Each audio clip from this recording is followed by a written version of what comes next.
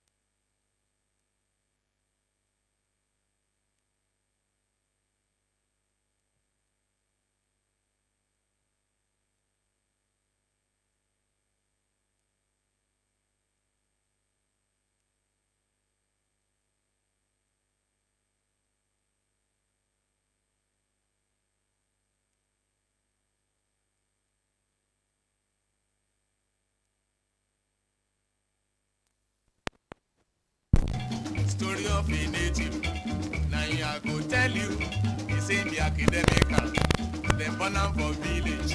The papa na farmer, the mama na trader. He go to school, from school to college, college to America, America to London. He return in the making car. Say he be Londoner, African, European, he dey talk like American. Make you hear my story.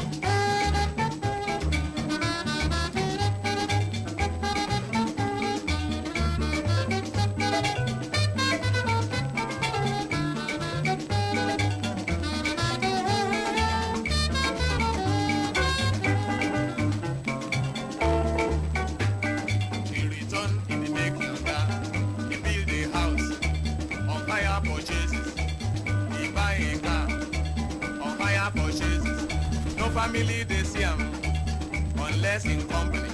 Akada and Adakas, in fashion be the same. The time me go and shopping, so supermarket. Every time Marina, African food they no want. I can go see them enemy, when you go marketing.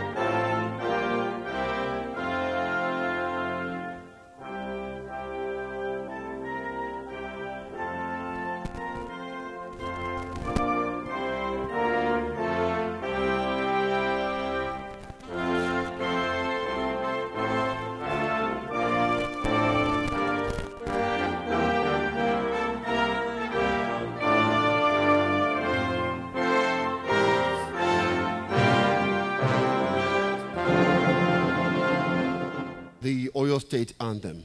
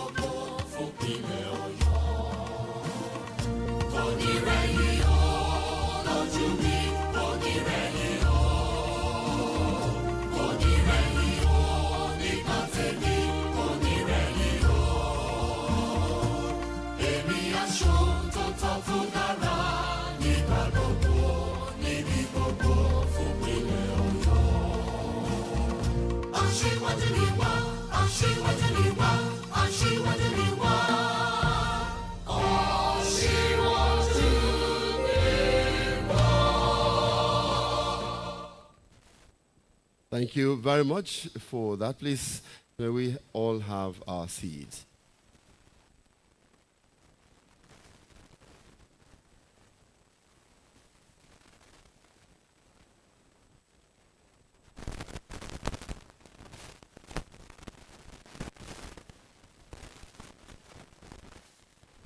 I'd like to thank you all for being here. We'd like to also establish the protocol for this event and want to welcome very warmly and specially the Deputy Governor of Oyo State, His Excellency Barrister Abdurrahim Adebayo Lawal. So before we go further, I'd like to welcome you to the day 2 of the first International Tourism Summit, Oyo State, tagged hashtag It's Oyo State 2024. And I'm yours sincerely, Oluwaseun Akinola. I am Ibukunoluwa Olagunju. His Excellency is joined today by a number of dignitaries. I would like to welcome them very warmly. Distinguished ladies and gentlemen, please let's welcome Professor Dahoud Kehinde Shogodoyin, the Honorable Commissioner for Public Works and Transport. We also want to welcome, if you want to clap, please clap. To also welcome Dr. Wasiu Olatubosun, Honorable Commissioner for Culture and Tourism, and also want to establish that Dr. Wasiu Olatubosun is here. Professor Abdul Wahid Saliu, the Honorable Commissioner for Education, is also in our midst. The Onigbeti of Igbeti land, Iba Bashir Olalekan Abioye Kabiyesi, we welcome you. The Oni of Ife is also being represented by the Toko Omaniyi of Ife, Dr. Kemade Elugbaju. We want to welcome all of you very warmly, Kabiyesi, and thank you so much for being here, Ibuku. All right, thank you so much for joining us. For this morning, to kick off things, we have a recap of day 1. For those who missed out what happened yesterday, and this recap will be handled by the Director General for your State Public-Private Partnerships Agency, OISIPA, Mr. Tilewa Folami. Please, a round of applause for Mr. Folami.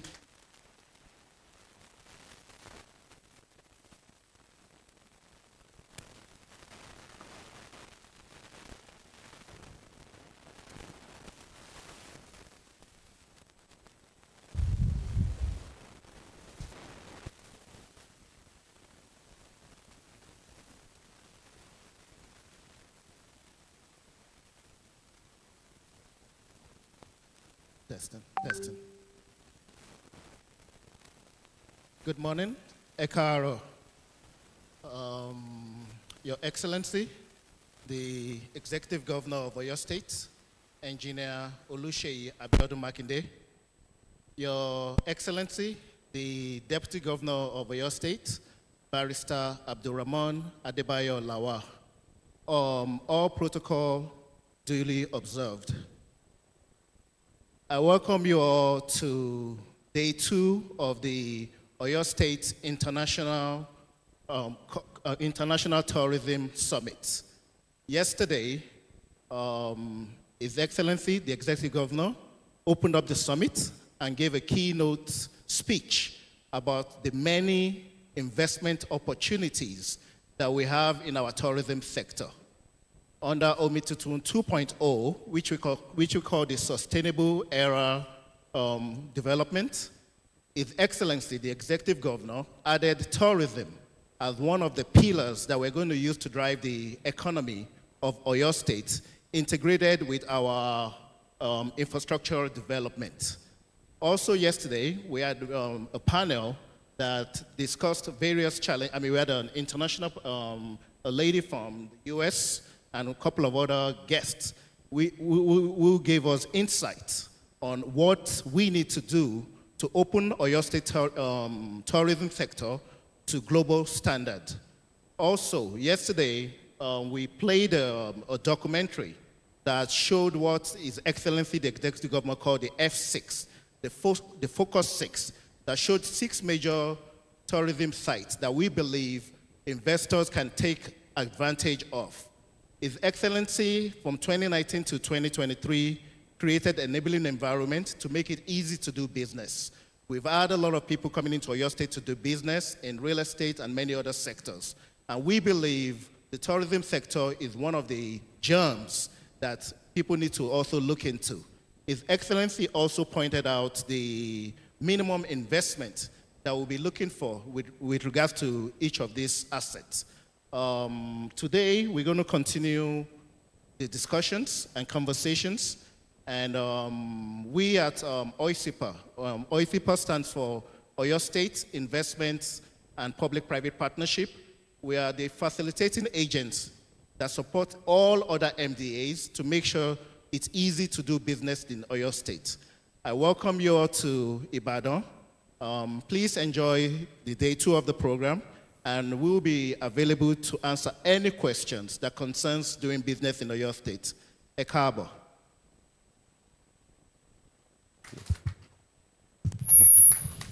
I think we can do better for the OISIPA DG there. Yes.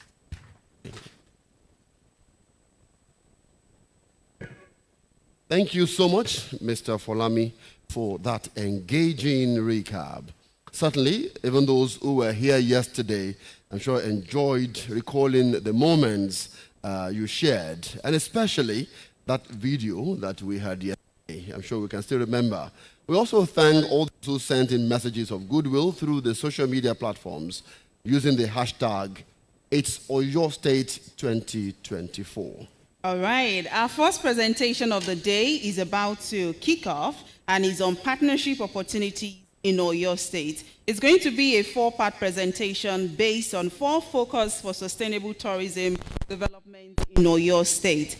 And each speaker will be introducing the next as they speak on the available opportunities in Oyo State. And the first speaker will be joining us virtually, and that is Dr. Debo Akonde. Please, let's give our attention to Dr. Debo Akonde as he will be speaking to us on the available opportunities in Oyo State, as well as from agribusiness to agritourism, a case study of Fashola Agribusiness Industrial Hub.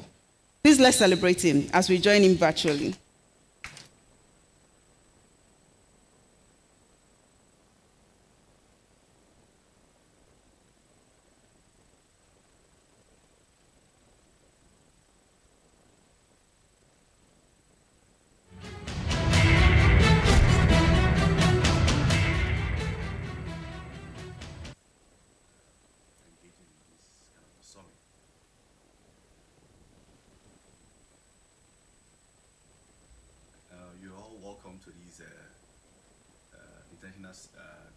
Tourism Summit 2024 for Oyo State.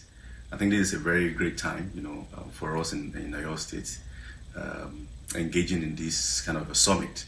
Very, very important, especially considering the position that agriculture and agritourism is taking globally now. My name is Dr. Debo Akonde. I'm the executive advisor to His Excellency the Governor of Oyo State on international cooperation and development, and also on agribusiness. My presentation today is going to be in 4 parts. Watch this video.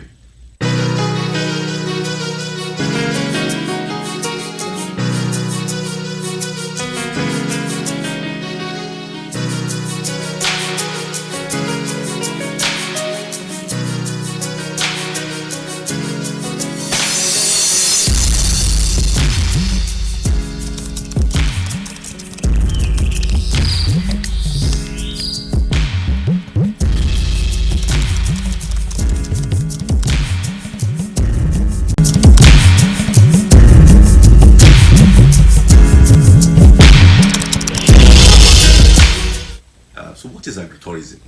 Agritourism is an all-encompassing farming system whereby we have a farming that is not just tailored towards food production, but where the farming is geared towards learning, towards recreation, towards leisure as well. And what does this mean? It means that in the modern approach to agriculture, it goes beyond just crop production or livestock, but we have a land that is contiguous, that has been dedicated for agricultural purposes, for either livestock or for crop production, that also now have within it recreational facilities, accommodation, bit of history as well, that is related to agriculture. Faunas and floras, forest as well, and sometimes it will include some water body, that people can come and see. But much more, it's a system of learning the modern approach in agriculture, especially for would-be investors that are interested in ensuring that they put their resources into nature. And we also have people that are interested in getting close to nature. This agritourism provide opportunity for those that will be interested in getting close to nature as well. In addition to that, of course, in a good number of agritourism sites, you have more of an organic food. Some people are interested in ensuring that what they consume are more of kind of an organic food. So all this together is what you find in an agritourism center, and this is exactly what Fashola Agribusiness Industrial Hub is offering.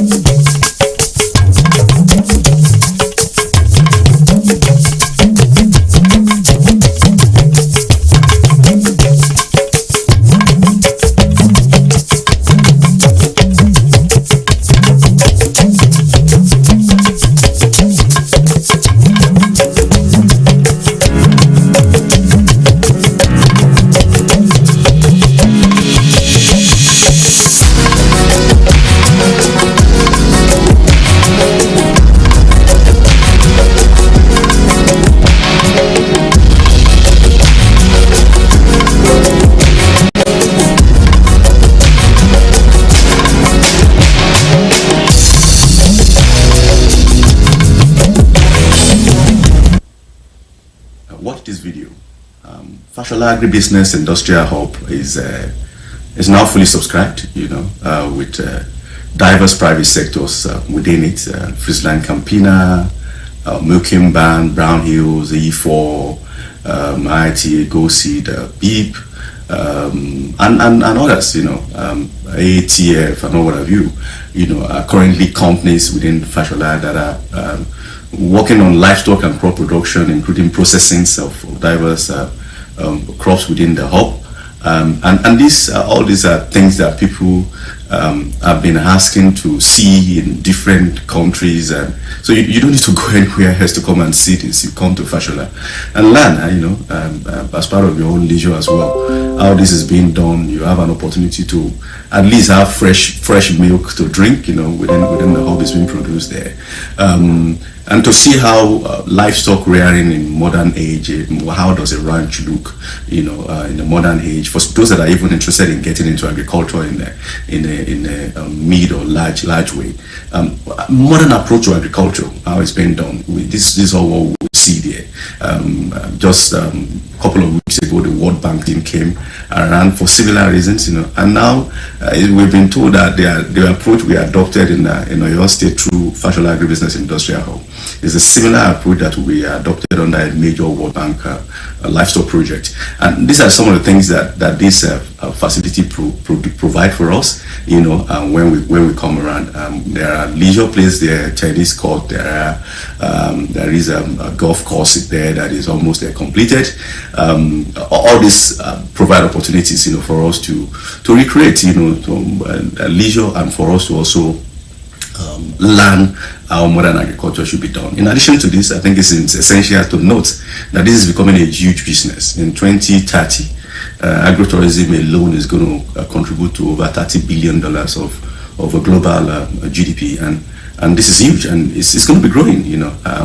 Much of agrotourism is known is now emerging in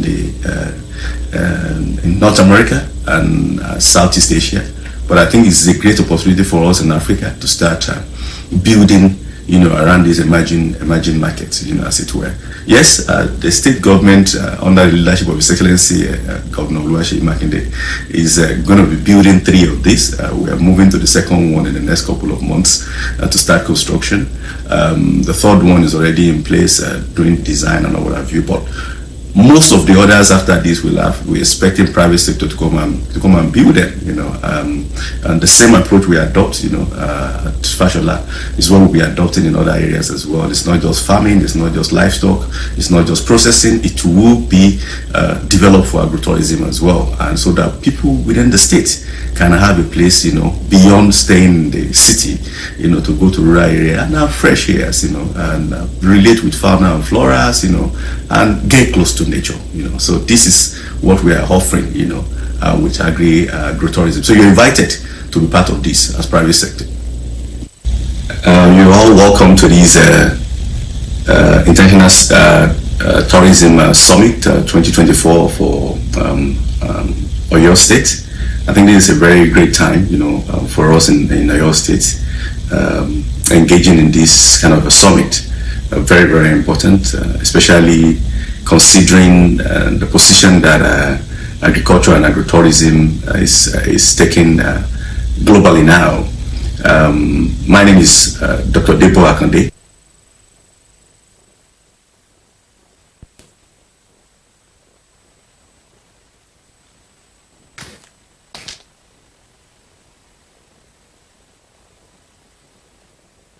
He said about Fashola Agricultural Hub by Dr. Debo Akande. Please, a round of applause for him once again.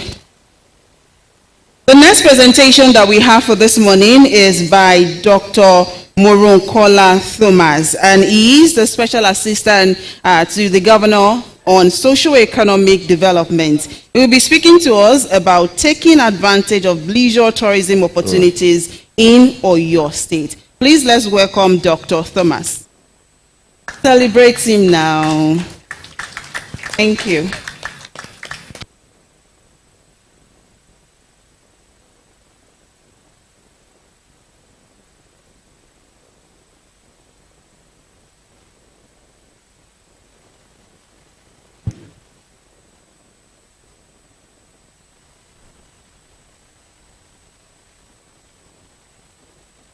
Your Excellency, the Deputy Governor of Oyo State, Barrister Adebayo Lawal, permit me to stand on the already established protocol. My business here this morning is to convince investors on why they need to come to Oyo State and invest in leisure tourism. And when we speak of leisure tourism, what do we mean? We refer to a combination of business and leisure. That is the new trend in the business of today. When you travel for business, you also seek to combine it with leisure. And in Oyo State, when you arrive here, you find out that you have a lot of opportunities for leisure tourism.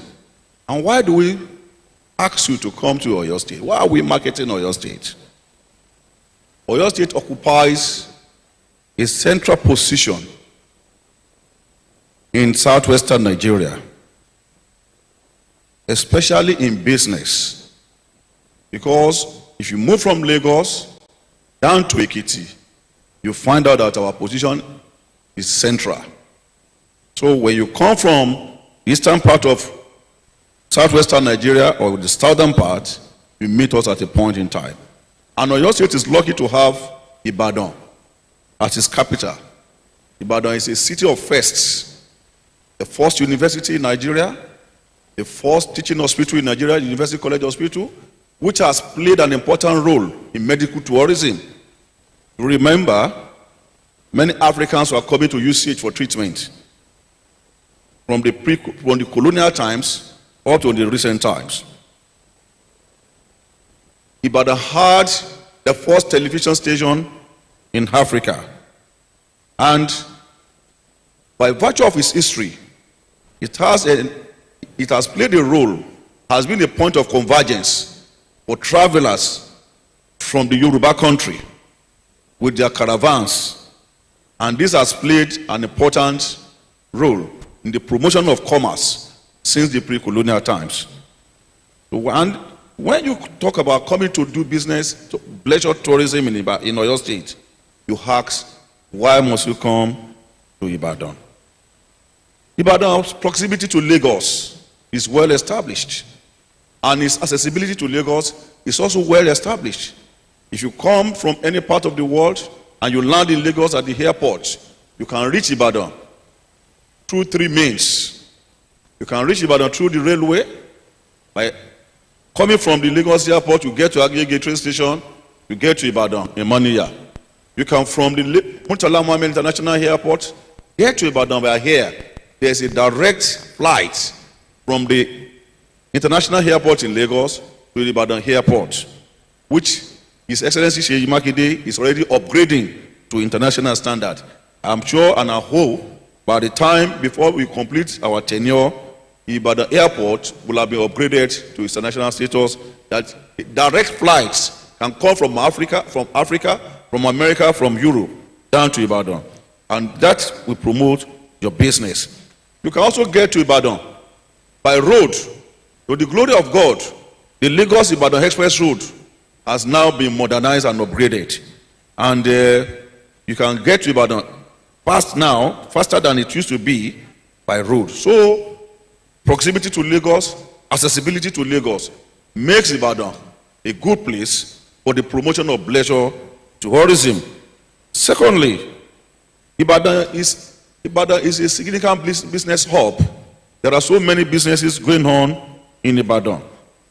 Apart from agribusiness, we also have agro-allied industries, and we have textile trade. You know the popular Gbagi market, the popular Ogopa market, the popular Alessi Lawyer market. All these markets are visited by people from across the West Africa sub-region who come to trade in Ibadan. We are lucky to have international research institutes like the CRIN, the IITA, the International Livestock Research Institute, all located in Ibadan. Ibadan is a significant business hub. Not only that, the hospitality business has grown so much in Ibadan that the night economy in Ibadan is flourishing, more so with the Light Up Oyo State project, which Seyi Makinde's government has completed in Oyo State.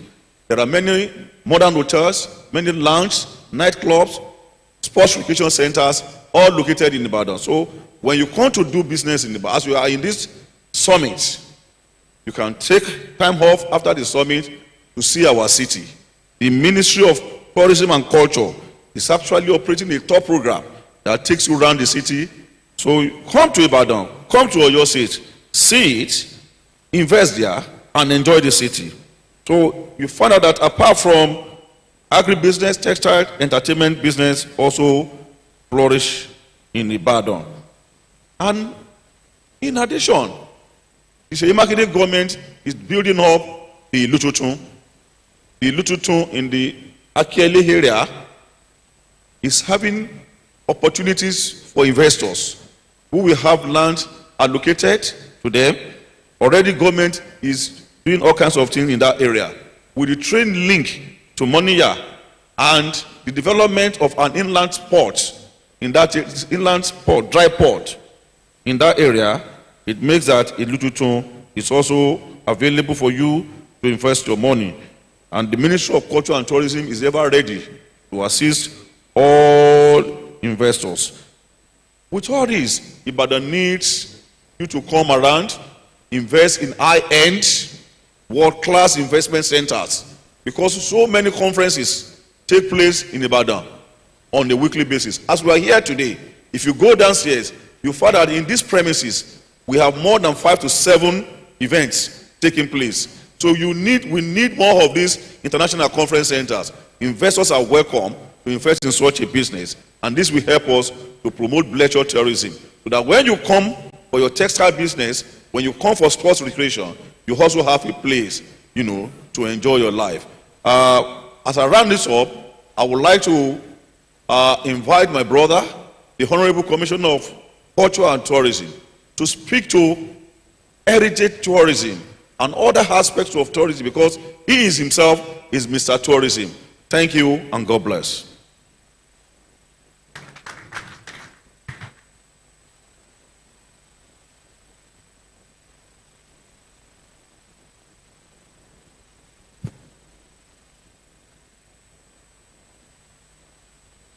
Your Excellency, the Deputy Governor,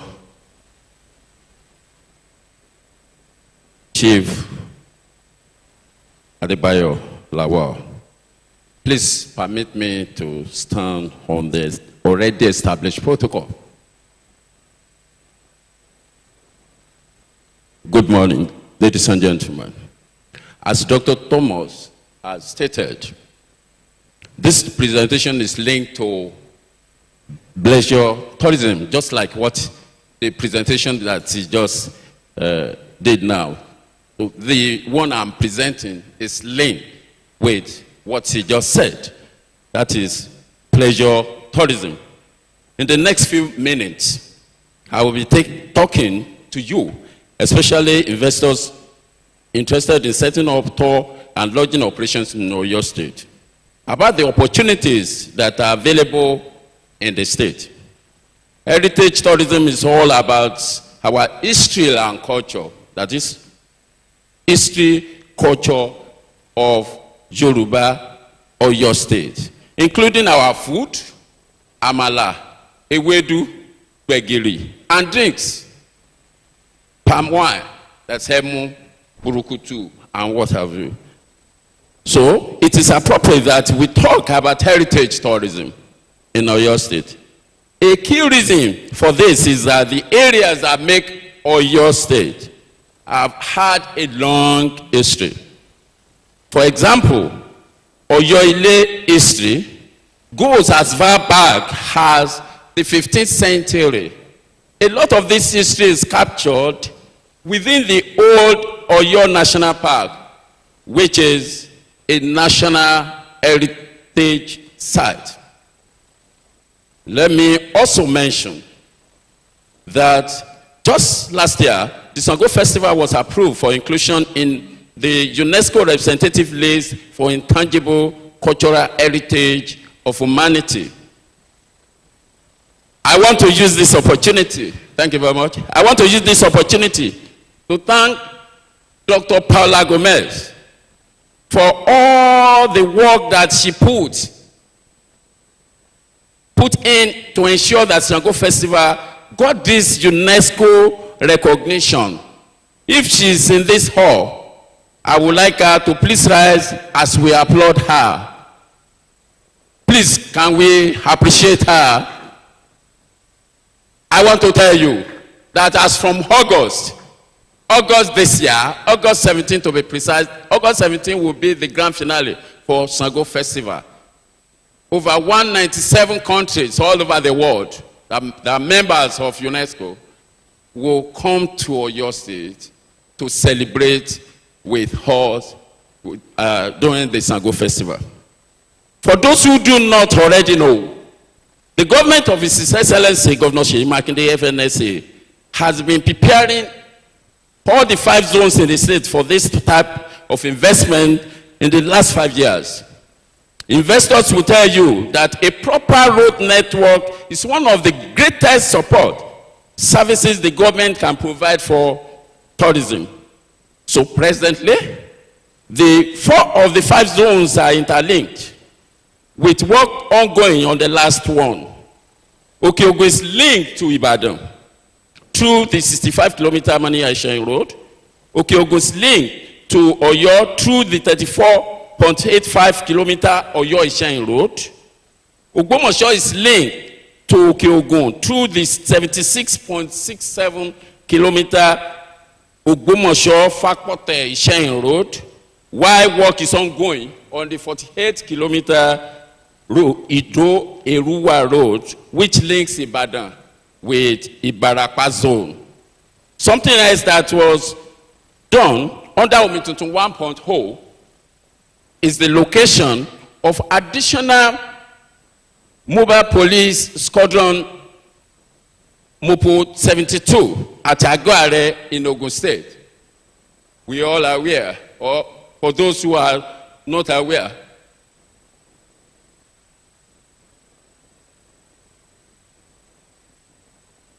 Aguare, I say Aguare. Aguare in Okeogun, sorry, in Okeogun. So for those of you, you know, or for those of you who don't know, I'm telling you that we have 3 key things that make tourism to thrive. 1 is the security, 2 is the infrastructure, and the 3rd one is political will. And that's exactly what Governor Seyi Makinde is doing now.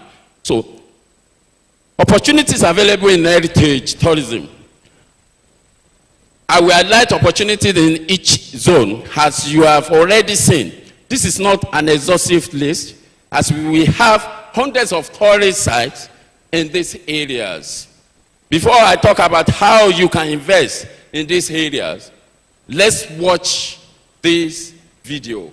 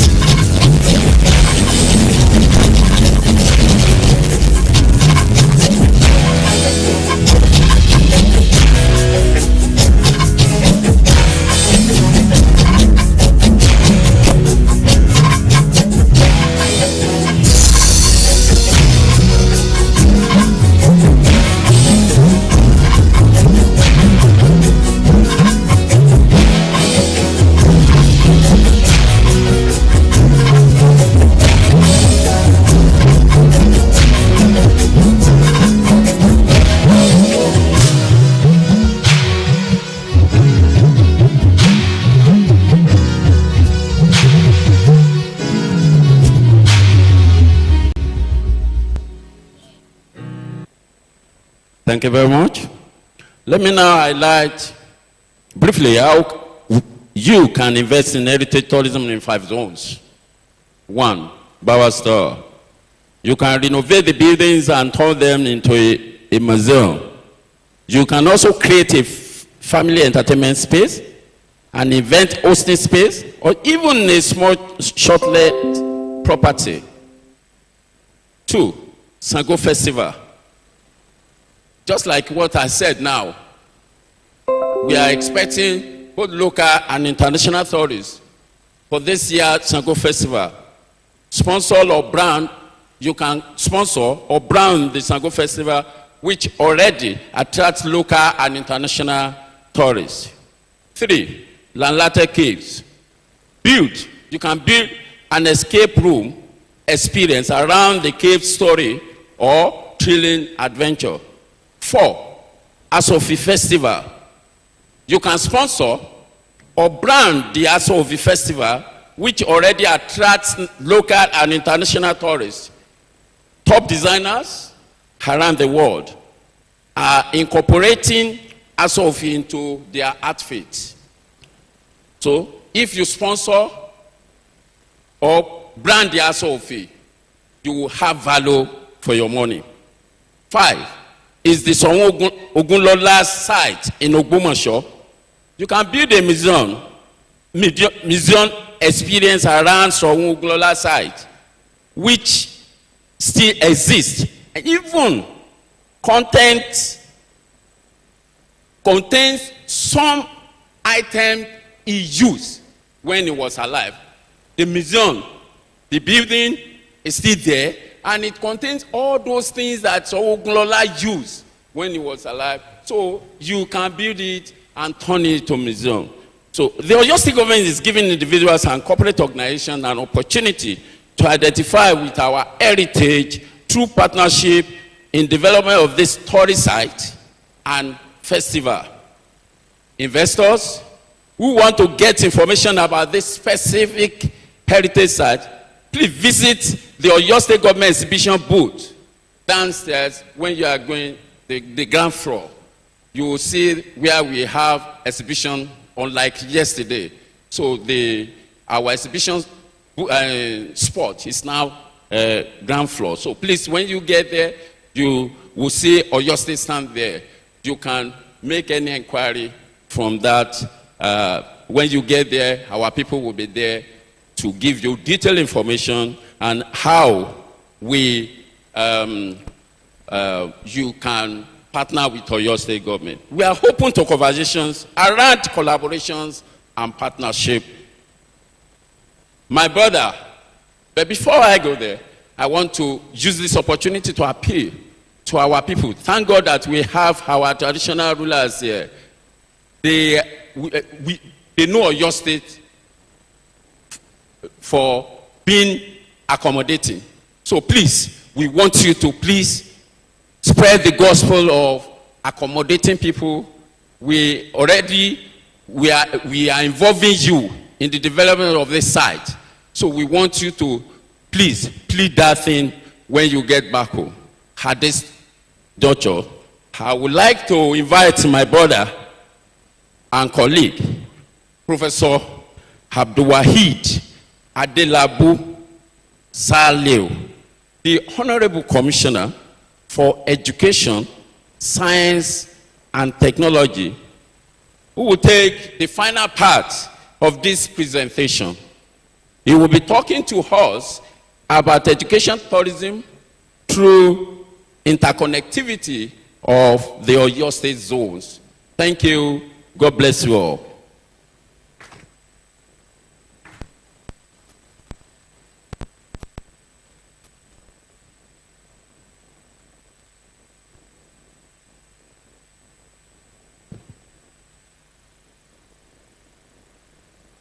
Your Excellency, the Deputy Governor of Oyo State, Barrister Abdurrahim Adebayo Lawal. Just to corroborate what my colleagues have been saying since morning, I'm standing before you to speak to education tourism through interconnectivity of zones in Oyo State. We are talking of tourism since yesterday. We need to write memos. We need to do documentations. We need to write books, both hard copy and e-copy, relating to tourism development in Oyo State, to be specific, and globally for Oyo State to be in the map of tourism development. And I quite believe we are all students of tourism. And if you like to learn about new things, you want new discovery, and you want to learn about new things and acquire new knowledge about culture and history of places in Oyo State and beyond, this presentation will definitely interest you, and we are going to talk about education tourism, so you have an abundant knowledge on tourism, for you to do a lot of documentaries, for you to do monographs, for you to do memo, and for you to do books. I quite agree that people will start taking interest in publishing books on tourism. And as a result of that, one thing that I want you to learn, and probably that may interest you to invest on education tourism in Oyo State, will be relating to what had happened many years ago in a place known as Ogbomoso land. Will you join me to quickly watch this small video before we move on?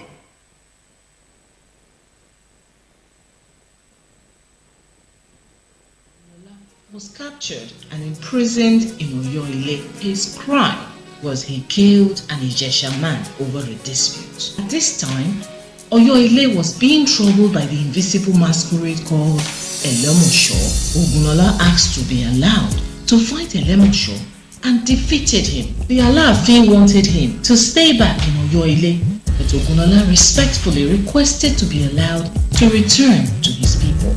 The story has it that people would refer to his place as Ido-Eni-to Elemosho.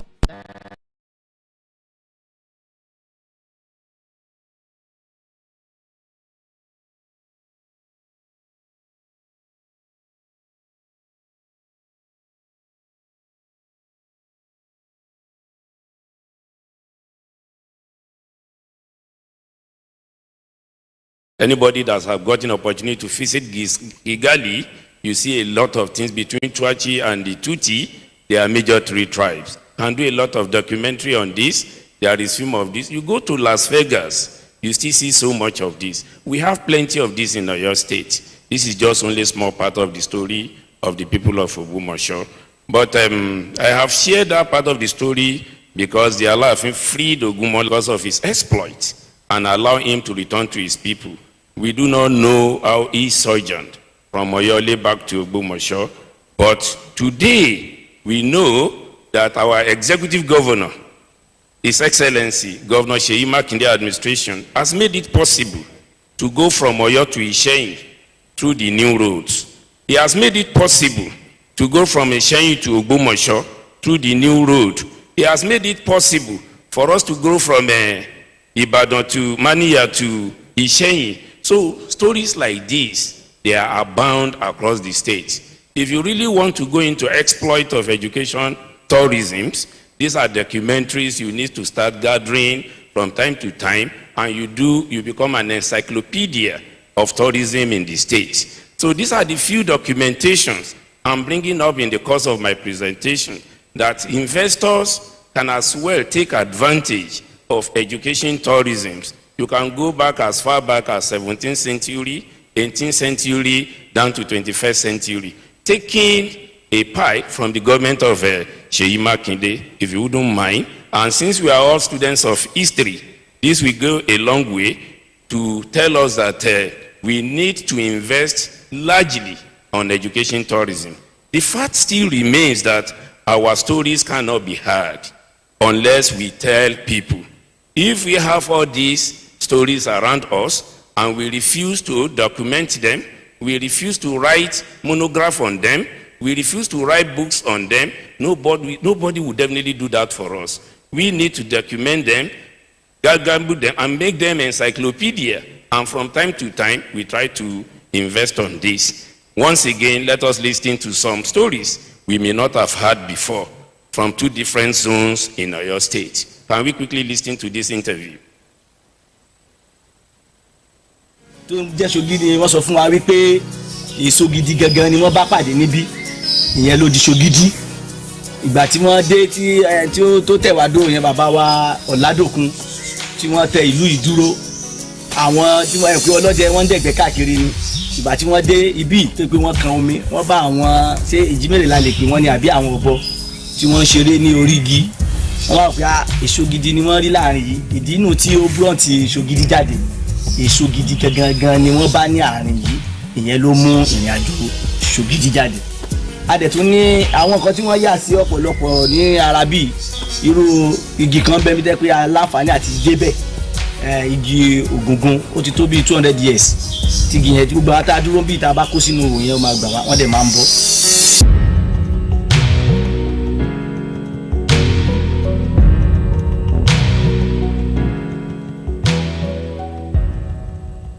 This building has strong historical significance to how colonialism worked.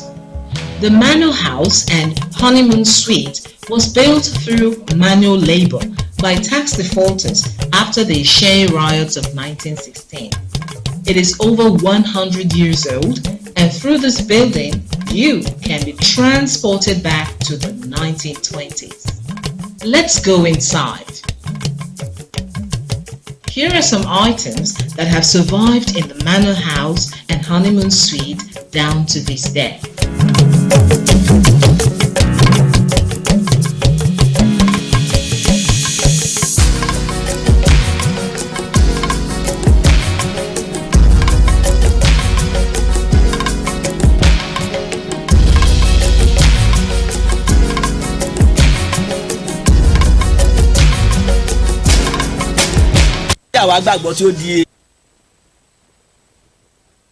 Thank you. As much as possible, Oyo State tries to leave ecosystem in their aesthetic value.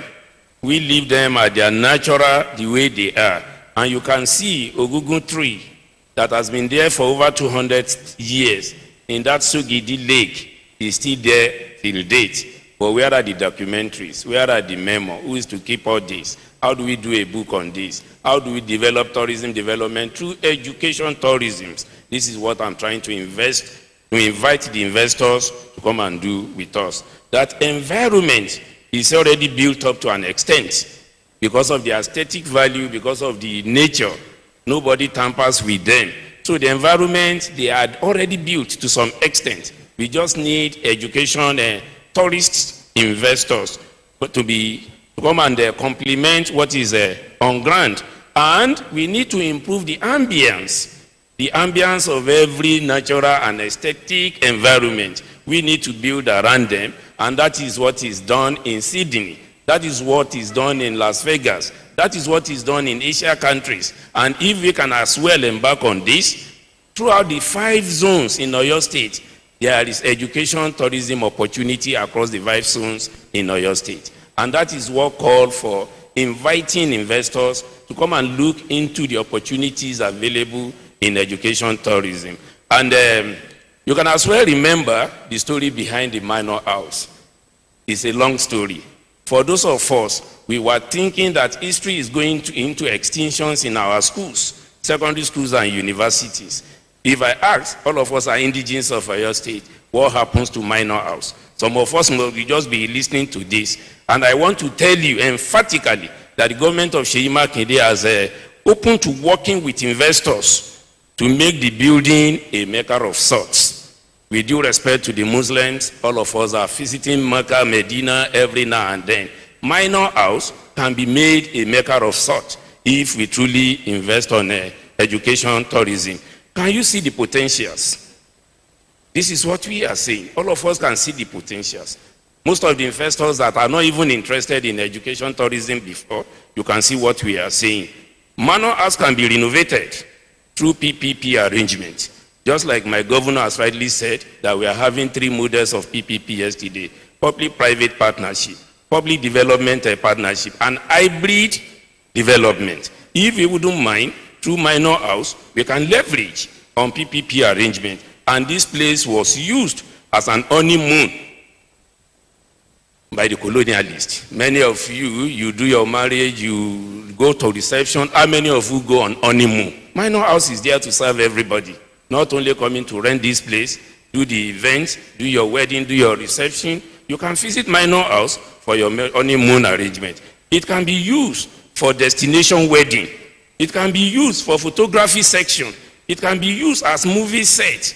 The minor house alone can serve many purposes. So education tourism in Oyo State offer opportunities for guided social, cultural, and historical tours within the state. Through these 4 presentations, what my colleagues have started saying, from Debo Akonde down to my presentation, your mind will have been open to many possibilities and opportunities available to investing in tourism in Oyo State. Whether you are interested in agro-tourism, leisure tourism, heritage tourism, or education tourism, Oyo State has investment opportunities for you. Why not come, see, enjoy, and invest in Oyo State? Thank you, and God bless. I think we can do better than that for our distinguished guests who had presented their papers. Thank you, Honorable Commissioner for Education, for that impactful one. I'd like to thank all speakers for doing justice to their different topics. Partnership opportunities in Oyo State. As the Honorable Commissioner for Education, Science and Technology, Professor Abdulwahid Adelabu Soliu rightly stated, whichever of the 4 focus areas you are interested in Oyo State, we have investment opportunities just for you. So, as he said, and I want us to take that as our slogan. So come, see, enjoy, and invest in Oyo State.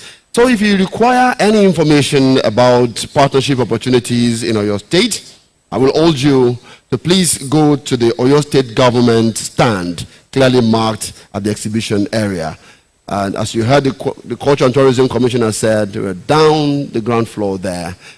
By your left as you enter there. So you see, for the summit, the Ministry of Culture and Tourism is ably represented here as partner agencies. The Oyo State Public-Private Partnership Agency, OISIPA, and the Oyo State Agribusiness Development Agency, OISEDA. All of them are right here today, and they can help you navigate the labyrinth of these investment opportunities, and you'll be glad you did.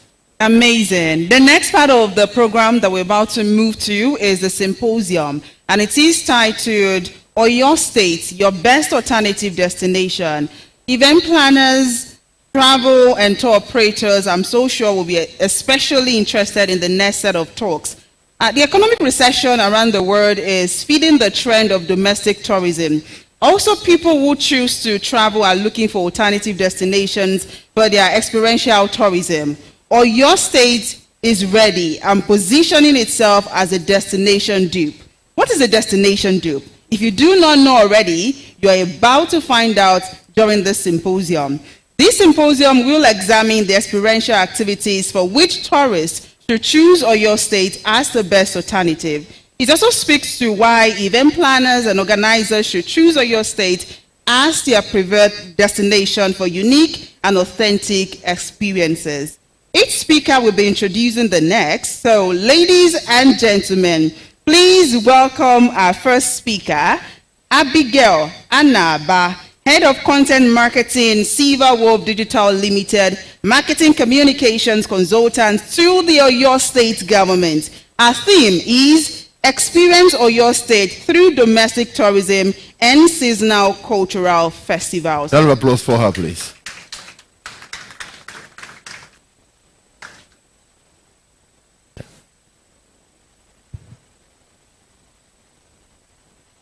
His Excellency, the Deputy Governor for your state, I would like to stand on existing protocol. We are going to be looking at seasonal cultural festivals and how investors can take advantage of this in Oyo State. In 2022, the World Economic Forum reported that 150 countries in the world depended on tourism as a major foreign exchange earner. to put that figure in perspective, there are just 200 recognized countries in the world. And so if 150 out of 200 countries are depending on tourism for foreign exchange, that means that 75% of all countries of the world are depending on tourism for foreign exchange.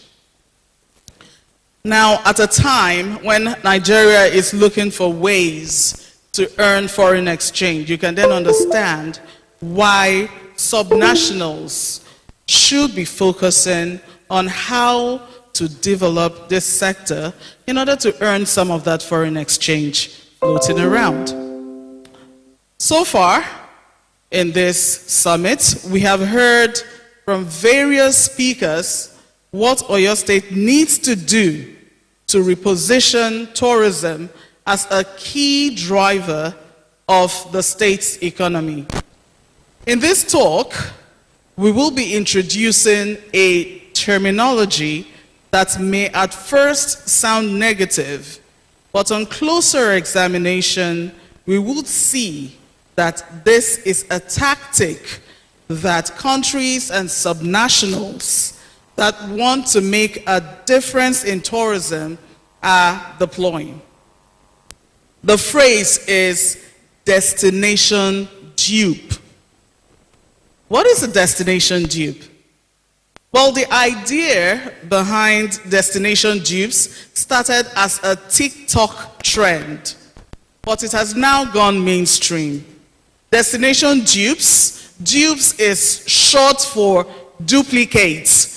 So it's not dupes as in duping people, but it's short for duplicates. It's defined as a more affordable, less crowded equivalent to a popular holiday spot. So there are places where you can go and avoid the impact of over-tourism while still enjoying a similar vibe. In 2024, destination dupes are a huge trend, and predictions are that they will become an even bigger trend in the future. Why? As people have less money for travel, they seek new tourist destinations that can give them the same vibe. Countries that usually would not feature in the top destinations to travel have an opportunity if they have the same weather, landscape, cuisine, and experience as the more original or more popular destination. So what does Oyo State have to offer people who are looking for new locations to get a similar experience? Well, we're going to run through a list of places that Oyo State has that can be referred to as destination dupes. Do you love to go hiking in picturesque surroundings? Then you have two destinations in Oyo State that are simply breathtaking. I first present to you the Iyake Suspended Lake. The Iyake Suspended Lake at Ado-Awaye. You may have heard of the suspended lake in Colorado, USA. That suspended lake has a 1.9 kilometer trail, and sometime during the COVID-19, they had to limit visitors who come there to 615 per day because they wanted to avoid over-tourism. But look at that. We have something similar in Oyo State, and it's not overcrowded. You can see how beautiful the scene is. And unlike the Colorado Trail, which is just 1.9 kilometers, Oyo State's trail is 15 kilometers. So you get to go up and down the hill and just see that view, that very beautiful view from the top of the hill. Just like the Colorado suspended lake, you cannot swim in the Iyake suspended lake. But if you're as daring as some of the visitors there, you can drink the water because it is believed to be medicinal. It will take you about 3-4 hours on how fast or slow you are in hiking to go up and down Ado Hill. Next location is Idere Hill. Some of the things that you can see when you visit Idere Hill, it's right on your screen now. And just look at that view. My right to do is get to the top of the hill and take a look down. And I promise you, your life won't remain the same because it has happened to me. I took a look and I just fell in love with that scene. If you are one with nature and fancy a destination wedding with a few friends, that's a new trend these days. People don't want crowd at their weddings. So, if you're one of those, then you. What's more, they are more affordable, less crowded to the popular holiday spots. There are places where you can avoid the unpleasant impact of over-tourism while enjoying a similar vibe. That is for places, destinations. What about seasonal and cultural festivals? Well, even though the people in Oyo State speak just one language, they are culturally diverse. If you were here during the opening ceremony, you would have witnessed the 4 different zones and their presentations yesterday. And if you love culture like I do, you probably would have enjoyed it too. The cultural diversity was on display yesterday. Now, at the 18th session of the Intergovernmental Committee for Safeguarding of Intangible Cultural Heritage, Kasane, Botswana, which held in November 2023, the Shango Festival was approved for inclusion in the UNESCO representative list for intangible cultural heritage of humanity. You heard Dr. Olatunbosun mention that as well. We have other notable festivals in Oyo State, aside from the Shango Festival. We have the Bere Festival in Shaki.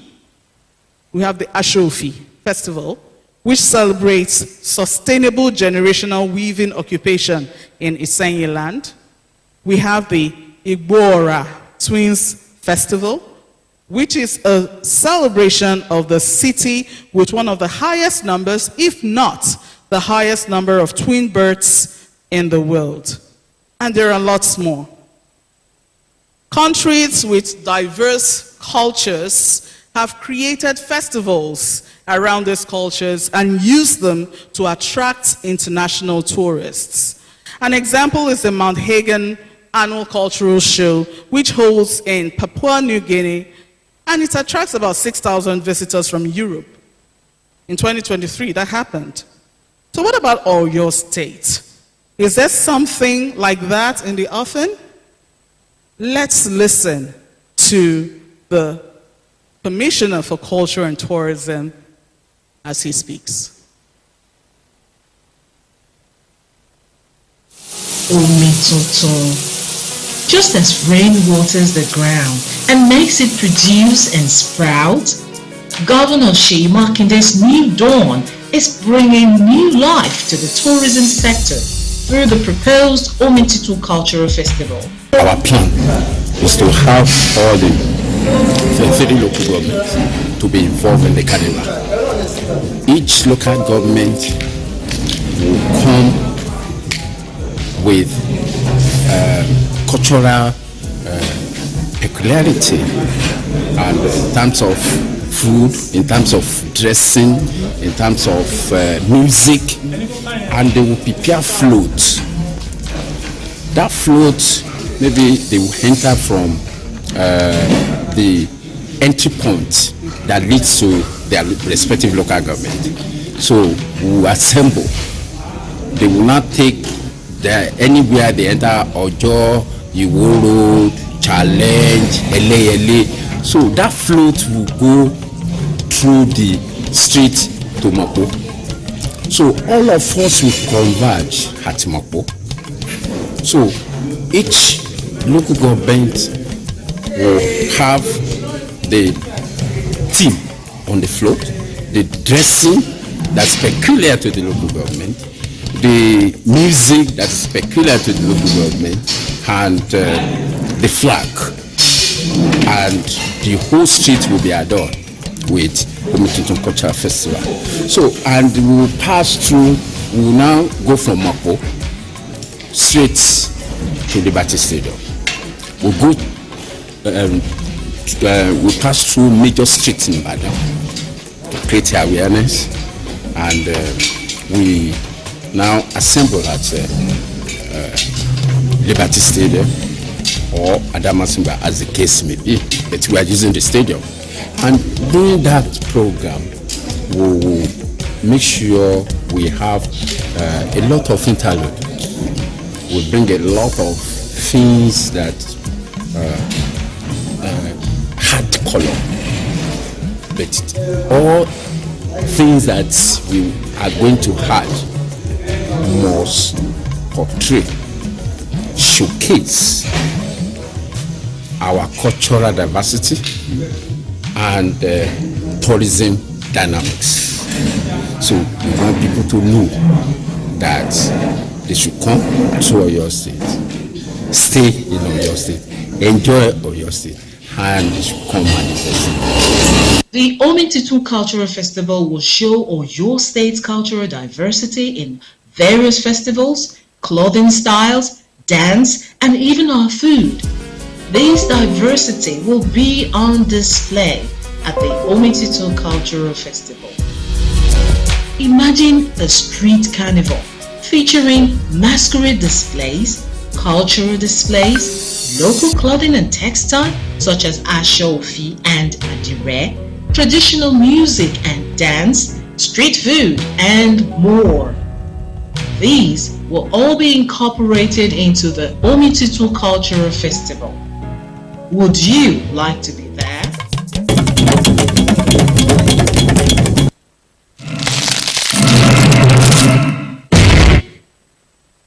Thank you very much. The Omituntun Cultural Festival, you can be part of it. How? Work with the Oyo State Ministry of Culture and Tourism to make this annual event a reality. Just visit the stand at the exhibition hall downstairs to learn more. You can also visit the website of the Oyo State Culture and Tourism Ministry. That's tourism.oyostate.gov.ng/tourist festivals. And you will find the various cultural festivals which are held in Oyo State on a monthly basis. Lovers of culture will be thrilled to attend these festivals, which provide an opportunity to experience Oyo State in deeper and more immersive ways. Again, the website is tourism.oyostate.gov.ng/tourist festival. Do check it out. In the next part of this symposium, Professor Dahoud Kehinde Shongodoyin, the Honorable Commissioner for Works and Transport, will talk about specific actions that the Oyo State government has taken to support tourism in areas outside of Ibadan. His topic is interconnectivity that supports tourism development. Prof.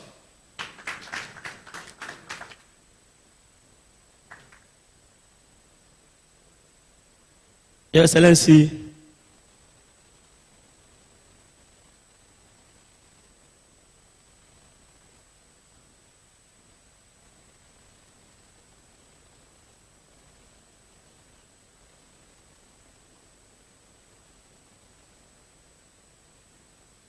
Your Excellency, the Deputy Governor of your state, Barrister Lawal, permit me to stand on the already established protocol, or I present my talk on road interconnectivity that supports tourism development in your state. Oyo State, under the visionary leadership of His Excellency Engineer Seyi Makinde, aspires to deliver high-impact, cross-functional, capital-intensive infrastructure projects that will add value to our sustainable development of Oyo State 2023 to 2027 and transform Oyo State into physically functional, economically vibrant, aesthetically delightful, and a preferred destination to everyone. Where road goes, development follows. His Excellency Engineer Seyi Makinde repeats these words when he commissioned new road in Oyo State. As of today, he had commissioned 220.62 kilometers in Oyo State within 4 years and 11 months. From the presentation we had yesterday and even today, you will have noted that tourism became a focus for stimulating the economy under OMTITU 2.0. Yes, a route that takes tourists. Our 34.85 kilometers Oyo Isheyin Road also supports the Alafin Palace as well as Chogidi Lake in Awe. Now, we also have a 5.2 kilometers Gedu Orokil Road that will take you right from the end of the federal government expressway going to Ogumosho to the Alafin Palace. That is another road that supports tourism. Our newly constructed 76.67 kilometer Isheyin Fakpote Ogumosho Road, by God's grace, it will be commissioned according to His Excellency in May 30th, 2024. That will support not only the Strong Palace, but also those who are interested in educational tour of Oyo State. You can move from Lautech Ogumosho campus to Isheyin campus within 45 minutes to maximum of 1 hour, 5 minutes now.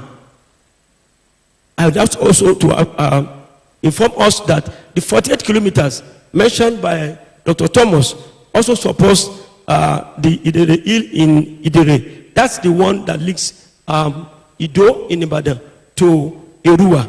We also have the ongoing 95.8 kilometers road within Ibadan cities. I would like to mention that that one supports our Bowers Tower. It also supports the Akodi Garden as well as the Zoological Garden at the University of Ibadan. It is also our aspiration, by God's grace, to make the Ibadan Airport International Airport. We have also dualized that route, 5.19 kilometers. And also, we have the ongoing Dr. Victor Omolu-Loyo Monumental Parks. I would like you to visit that park. Even before we commission that place, you'll be amazed that tourists will prefer that destination also in Ibadan land. We have the 45.3 kilometers Shaki Ogboro Road, which supports the Asabari Hill in Shaki and also the Agbele Hill in Igbeti. However, how have this road supported tourism in Oyo State? Kindly watch this video.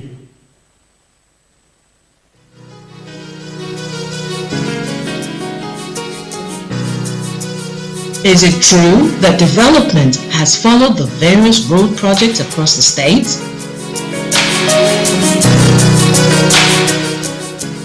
Let's find out. No doubts about that. And I would say kudos to the government of Oyo State.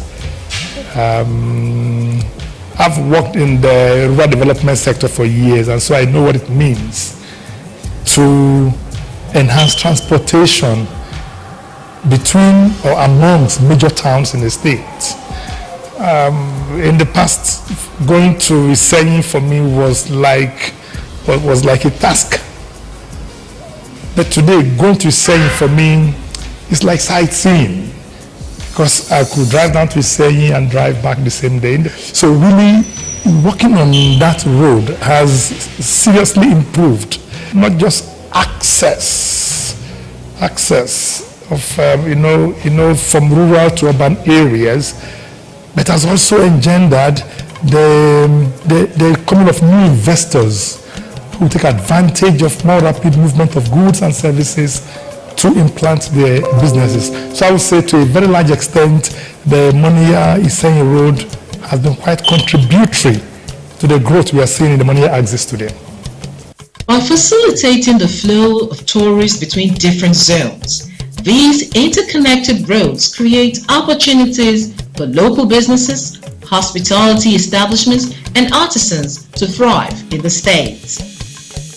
Increased foot traffic in tourist areas stimulates economic activity, generating revenue, creating jobs, and supporting sustainable development initiatives within local communities. Adúpẹ́ lọ́wọ́ gómìnà wa, gómìnà Ṣèyí Mákindé, Ọlọ́run jẹ́ kí ẹ̀mí rẹ̀ ogún, àlàáfíà, ìbùkún, àṣeyọrí kó wọnú ayé wọn ju bọ́n ṣe lérò lọ.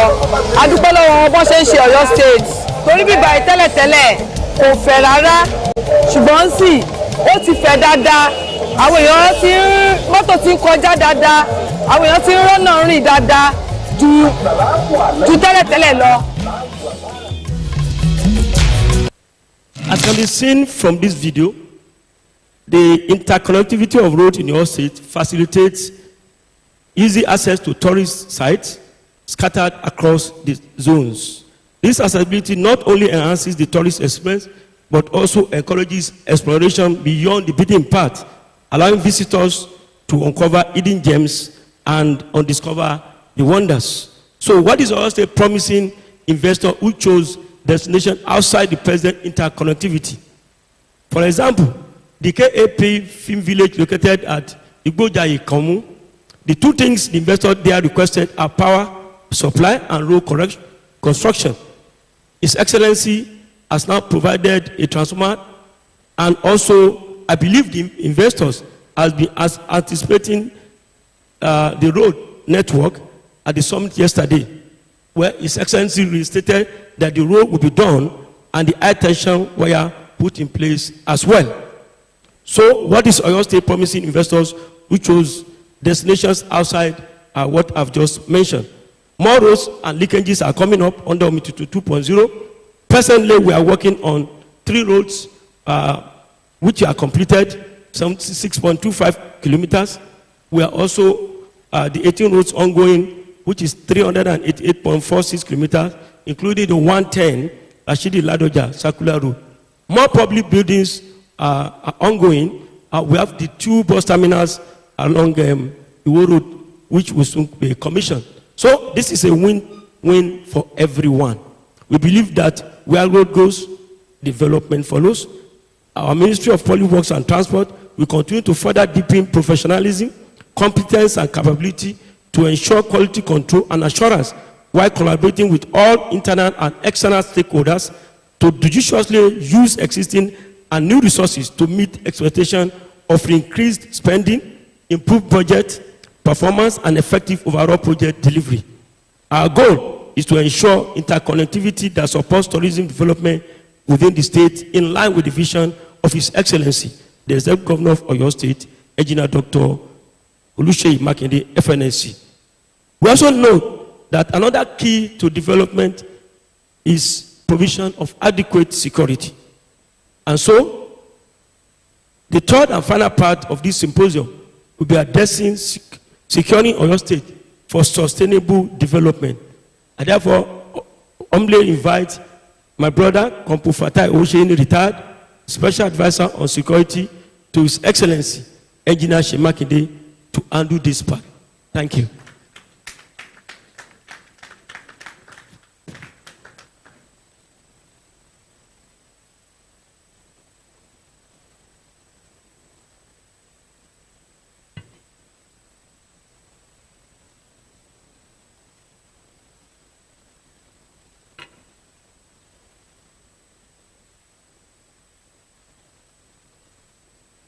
Your Excellency, the Deputy Governor of your state, our revered royal fathers, distinguished ladies and gentlemen.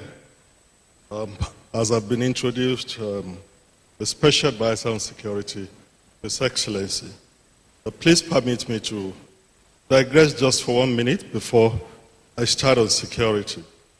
I listened to the previous presentations, and we've been talking of investors can come and repair some of our sites. I need to mention that Macwall, which used to be on the World Heritage Record, it was during repair, during Governor Kala's regime, but Macwall was removed from the World Heritage Record. So when we're repairing, we must also look for people that know how to handle artifacts. It was just a roof at Macwall that was removed when they were repairing Macwall, and it was knocked out of the record of World Heritage. Coming on to security, I will just quickly go through, and I won't take your time.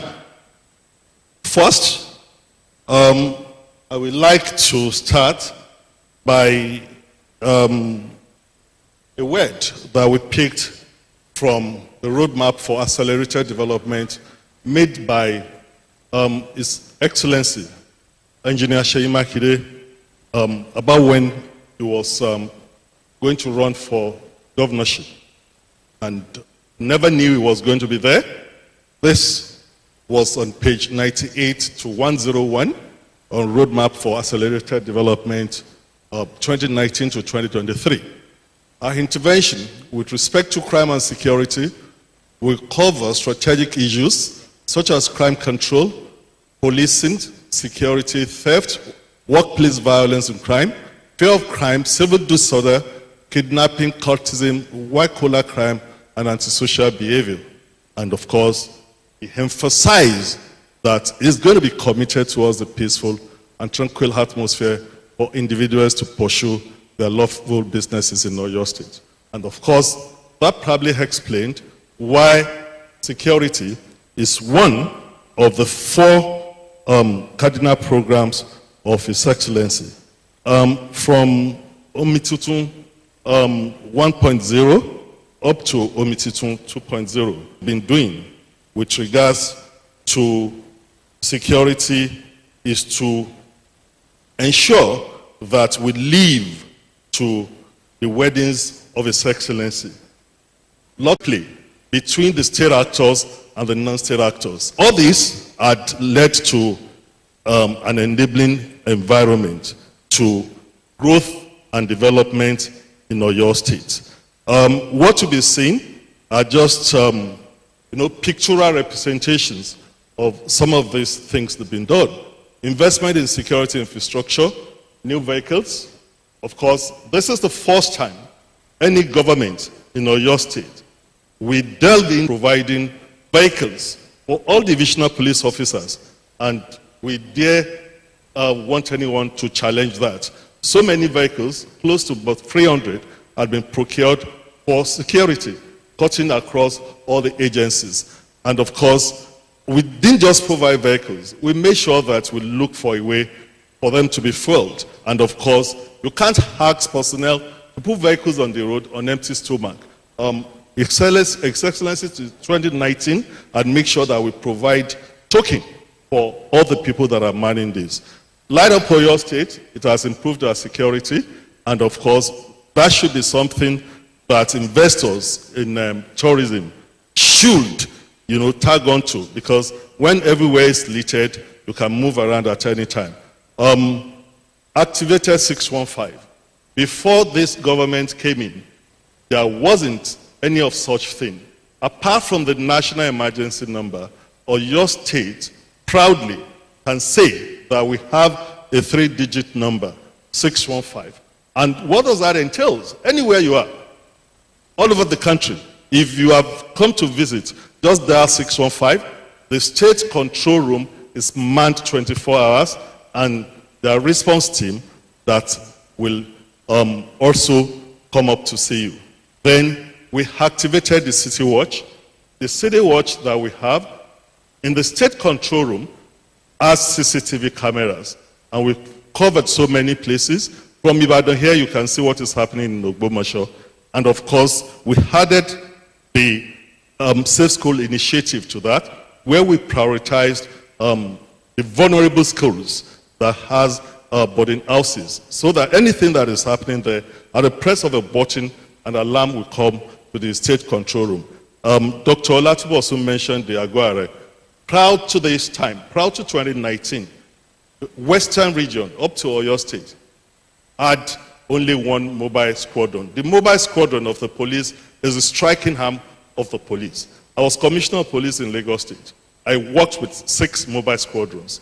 And you talk of an Oyo State, but the whole of the 6 southeastern states are not even up to. And we've been operating with 1 mobile squadron. So while we're trying to locate the second mobile squadron, we looked at Oyo North. Where is the central place? Aguare, and that is why we located that. This is what the state security control rooms look like. This is the City Watch, and of course, you can see snippets of what we have on our monitor at the state security control room. Please, Leon. And of course, this is the Amotekun. The Amotekun vehicles that were donated, I think you need to go back to that. This is it. And what's the essence? The essence is, it is an initiative aimed at proactiveness, because the Amotekun, Leopard as it is called, is to work underground for intelligence. Please move ahead. Then this is just a demonstration of our integrated security concept, where we work together, Amotekun, non-state actors, and the state actors. There is, of course, what has this translated to? This is one of the new hotels in Ibadan. This has been verified. It is given by the Oyo State Ministry of Budget and Planning. Everything that has been invested in security has led to an increased GDP value from 2.75 trillion to 4.05 in 2022. This state has been ranked among the largest 10 economies in Nigeria, and of course, 7th in terms of agricultural sector contribution to national GDP. And of course, Oyo State IGP, that's internal generated revenue, has also risen 100%. The Light Up initiative has also allowed business activities and tourism to improve, because people can move around in the night. And of course, we are securing the confidence of investors in Oyo State. There's a slide there that will also show you that it is not just about talking. There is one that has shown where my brother here, Kunle Afolayan, had a picture with the Amotekun guys, because we've deployed to support Kunle Afolayan's initiative at the film village. I sent that, I think Sulaiman gave you. There was also another one, if you play it, where the Amotekun people are supporting the Egungun festival, where they are deployed. And if you cannot get that one, you can play the last video, which would be my parting gift to this audience. Please play the video.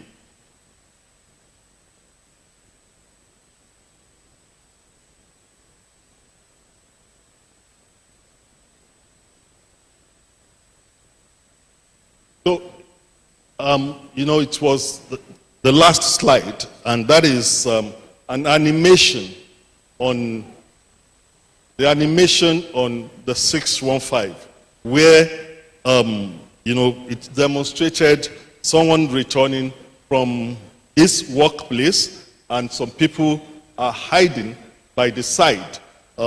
We just use that one to sell 615. That anywhere you are, please call 615, and of course, the security agencies will do something about it. So So you are welcome to Oyo State. Any challenges with security? I've had interaction with His Excellency before. We are even ready that if you're coming from anywhere in the world, if you call us to say you want us to support you from the airport to Oyo State, we do that. And of course, once you let us know on time, our security operatives will be ready to, support whatever investments you want to make into tourism and, moving around Oyo State.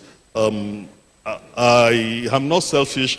I also think Commissioner Latubosu should have mentioned the Oyo State House of Assembly.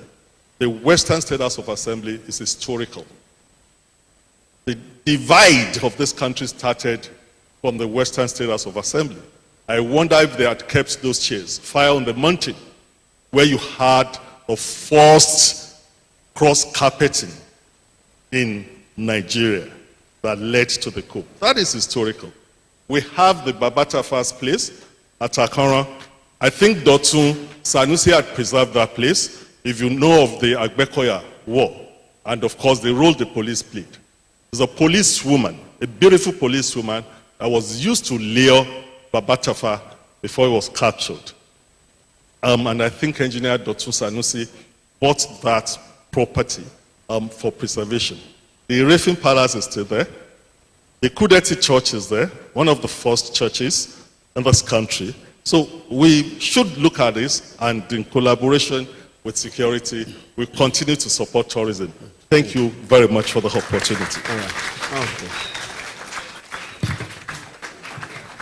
I think Kamufata Awoseni deserves more applause than that.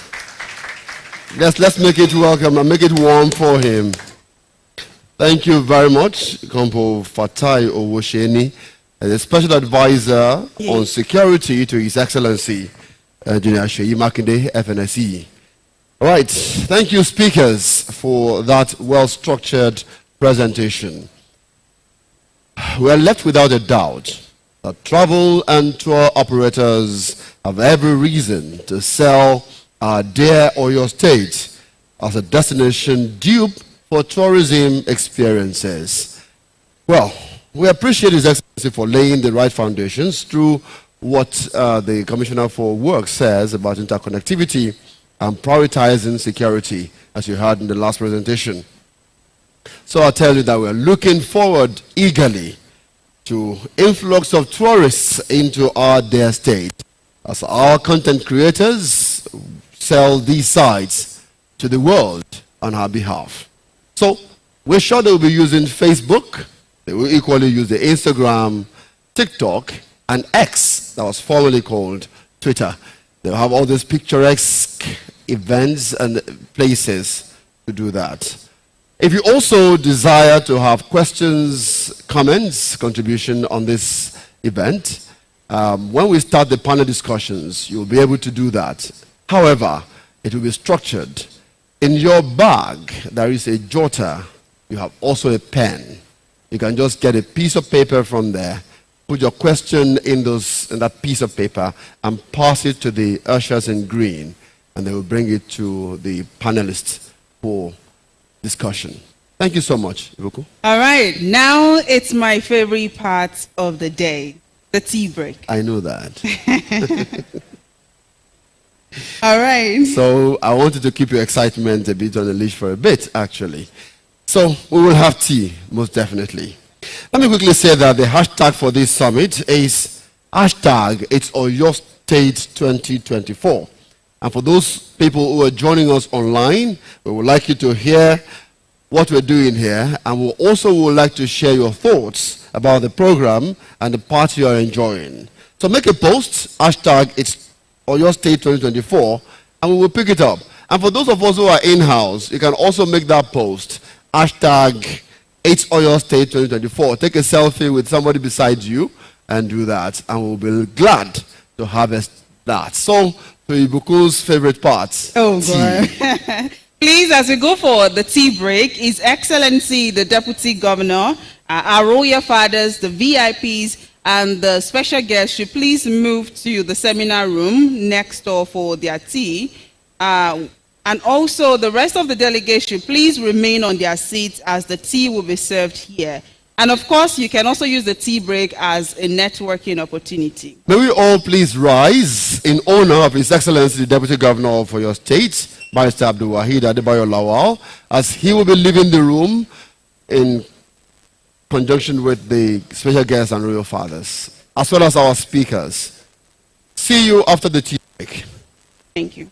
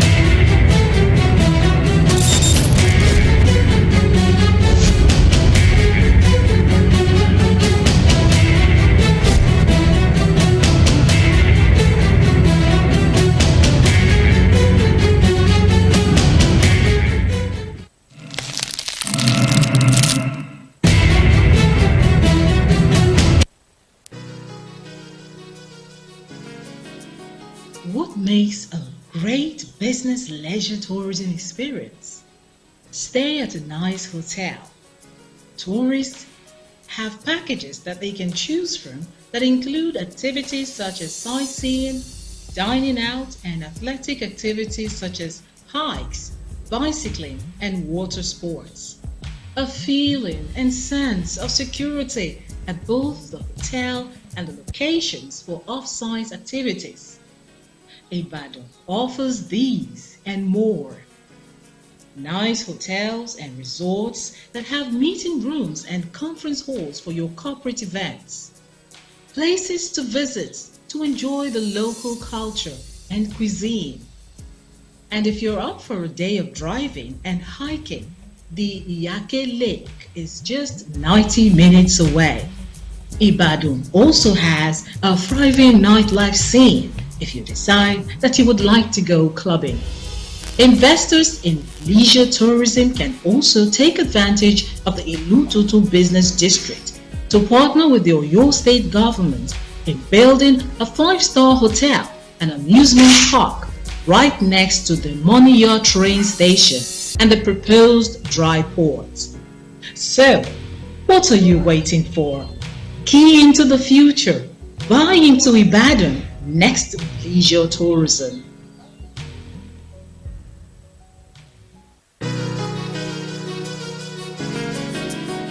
What makes a great business leisure tourism experience? Stay at a nice hotel. Tourists have packages that they can choose from that include activities such as sightseeing, dining out, and athletic activities such as hikes, bicycling, and water sports. A feeling and sense of security at both the hotel and the locations for off-site activities. Ibadan offers these and more. nice hotels and resorts that have meeting rooms and conference halls for your corporate events. Places to visit to enjoy the local culture and cuisine. And if you're up for a day of driving and hiking, the Iyake Lake is just 90 minutes away. Ibadan also has a thriving nightlife scene if you decide that you would like to go clubbing. Investors in leisure tourism can also take advantage of the Ilututu Business District to partner with the Oyo State government in building a 5-star hotel and amusement park right next to the Moniya train station and the proposed dry port. So, what are you waiting for? Key into the future. Buy into Ibadan next to leisure tourism.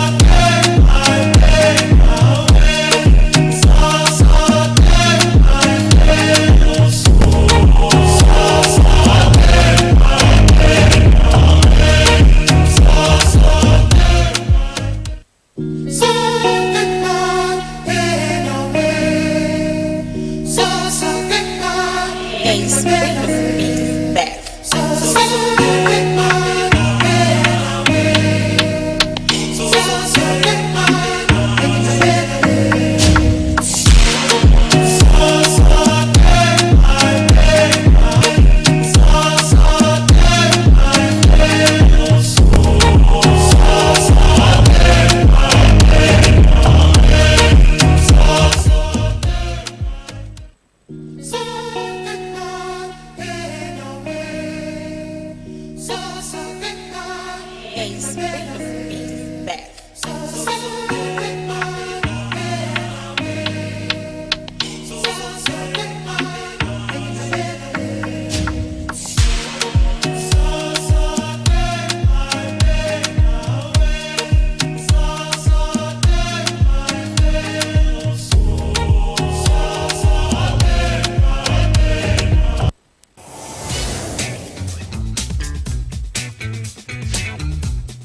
Check that. Looking for a business account like no other?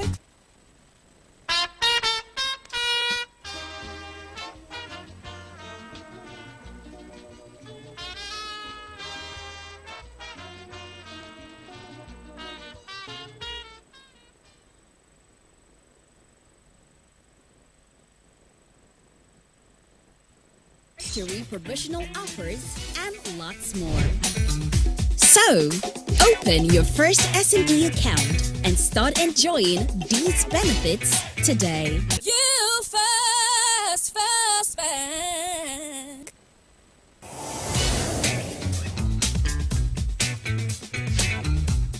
Check that. Looking for a business account like no other? We are proud to introduce you to First SME. With First SME account, you get to enjoy services such as zero account maintenance charge, access to webinars and trainings, various creative facilities, access to SME Connect portal, directory promotional offers, and lots more. So, open your first SME account and start enjoying these benefits today. You first bank.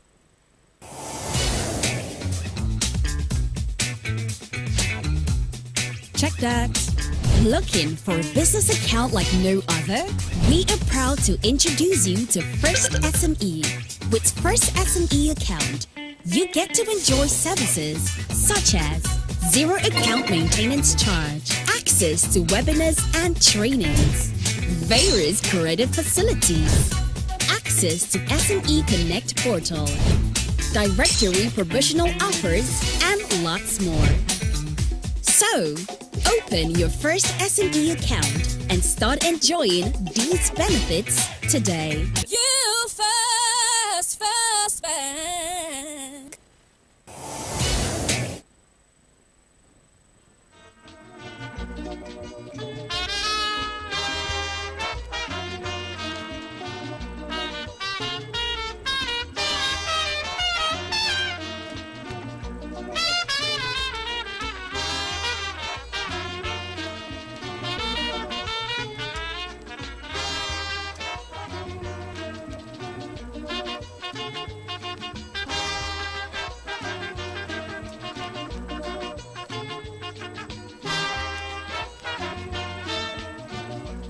Malana Victor, Ewo.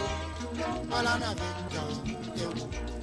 Ebuna Victor, Ewo. Ebuna Victor, Ewo. Bomina Victor, Ewo. Bomina Victor, Ewo. Ebuna Bimbo, Ewo. Ebuna Bimbo, Ewo. Dudu na Karo, Ewo. Karo na Dudu, Ewo. Karo na Dudu, Ewo. Dudu na shishi, ewo. Shishi na dudu, ewo. Nadu ne merujo, ewo. Bigbe na samio, ewo. Bigbe na samio, ewo. Ajakaye na momi, ewo. Shagun na bimbo, ewo. Nadu ne merube, ewo. Nadu ne merube, ewo. Nadu ne nemo, ewo. Nadu na bodu. Diana MT, ewo, MT Bugbaja, ewo, Chief Ben Nadupeo, ewo, Mayor na Rusa, ewo, Alaba na Awoshika, ewo, Awoshika na Lanre, ewo, Adeni Ibu Lanre, ewo, Lanre bu Adeni, Bola, Bola, Bola, Bola, Bola, Bola, Bola, Bola, Bola, Bola, Bola, Bola, Bola, Bola, Bola. Bola, bola.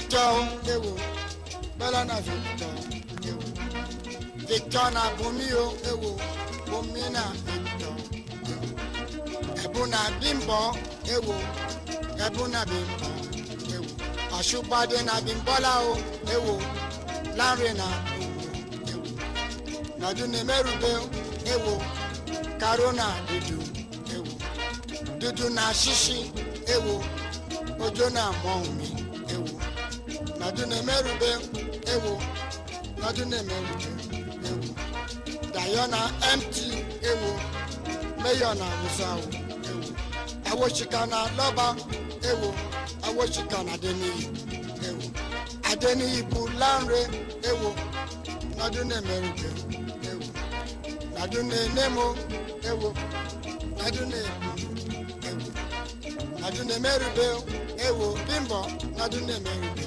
Bola bola bola bola bola bola bola bola bola bola bola bola bola bola yes sir.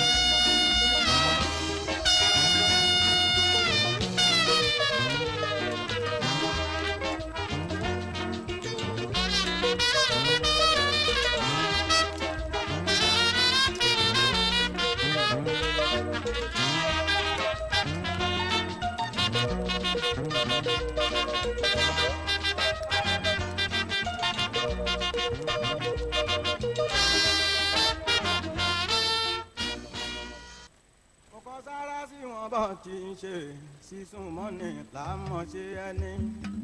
Òròkìsọ ṣáàkà nílò ṣògbó.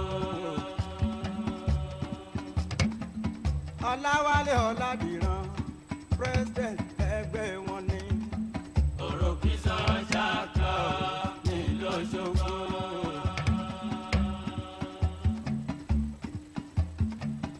Kọ́lápọ̀ Ìgbàláyé vice president.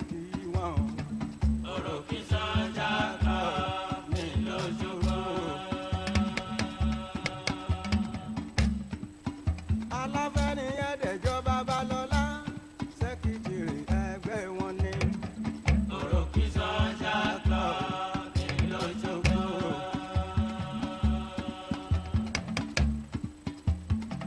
Adélékè Odùwọlá tírẹ́ṣọ́rà. Gbogbo wọn ló ti rí ìhun jàjẹ́ o. Yàtọ̀ sí pákó bí ẹ̀dọ̀ ṣògo ẹ̀ ò rí bí wọ́n ti ń ṣe. Èèyàn púpọ̀ ńlá ńlá jọ ń ṣe pọ̀ wọ́n fẹ́ ra wọn dénú. Ẹni bá rí wọn ńlá ti kan sára sí wọn. Òtútọ́ tí wọ́n ní òun ló jẹ́ kẹgbẹ́ yẹn dùn. Bó ti ń dùn yíyá dùn lọ́jọ́ alẹ́ àṣẹ òwe. Ojoojúmọ́ là ń rántí yín.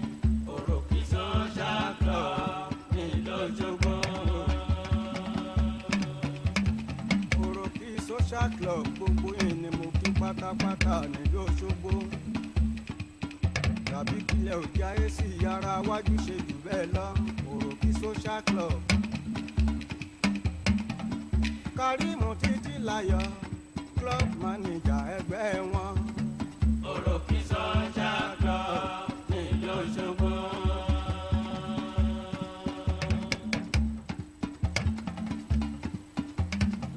Lè dá òdùwẹ̀ mi ayọ̀ assistant secretary ní.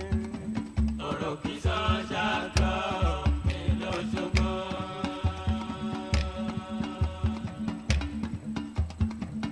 Rashidi Ìgbàláyé finance secretary ní. Òròkìsọ ṣáàkà nílò ṣògbó.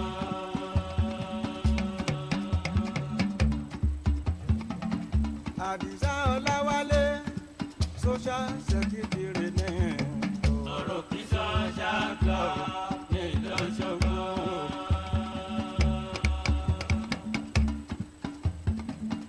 Ọládìméjì Dókun pẹ̀lú ìyá Sùrájì mo kí wọn.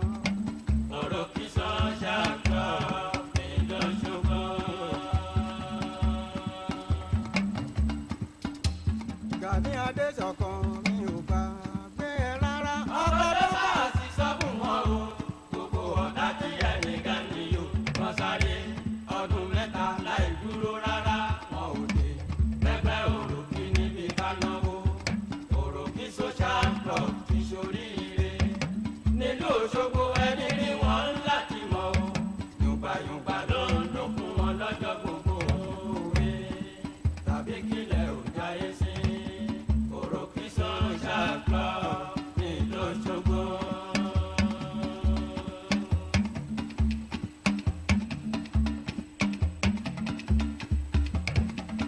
Ibrahim Ọ̀tàlárin mi ìkan ló jẹ nínú ẹgbẹ́ wọn. Òròkì social club nílùú Òṣogbo.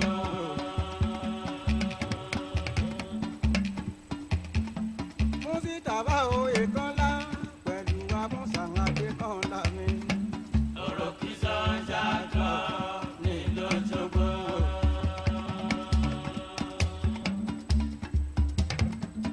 Ìyá ìwà lára pé pẹ̀lú Gani Oyèdélé mi. Òròkì social club nílùú Òṣogbo.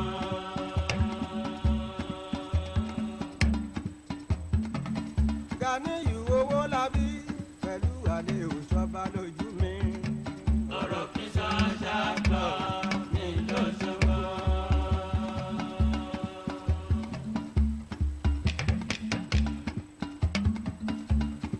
Gbogbo wọn lówó lọ́wọ́ wọn tún fẹ́ ràn ara wọn. Mímí kan ò sí ẹ̀sà tí mọ̀ tí omi wọn wọ́n ti wáyé èrè owó ń bẹ ọmọ ń bẹ lọ́wọ́ wọn ilé ń bẹ káàtún ń bẹ ìyàwó ń bẹ pẹ̀lú wàhálà tíyá ìlú tó lóore nù. Ojoojúmọ́ ní kẹ́mi aṣọ́pẹ́ bólúwa tó ṣe ilẹ̀ ní ńlá tẹ̀kùnjọ́ ìṣepọ̀ Òròkì social club nílùú Òṣogbo. Òròkì social club. Òròkì social club nílùú Òṣogbo. Tàbí kílẹ̀ ò jáyé sí. Òròkì social club nílùú Òṣogbo. Ara wájú ṣe ìbẹ́ lọ. Òròkì social club nílùú Òṣogbo. Òròkì social club mo dá ẹ dúró náà ẹ ṣe. Ẹ màmá ṣeun sálùbáríkà. Ẹgbẹ́ Òròkì ìgbòkú yín ni mo kí pátápátá. Àṣírí ìnáwó náà ò ní tó àtúbọ̀ máa bò sí ní Òròkì social club. Ọláwálé Ọládìrán ni president ẹgbẹ́ wọn.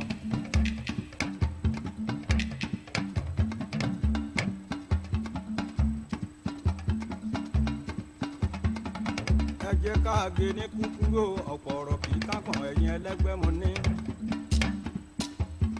Student come and dance our music. Àpàlà is very easy fẹ́nikẹ́ni. Student come and dance our music. Àpàlà is very easy fẹ́nikẹ́ni. Tó bá kí n létí. Mo ń gbọ́ torí mi bá sọ. So láti jó àbáwájó.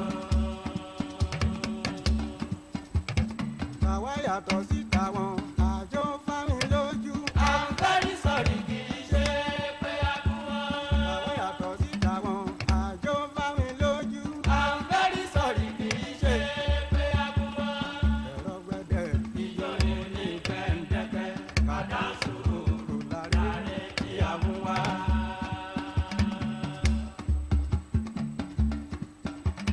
Educated fellow tó bá ti sensible. Tó mọ̀ nípa music káàkiri. Educated guy tó bá ti sensible. Tó mọ̀ nípa music káàkiri. Ló ń bá wa jó. Títí lọ́dẹ kọ́ lọ́nì lọ́dẹ Kútọ́nù. Títí lọ́dẹ London. D'Amẹ́ríkà náà mọ̀ wá nínú aláré. Ẹ̀yin pẹ̀gànpẹ̀gàn ẹ̀yẹ bá mi kóra ti yó. Ọlọ́lá tó jẹ́ ntò la fẹ́ kó bá wa jó. Ní mùkúmùkẹ́ Bárúnà Ìṣọ̀lá tó bá ṣeré.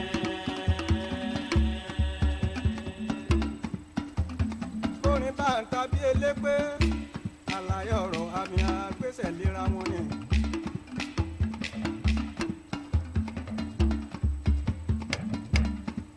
bọ́mọdé lálàbàbíyà fìdí ti lé mo fìdí ti lé jàmọ́ mi. ọ̀rọ̀ yìí mú mi rántí ọ̀rẹ́ mi. èjì rẹ̀ ó táyé lólú èjì ara sókun ẹdún jọ bíi máa rọ́mọṣe èjì rẹ̀ bàbá dọ̀tún. èjì rẹ̀ ní mọ́tò mo ṣọba lájẹ́ ọkọ̀ àdùnní adé. èjì rẹ̀ bàbá èjì rẹ̀ bàbá táyé lólú àṣẹṣe bí onílẹ̀ balẹ̀ ẹ̀dùn agbárí igi réfe. ọ̀gá èjì táyé lólú tàbí kílẹ̀ ọ̀já yé sí.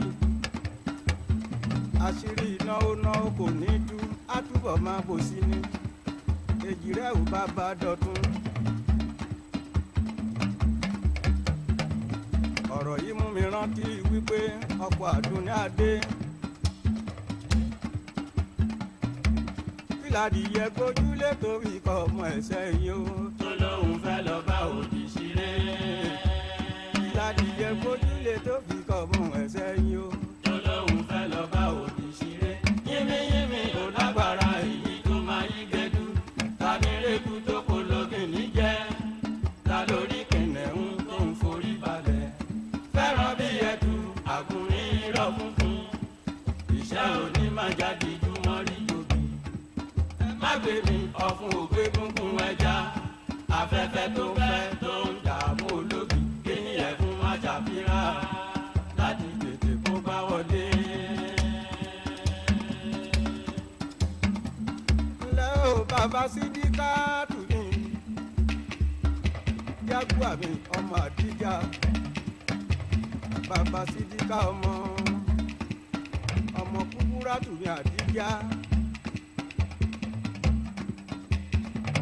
bàbá èjìrẹ́ ní mọ́tò mọ́ṣọ́ba lájẹ̀ èdè wa ní jágùá mi ṣé wà múdà àbújá ní. olórí akéré yẹ ló jẹ́ ọlọ́lá ní jágùá ẹ̀rín agbó. pàṣán ológin ní kò sí láwọn èkúté ilé. orin tó mọ́ gbọ́ wà ń bẹ nílẹ̀ wà ń bẹ nílẹ̀ mélòó la ó kọ́ ó ti kúnlé tó ẹ̀jẹ̀ ká sọ̀rọ̀ tó máa mọ́ gbọ́ wá. orin táyé máa gbọ́dún nù tẹ́wọ́ ijó ní òtẹ̀nu àwa bí ajáde. irọ́ ni wọ́n pa kò sí kẹ̀kẹ́ tí ó sọ wípé kí mọ́tò máa ń lọ lójú ọ̀nà ariwo wa lá.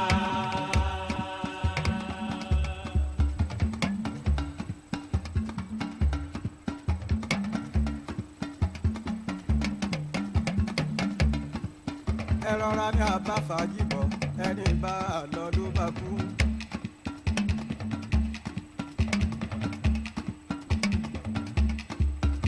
akọ̀ọ̀rẹ́ ní bàrin òde lẹ́gbẹ̀ẹ́ àti wòró. ẹni ará bàtà òun ní lọ́jọ́ èdè. ẹni ọ̀rọ̀ bàdún. ní ìrìndè òkùnkùn. ẹni ọ̀rọ̀ bàdún. ní ìrìndè òkùnkùn. pápá ò bá ti jẹ́. ẹgbẹ̀rún ọdún nígbó. pápá ò bá ti jẹ́. ẹgbẹ̀rún ọdún nígbó. kò lè rówó kẹ́fùn. ìdílé kélékè. kò lè rówó kò sùn. ìjẹ́ ẹ̀yẹ àdúgbò. kò lè rówó kò sùn. ìjẹ́ ẹ̀yẹ àdúgbò. ta ni òfun lówó. tí ó fi dàrú bí àgbè kénílé kí ṣọ́ra fún náà. ẹni mi àtẹ kì í bẹ̀bẹ̀ kí ẹ máa ó lè dálẹ́kùn.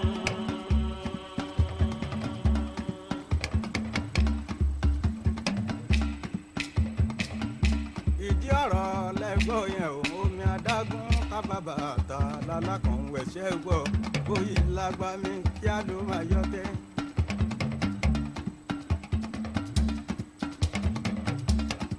abẹ́rẹ́ sọnù wọ́n lọ ní Ṣàngó igi dá. irun tó sọnù ó jẹ́ pé lọ́wọ́ wọn.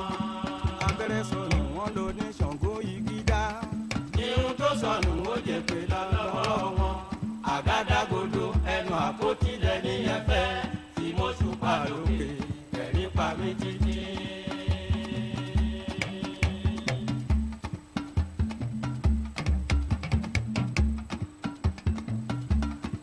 ojú bá ní rẹ̀ nílùú mi àfihàn ò ṣeé ṣe. àsìkò ń lọ kò dúró dẹnìkan. kí ni wọ́n ń wí kí ni wọ́n ń sọ ẹnu wọn mẹ́fà ẹnu wọn méje. ohun tí mo rí ni wípé omi lọ̀gá alágbàfọ̀ kò ṣeé bá bínú. ayé ò fẹ́ ni fẹ́ràn o mo mọ̀ páyé fẹ́lẹ́. ẹni wẹ̀rù tó bá ti gbòkanlẹ̀ ni kì í gbéraga lójú wọn. mọ ṣọ́ra bí orí ṣe bẹ̀rù ọmọ ráyè àkàmọ́ra. ayé tó tó kò tẹ́rí bàbá yé. ẹ sá fáyé ayé lera. ayé ẹ sá fáyé ayé lera o. ayé ló taṣọ ìjímèrè pé kó kú pa òwe.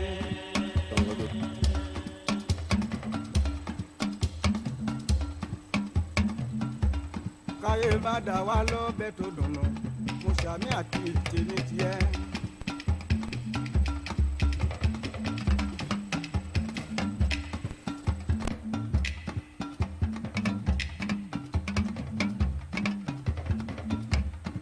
ọba aládé kọjá ń.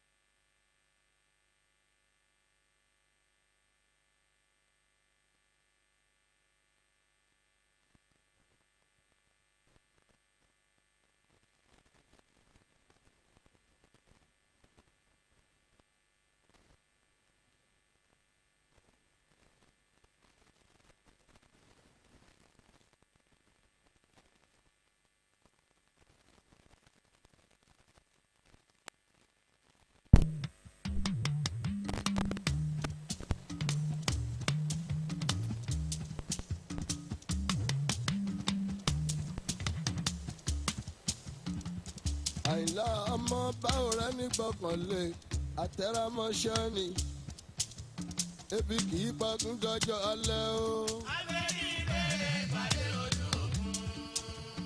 ebi kì í pagún dọ́jọ́ alẹ́.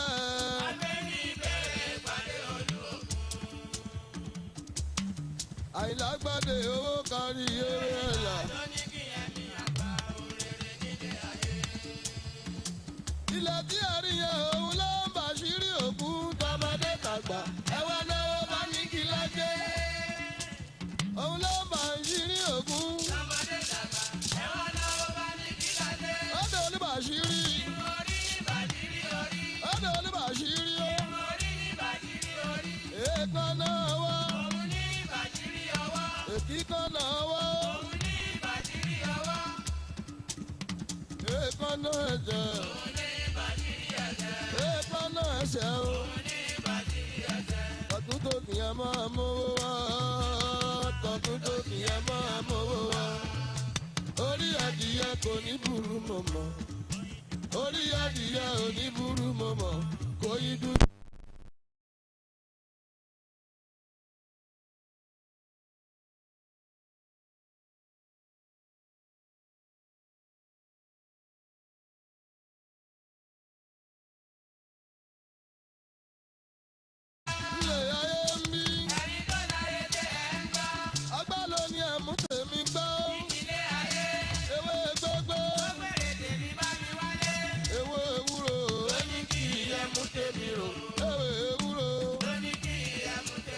Kòsómi kò ṣẹ́jẹ̀. Kòsómi kò jẹ́jẹ́. Níkúrèrè. Ẹyin ìyá mi o. Kájọ rówó ńlá délé ayé. Kájọ rówó ńlá délé ayé o. Agbébá mi gbèrè tèmi bọ̀. Ẹni kíre bá wùn. Gbèrè tèmi bọ̀. Ẹni kíre bá wùn ẹgbẹ́ kó náwó. Ire ń jí wa o. Ire ní jí wa. Ẹni bá bá jẹun ọmọ àfi tó ṣàmì o àṣẹ o.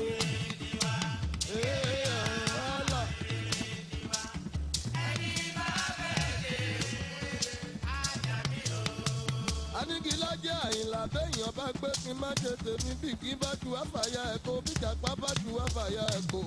Má gbẹ̀yìn làgbá lèdì í dún. Májẹ̀gùn ọ̀tá máa rẹ̀yìn òdì. Bíkú bá ń pa wọ́n lẹ́wọ̀rọ̀. Anigilajẹ Àyìnlá ọmọ Yẹ̀sùfù. Kí wọ́n má má ka tèmi mọ́ wọn torí pé wọn kì í ka gbẹ́kú lóńgí mọ́ngí lóko lé wọn kì í kẹ̀rù mọ́ wọn ọbẹ̀ níṣe. Ṣọ̀gbọ́n ò ní ká mọ́ ṣáàmọ́ òfin bọ́ra. A ò ní gbẹ́kú ẹ̀dán, a ò ní gbẹ́kú rẹ̀lẹ̀. Àyìnlá wọn ò ní gbẹ́kú ẹlẹ́mọ̀ṣọ́ mi o. Ire jí wọn, Aliu, ire ń jí wa o. Ẹni bá bá jẹ ehun rere àmì kò dá mi o.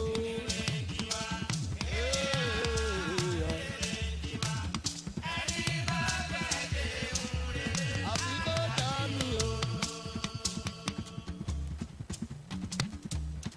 Ọ̀rọ̀ yìí kan mìíràn dé Ọláyíwọlá Àkànjí oní màmá òun mẹ́bí. Ọ̀rẹ́ Síkírù ọmọ Adégbèrò. Akíjọlá ò ní ìwẹ́lì nǹkan o. Ó ń bẹ lálàáfíà ara. Àjàdá tó kù màmá rẹ̀ ó jẹun wá pé kò ṣe ó jọ mí lójú. Ó náwó àwọn ọkọ̀ yọyọ Ìbàràpá àkèlà tí náírà ń jẹ́.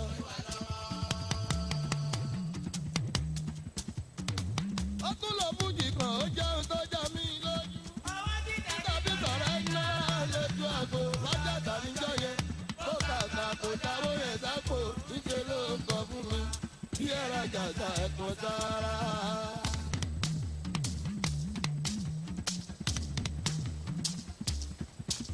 Àjàṣà ọmọ lọ́wọ́ ni ọmọ wúlé mọ́tò ó jẹ́ òkú náwó. Ọmọ lọ́wọ́ ni ọmọ wúlé mọ́tò ó jẹ́ òkú náwó. Ọmọ tí ó jẹ́ lẹ́yìn fún wa kó lù wá máa fi wọ́n wà. Lọ́jọ́ tàbádàgbà tàbádàrúgbó. Ó náwó níjọ́ yẹn mélòó gbàgbé àjàsá. Olówó níjọ́ yẹn mélòó gbàgbé àjàsá. Bàbá tún mọ̀ làkólú a máa padà lẹ́yìn ẹ̀ o. Akọ̀ ò ṣáńtà o. Ọkọ̀ tẹ̀ ṣáńtà o. Àjàdá ṣáńtà. Owó tó gbà lójú àgbo. Gbogbo ẹ̀ ló kó bá níbi láyé. Jẹ́ pọ̀ o. Lẹ́ni mọ̀tà ọlọ́tí níta ẹ̀ta àdátán lé. Owó lọ́jọ́ oge tí ò dáwọ́ bá rí òtí o. Ẹ̀yin náà mọ́ rí o. Owó lọ́jọ́ oge. Síkírù owó lọ́jọ́ oge. Láyé tó bá rí òtí o.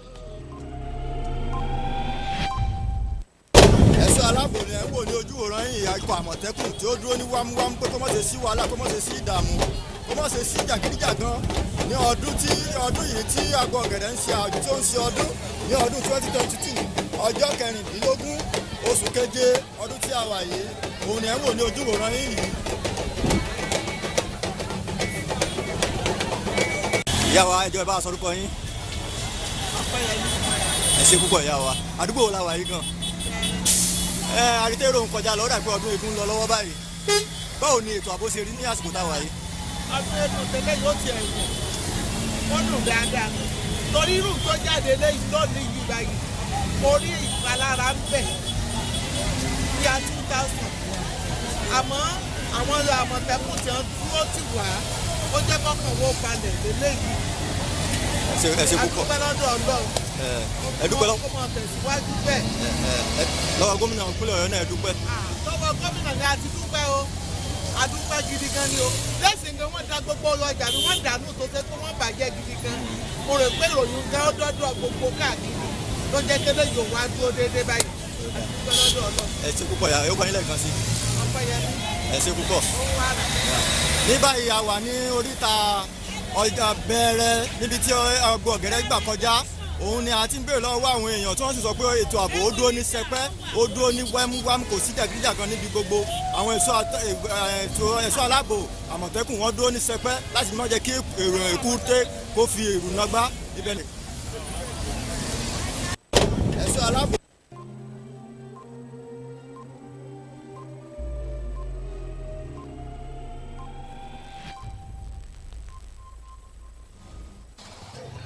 You dey hustle and struggle to make your life better, even though the evil wey dey inside some people fit suddenly crash your dream and put sansa for your garri. But wait oh, someone somewhere fit dey see something and go say something. Be your brother's keeper. If you see something, say something. Because why? The security of life and property now we collective responsibility. If you see something, say something. Oh, make una dey call the Oyo State Citizens Enquiry number 615 and the emergency response team go dey there one time. Even sef you fit call 080-8176-8614 or 081-50-777-888. The Oyo State Governor, His Excellency Engineer Seyi Makinde, they thank you for your support to keep the Pacesetter state safe and secure.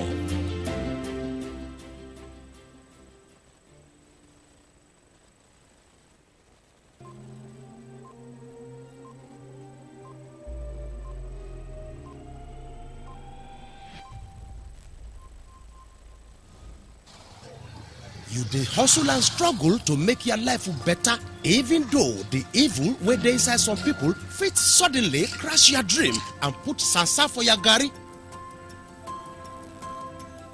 But wait oh, someone somewhere fit dey see something and go say something. Be your brother's keeper. If you see something, say something. Because why? The security of life and property now we collective responsibility. If you see something, say something. Oh, make una dey call the Oyo State Citizens Enquiry number 615 and the emergency response team go dey there one time. Even sef you fit call 080-8176-8614 or 081-50-777-888. 0888. The Oyo State Governor, His Excellency Engineer Seyi Makinde, they thank you for your support to keep the Peseta State safe and secure.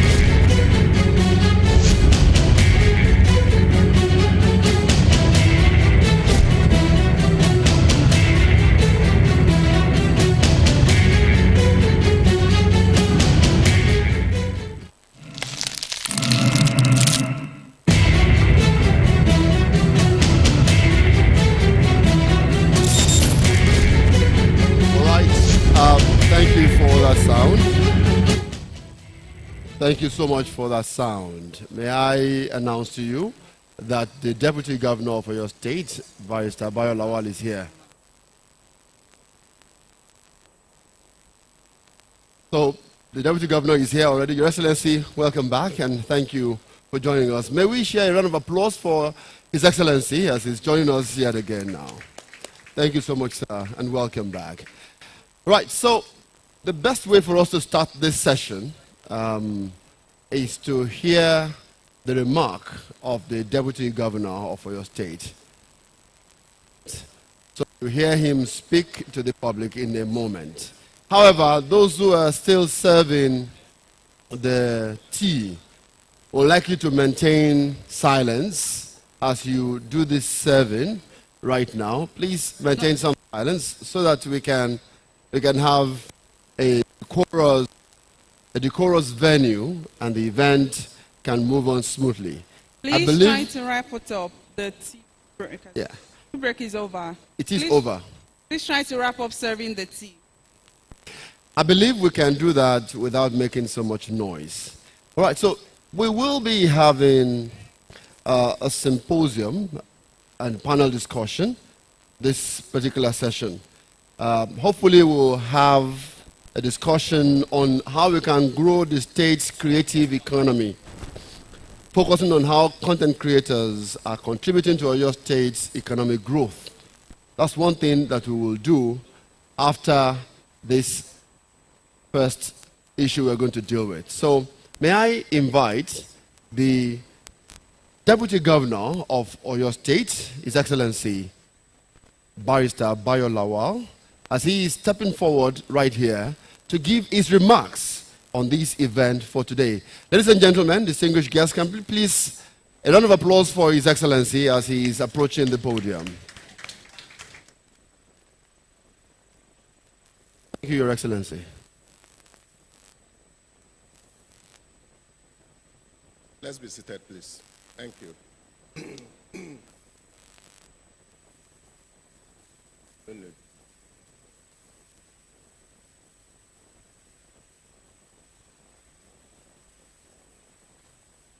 While I'm standing on the existing protocol, I'd like to recognize our honorable commissioners that are here, Commissioner Godoy, Professor Babatunde, and our chief host,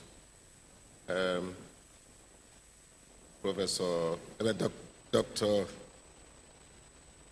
And then let me also recognize our royal fathers that are here this afternoon. They've been part of this event since morning. Actually, some of them since yesterday. I'd like to recognize all government functionaries that are here this afternoon. I don't want to be mentioning names.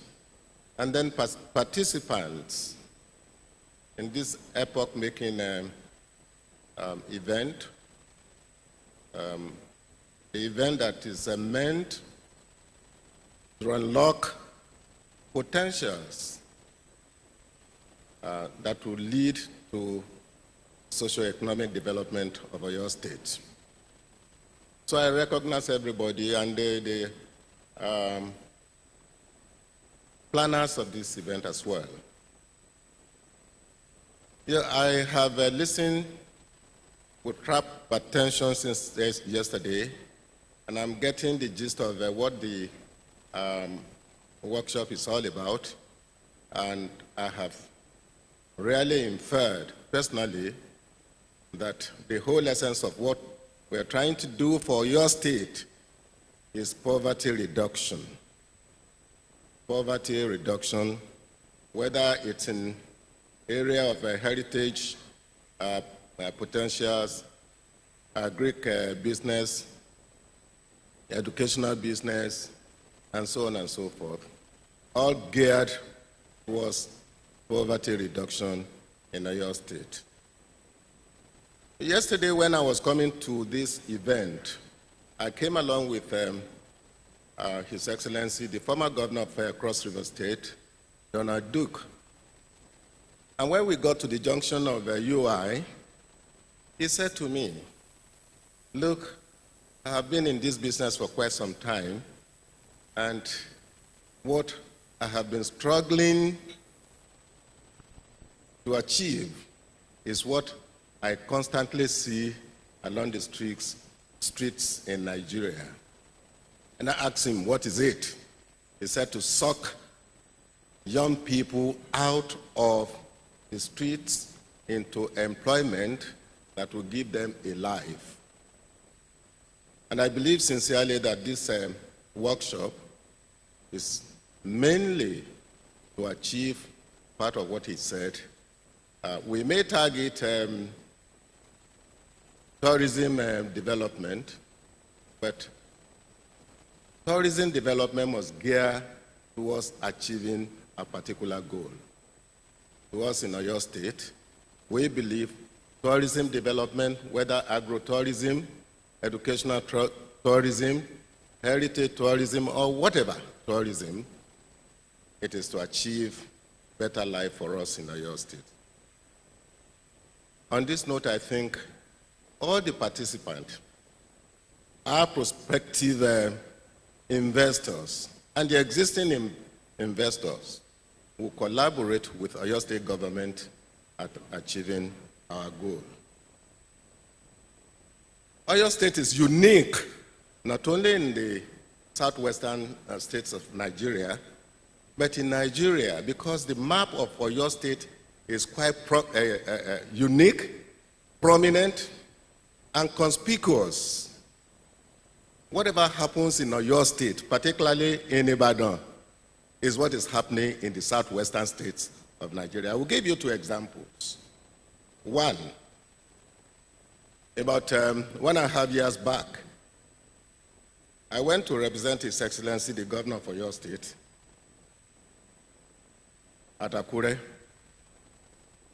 and everybody was talking about Southwest,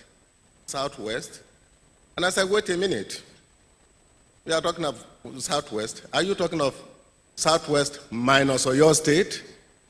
You dare not. And they started laughing. And I tried to convince them that if anybody is talking of Southwest minus Oyo State, that person is wasting his time. Because this is the hub, this is the nerve center of southwestern Nigeria. Leave it or take it. That's how we are. And let me also tell you that it is this kind of situation in which we are in Oyo State that has been engendered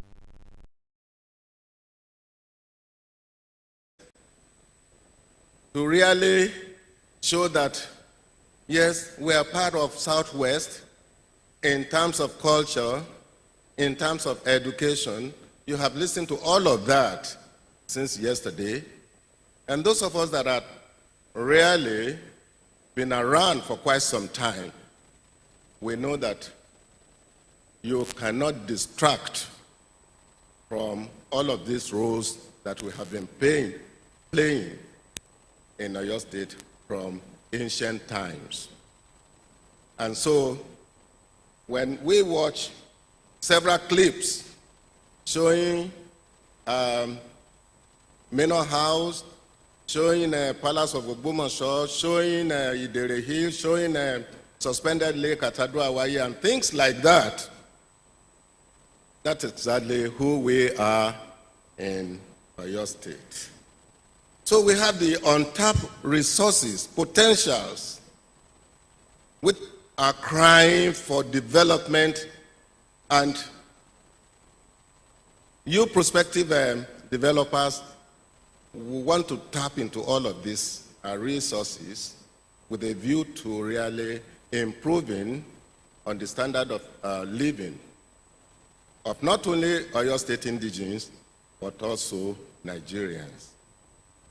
And because of the pivotal role that we are playing, it led some people into lunacy, hallucination, if you may call it, to really want to seize the seat of government just about a week ago by bashing into the Secretariat of Oyo State Government and attempting to hoist Oodua, whatever they call it, Oodua flag. It's only telling us a story about Oyo State, about Ibadan. If these people are really Yoruba indigenes, they should know that what they were trying to do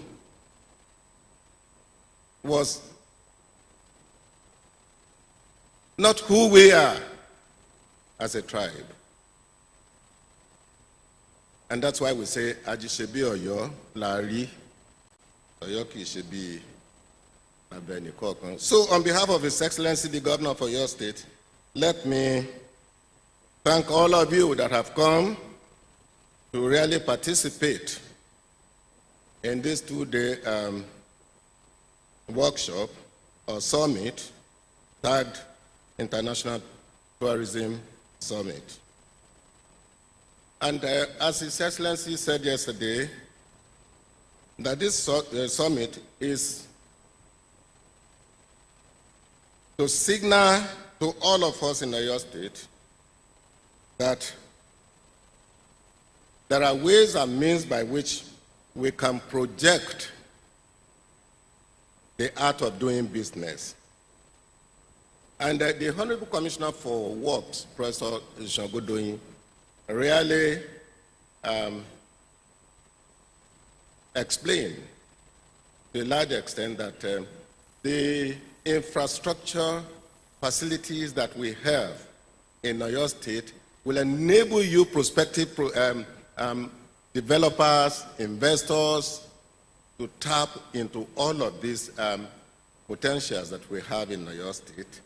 The interconnectivity of road network, not only zonal interconnections, but intra-city connections that we have, particularly in our cities like Ibadan, like Iseyin, like Ogbomoso, like Shaki, like Igbora, for instance, like Oyo. And these are where you would have all of these potentials. Debo Akande mentioned agri-tourism potentials.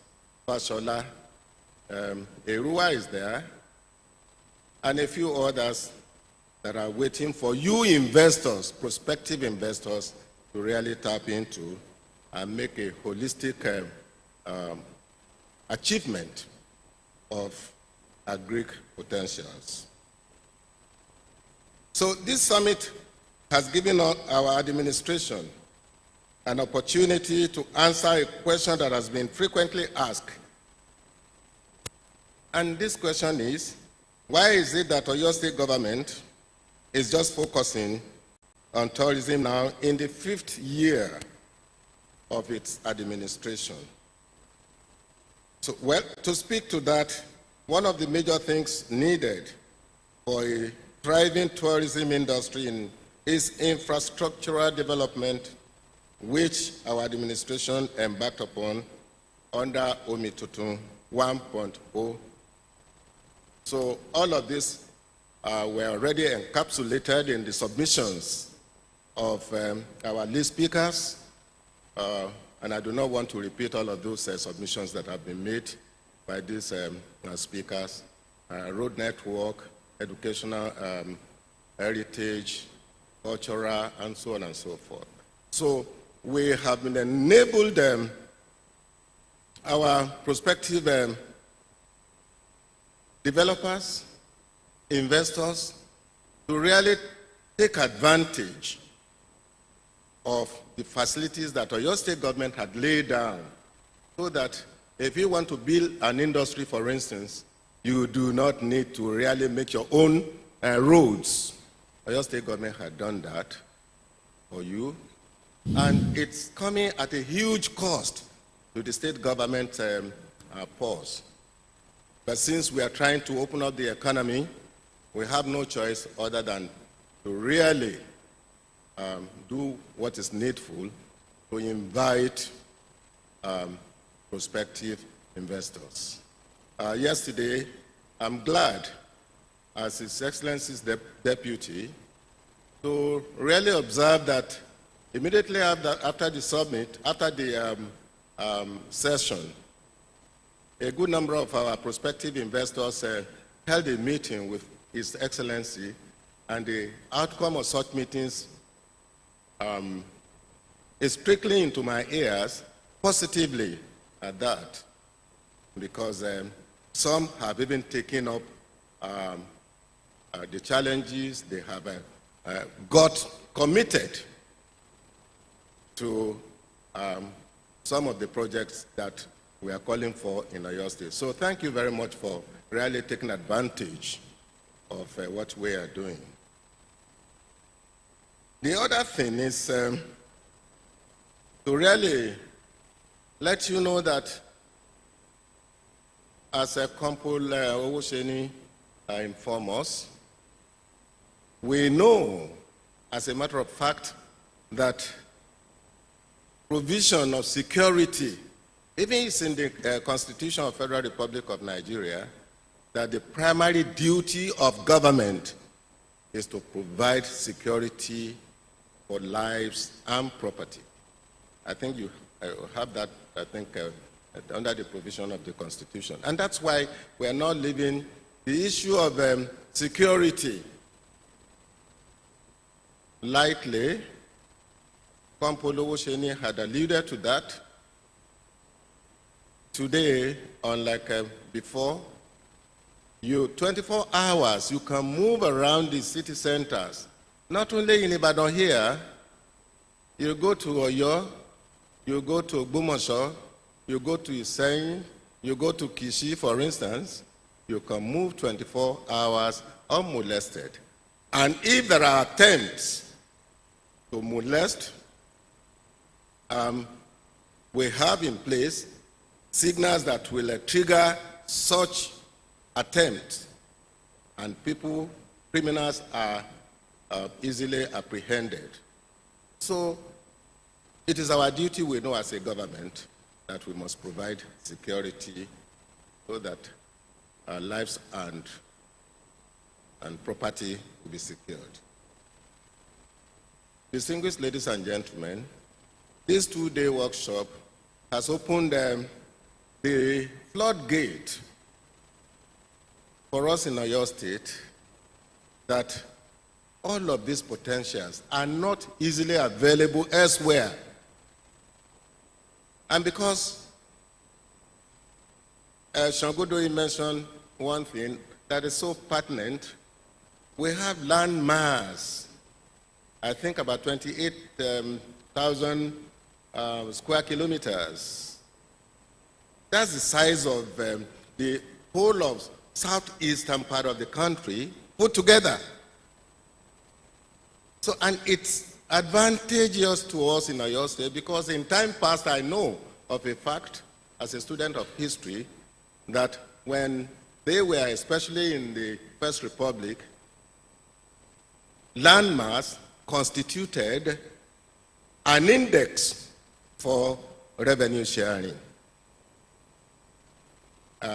It may not be so today, but we can transform landmass as an advantage for us in Oyo State. And so our prospective investors should not limit their horizon.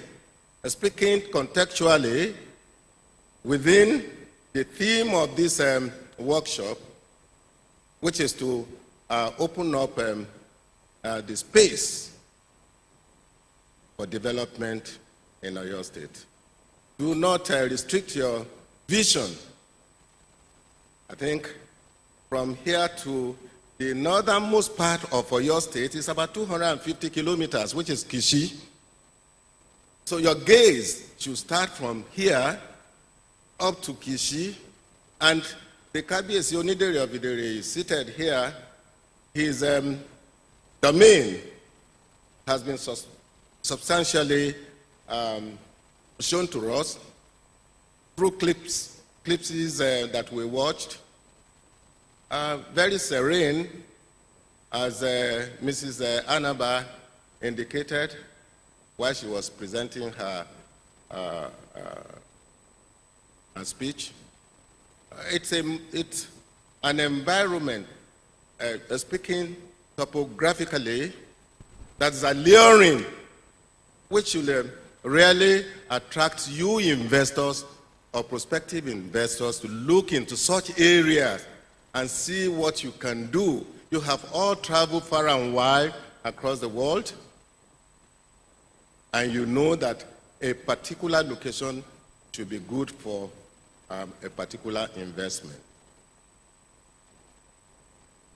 The Adwa-Awaye suspended lake, they said even the one in Colorado is semi-natural, semi-artificial, but the one in Adwa-Awaye is natural. It's a suspended lake, and it's calling for investment. It's going to be a win-win situation for investors and citizens alike.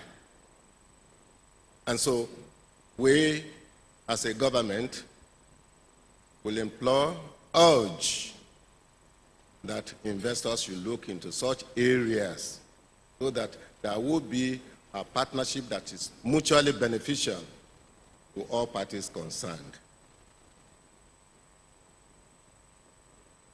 I need, on behalf of His Excellency, to appreciate all of you people that have come for this workshop.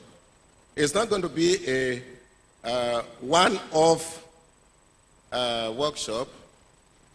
we as an administration intend to really use this one as the basis upon which a solid foundation will be erected, such that progressively we will continue to build on what we have now.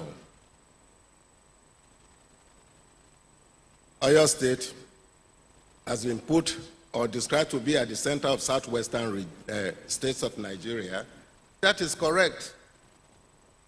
Because Lagos State is about 110 kilometers from here.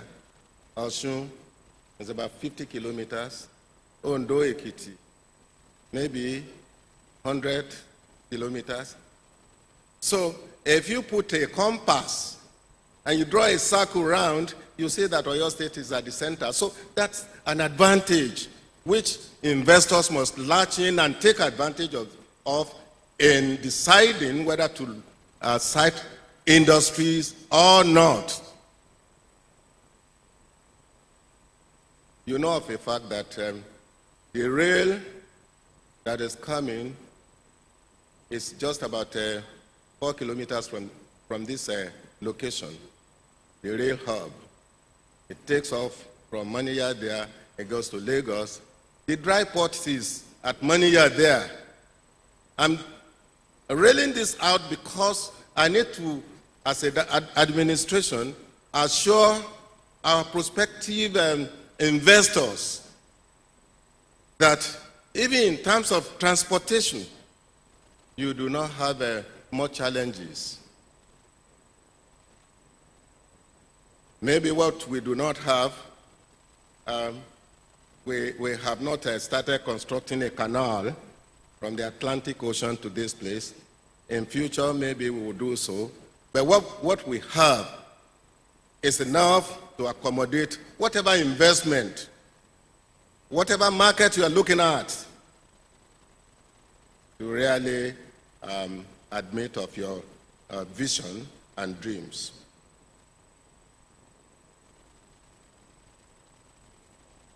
I need also to tell you that the locational advantage that Oyo State is enjoying, Lagos, yes, next to Ogun State is Oyo State in terms of the proximity to the Atlantic Ocean. So even if you have your products made here in Oyo State and you want to export, we have dry port here.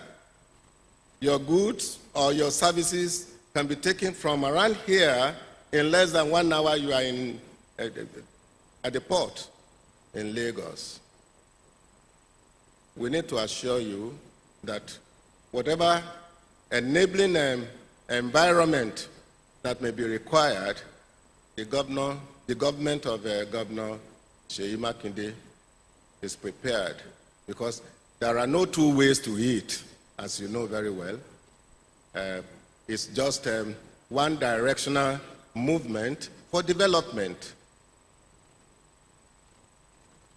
And we may be bold to say that even since 2019 that this administration had come on board, we have moved jobless young people from the streets into schools, into vocations, into agric, so that the rate of crimes and criminality will reduce in our environment. And finally, let me use this opportunity to really appreciate all of you who have listened with rapt attention since yesterday, particularly the lead speakers. I see and I say on behalf of His Excellency the Governor of Oyo State that you got prepared for this workshop in terms of the quality of contributions that we have listened to yesterday and even today. It only shows to me clearly that this particular workshop ought to have come several times before now because of the productivity that it has an agenda in our minds.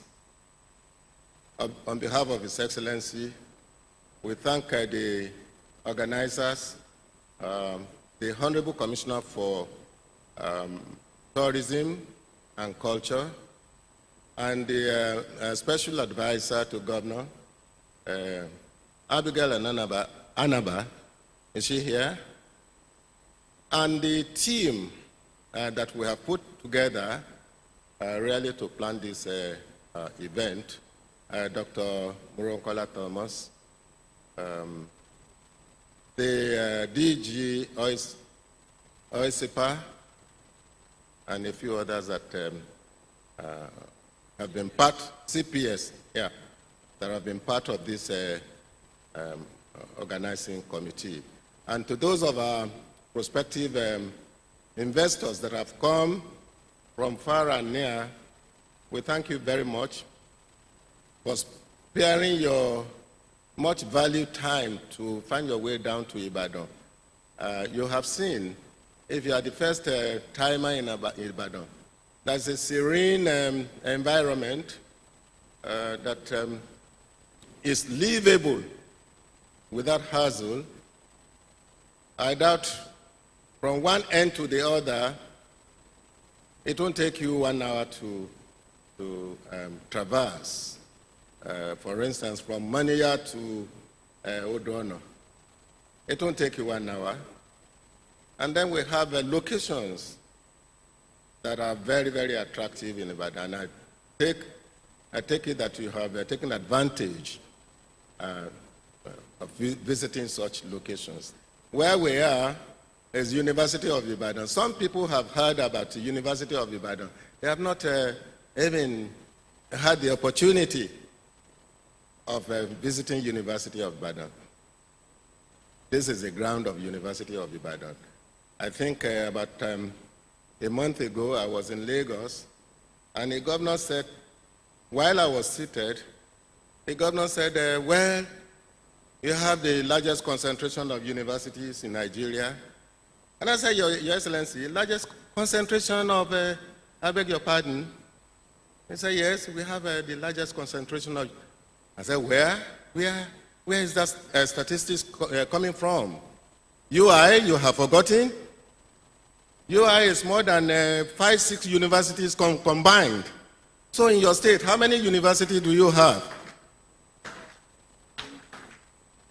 So, and he said, Baboyo, I said, yes, Your Excellency, please talk with statistics. I'm a man who rely heavily on statistics. So take advantage. RITA is there, NISA is there.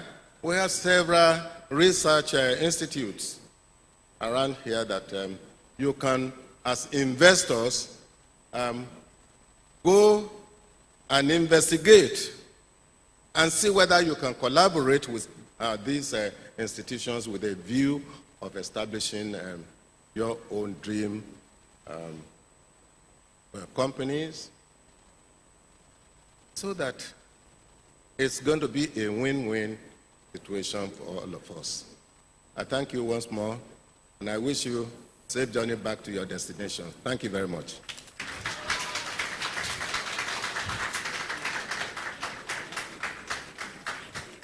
I think that is the Deputy Governor of your state. We can give him a better ovation. Can we sustain the ovation, please? Please sustain the ovation as His Excellency is greeting the traditional rulers. Thank you so much. Thank you very much for that. His Excellency is departing the hall. Please, may we be seated. May we all be seated. Thank you very much for that honors. The next panel discussion for this summit is on growing Oyo State's creative economy. And this panel will focus on how content creators are contributing to Oyo State economic growth. Participants at this panel will discuss the role of the creative economy in selling the pace-setter state to the world. What have these creatives accomplished so far in Oyo State? This panel will also highlight what the government needs to do further encourage these private sector participants to do even more for the state. There are 3 panelists and a distinguished moderator. The moderator is no other than award-winning travel writer and a journalist. He is Pelu Awofeso. Let's make him welcome, and welcome very warmly the moderator of this panel.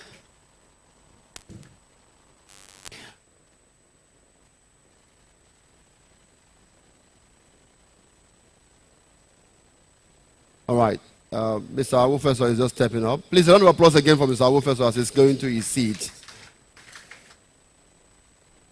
Mr. Awofeso will be having on his panel a filmmaker, an investor, and someone who is known to all of us right here is investor Capfilm Village. Please let's make welcome very warmly an illustrious son of the soil, Adekunle Afolayan.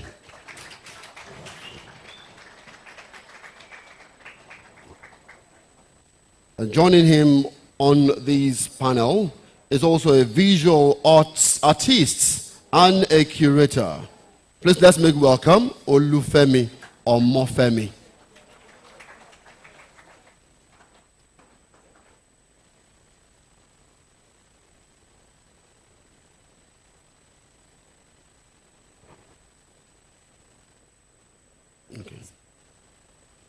I'm also told that I should welcome Dr. Aduola Okupe into this panel. She will be joining the panelists. Please, let's not be stingy with our clapping. Please. These people have been waiting since morning. Let's encourage her as she's moving to her seat. Welcome, ma'am. Welcome. Thank you. And an architect and cultural heritage consultant will also be joining this panel. And let me welcome Shola Akintunde to this panel. Please shall we clap again? I beg of you. Thank you. Is it standing okay? So, without much ado, I'll hand over the microphone to the moderator, Pelu Awofeso. Over to you, sir. Thank you very much. Welcome. Hello? Hello.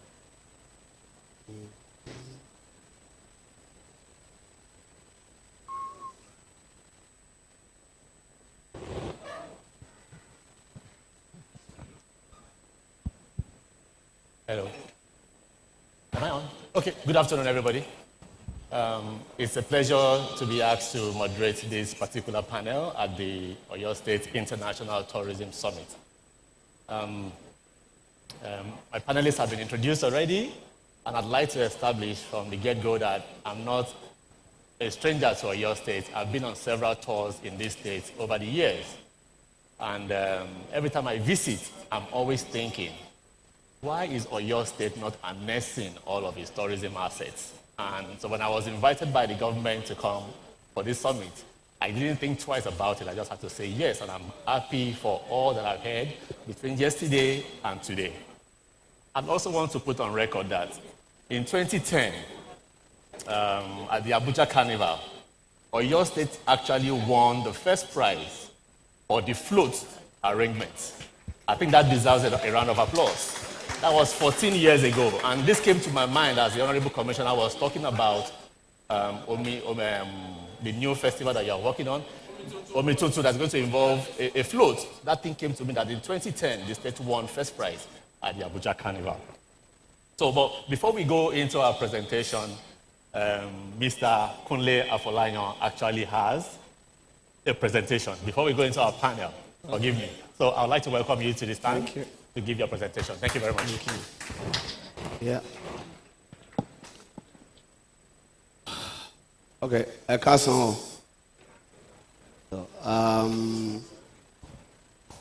First of all, I would like to say a very big thank you to Oyo State government for inviting me to be part of this, but most importantly for putting this together.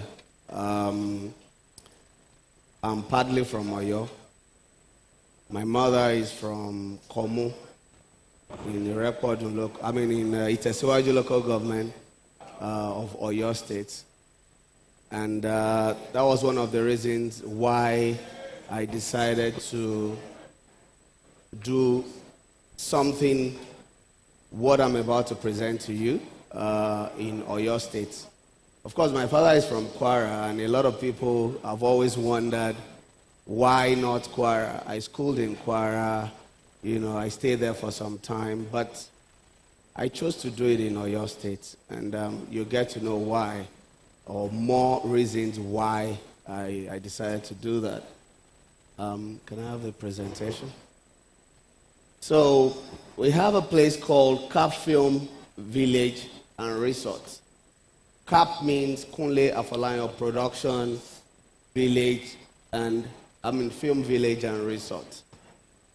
In 2021, we wanted to do the film Anikulapo.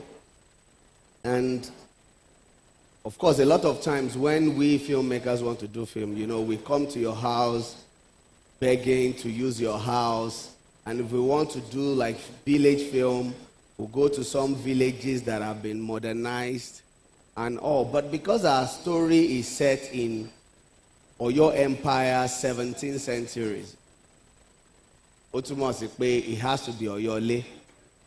And if you go to even Oyole now, if you go to Igbeti or you go to Okeo or you go to all of those places, most of the houses there have been modernized. And we thought, okay, it's better for us to create everything from scratch. Then I told my crew members, some of them, my partner is also here, Mr. Shoyinka, and then Mr. Lawson, Theo Lawson, one of the best architects we have in the country, he just left, and I informed them, and we all took a trip to Komu.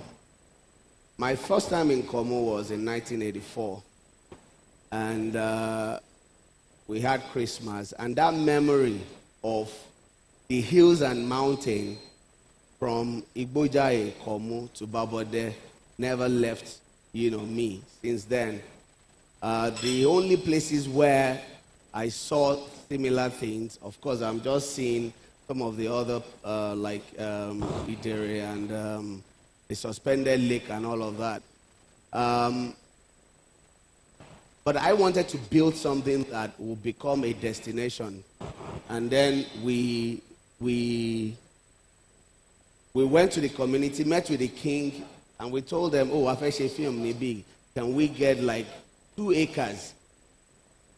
And we went back and forth, and they said, oh, okay, come and do it. Of course, because my mother is from Komu, a lot of people expected that I would do it in Komu. But for me, the entire axis and the entire Itesiwaju is the same. And we found the most suitable place in Igbojaye, and I decided to do it in Igbojaye and not even Komu. So this is Cap Village. When it was, I'm going to show a video right after, short video, so that you see the journey from when it was bare land to what it is today. So this is Cap Village, and in Cap Village currently, what do we have? We have horse stable. We have about 25 horses. We have donkeys. We have camels, about 6 camels. We have ostriches. We have a lot of animals, cow, goats, all sorts. And then we have accommodation. We've built a hotel, 40 rooms accommodation. 32 are deluxe rooms and 8 are loft, like duplexes. So we living room, Nisale, and then the bedroom, Nioke. We built Oyo Palace. If you have seen Anikulapo, can I see your hand? Good, thank you. So the Oyo Palace, we built as a permanent structure. We can keep scrolling, please. We did the finishing using mud and all of that so that it looks like, our houses back then. We've also built, if you see Rise of the Spectre, which is the series, we built a new town. Rise of the Spectre has like 5 different towns and everything was built in that same spot. Right now we have about 50 acres of land, and that is where we built all of these structures, and it's going to keep expanding, because in the future, why are we buying horses? Apart from using them in the film, we want to set up a polo pitch in Igbojai. That was the video. It was supposed to be a video. And that is a big, as a matter of fact, it's some of the northern friends, like Nura, the DG of Tourism Institution, is also a polo player, and he was the one who helped me to get the first new set of horses, like 9 horses. Look, it's a big investment because every month we spend like 2 million feeding these horses and the other animals. 2 million naira. Not to now talk of, the staff and all the other people that are there. And we have not opened this to commercial. So you can imagine how we've been managing in the last 3 years. It's a big investment, on us. And the only things we've done there really was to show this film. We opened it up once during Christmas, and we said people should come and do Christmas getaway. And every day now, when we post pictures, people want to come there. But we can't allow them come because we have challenges. One of the major challenges was addressed by His Excellency yesterday. And that is the fact that for 3 years, we've been running diesel generator to power that place. When we were shooting Rise of the Spectre, we shot for 2 months, and we had over 800 people on that set. Because people will have to come from Oshun, from Ondo, because we will invite all the, our Ilere, we have association. So we have Tampan, we have ANTP, we have different versions. And what we like to do is to bring everybody together, so that nobody is saying, my father and Yogunde and the rest of them, they started with ANTP. But after them, new versions, started. But and those are the things we try to do, by creating, Cap Village, which will be a hub, to everybody. Can we go further? Okay, so this is a set. Next. Now, go back, please. Now, if you look at this picture, it looks like you can see Netflix on it. It looks like Lagos or California or somewhere in East Cap Village. Those people in Tuxedo, that's Cap Village. What we did was, after the film was done, I've always promised the community that they will see the film first. Even before it's finally released on Netflix or anywhere, I said that whenever we shoot, we will come and show to the community. And in the last 3 years, we've always done like open cinema, where outside we will put a screen, big screen, then we invite people from the 3 community, Komu, Igbojai, Babode, and they will sit outside, we will do barbecue and drinks, and they will watch the films. And this is what we've been doing from the onset. So when we did, when the film was ready, we had a premiere in Lagos, and then we brought all the key people, and we brought them to Igbojai, and we all dressed Atishete, Kotibuboa, Wagbada, and I thought, let's even look like we're in California or we're in Hollywood or somewhere. And I said, the dress code is tuxedo. So, and that is why we were dressed like that in tux. So I don't want to waste our time. I just want to say that I can tell you that this is going to be the biggest tourist destination in Oyo State, in Nigeria, if you ask me. Why? Because when people watch, there's Universal Studio in America.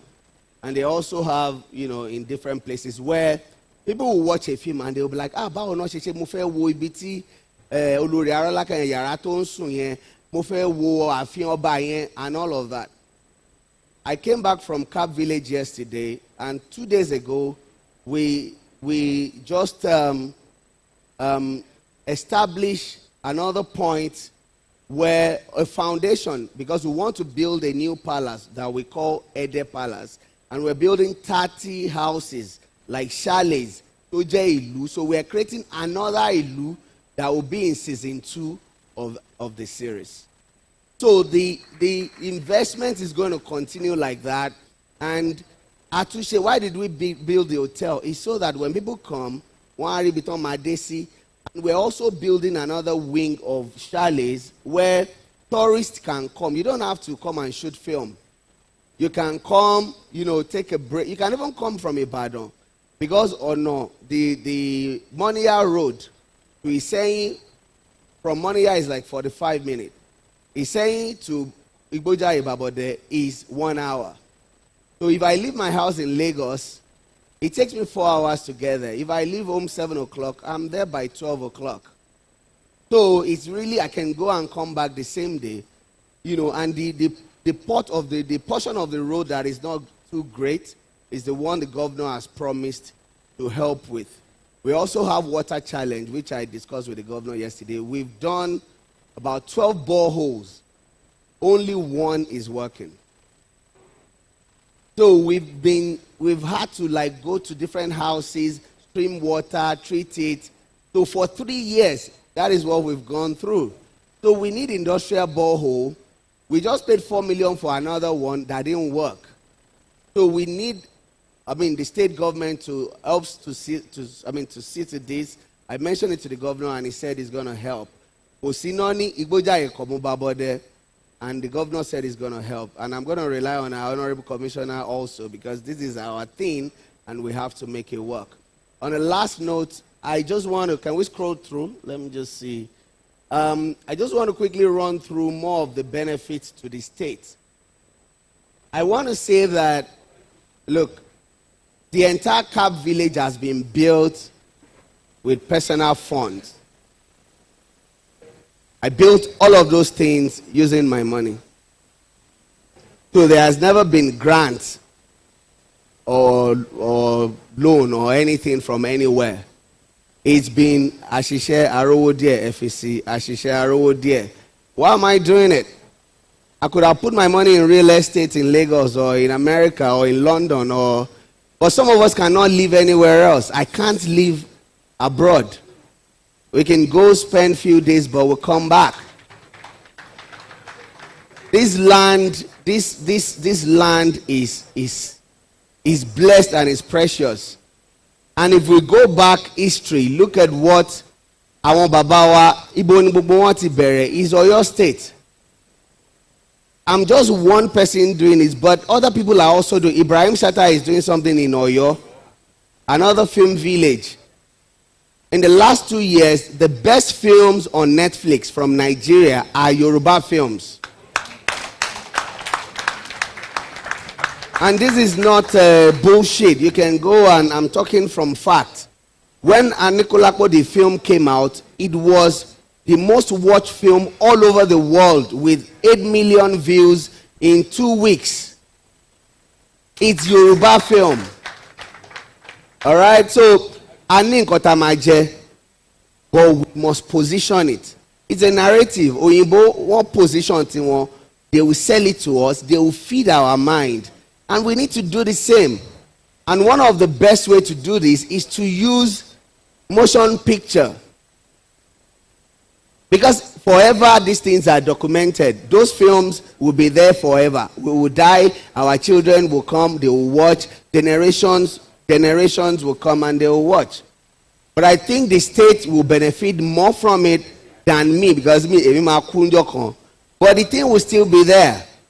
And it's going to be running. And you can imagine that community, what they've been getting since we started. So every time we are filming, I want to tell 800, 1,000 people in this small community.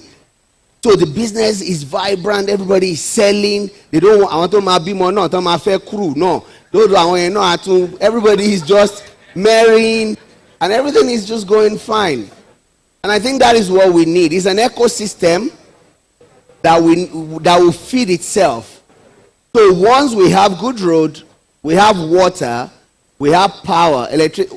I have a lady here, Abiola. She works with Sterling Bank, and she's the head of tourism. And we've been trying to partner with Sterling Bank, and we decided that okay. I did a solar in Lagos. We have a hub, Afefeyeye restaurant in Lagos, and that's where our studios. And we did a solar solution that cost 75 million. Now I told them come and see Cap Hub. They came and did and they brought a bill of almost 400 million.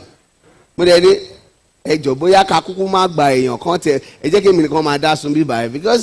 we can't afford it. And we can't afford, we have 200 kVA generator, we have 100 kVA generator, we can't survive. So this is where, Honorable Commissioner, sir, we need you, and we need His Excellency's intervention.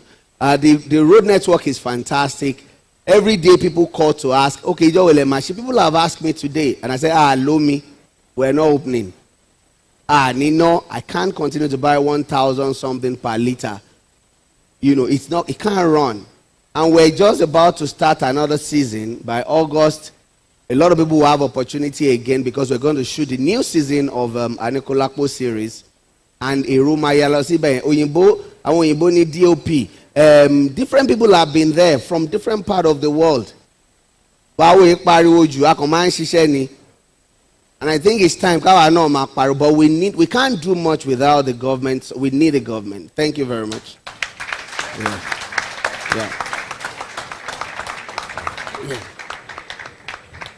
Thank you very much, Mr. Folayan. That's so inspiring. I know I follow what you do, and you are a pride to our country, and I'm sure Africa is also proud of you. So, thank you very much. Our panel actually is going to be talking about, briefly, our time is fast spent. We'll be talking about the creative economy and content creation. For anyone in the hall who has no idea I think what... there's a 3-minute thing they want to play. Okay, or is it after? Okay. Why is it supposed to show that? No, I think they have a 3-minute. After, okay, yeah. Okay. So, just to quickly give you an idea, when we talk about the creative economy, we're talking about fashion, arts and crafts, advertising, architecture, video, photography, which is what Mr. Folayan, focuses on, music, performing arts, publishing, and all of that. Right now, Nigeria has a soft power that is the creative economy. People are listening to our music all over the world. You'll be amazed at the different corners of the world where our music is reaching. Same for our films. So, for your stage focusing on creative economy and content creation is actually very apt and important. I would like to begin this conversation by asking Dr. Adun Okokwe. Your work looks at tourism, okay, and how it connects with the creative economy, and how it also helps in societal development, development of society in general. So, what are the, can you share how the creative industries intersect with tourism, and how can Oyo State benefit from that knowledge? Right, okay, thank you, Kwelu, and thank you, good afternoon, everyone, again.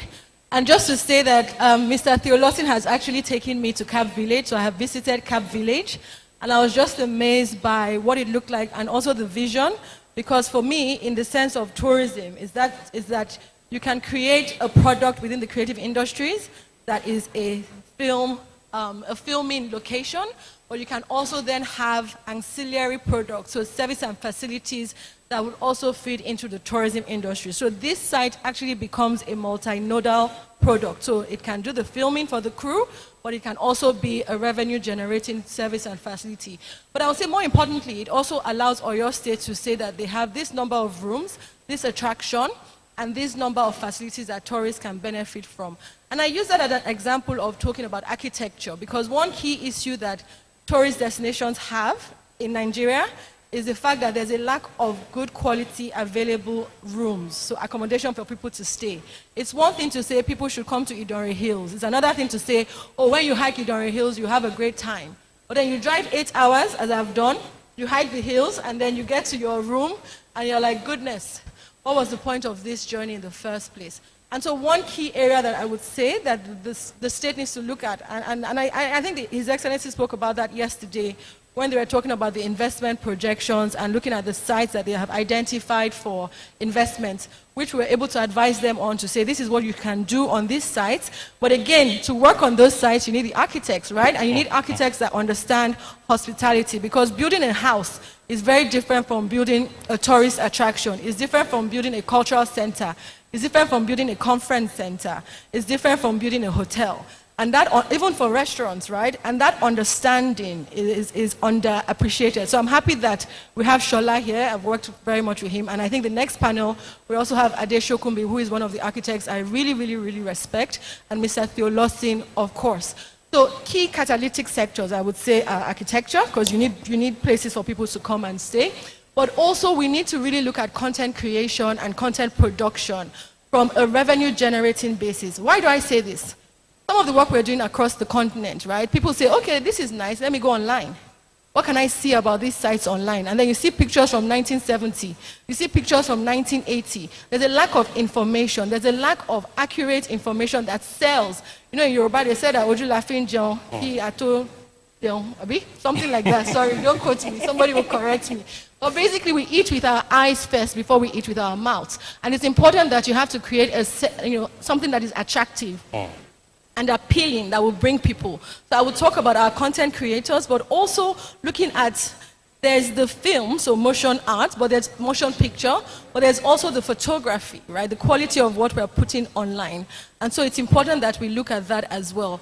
But another sector that I would say that is catalytic, and one of the projects we did for GIZ a long time ago when they were looking at employment and labor market for Nigeria, was identifying that fashion is actually one of the key sectors that the creative industries need to invest in. Why?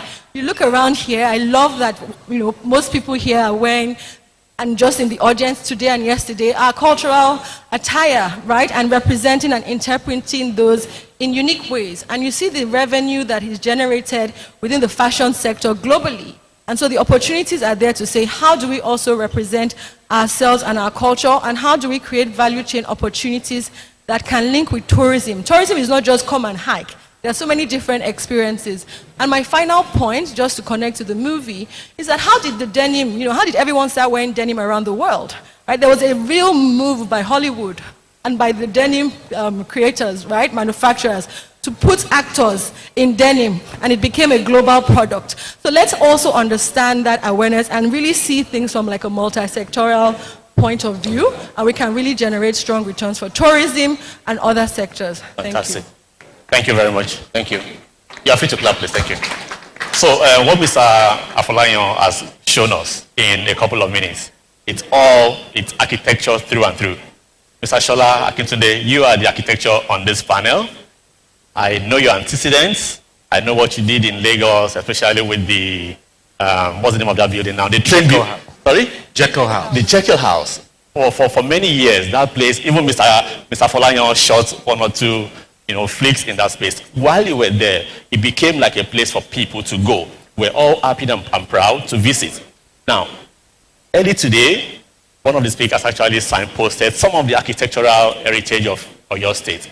As an architect, what do you think Oyo State should do more to tap into all of that assets? There's a culture, there is a history, but there's also the architecture.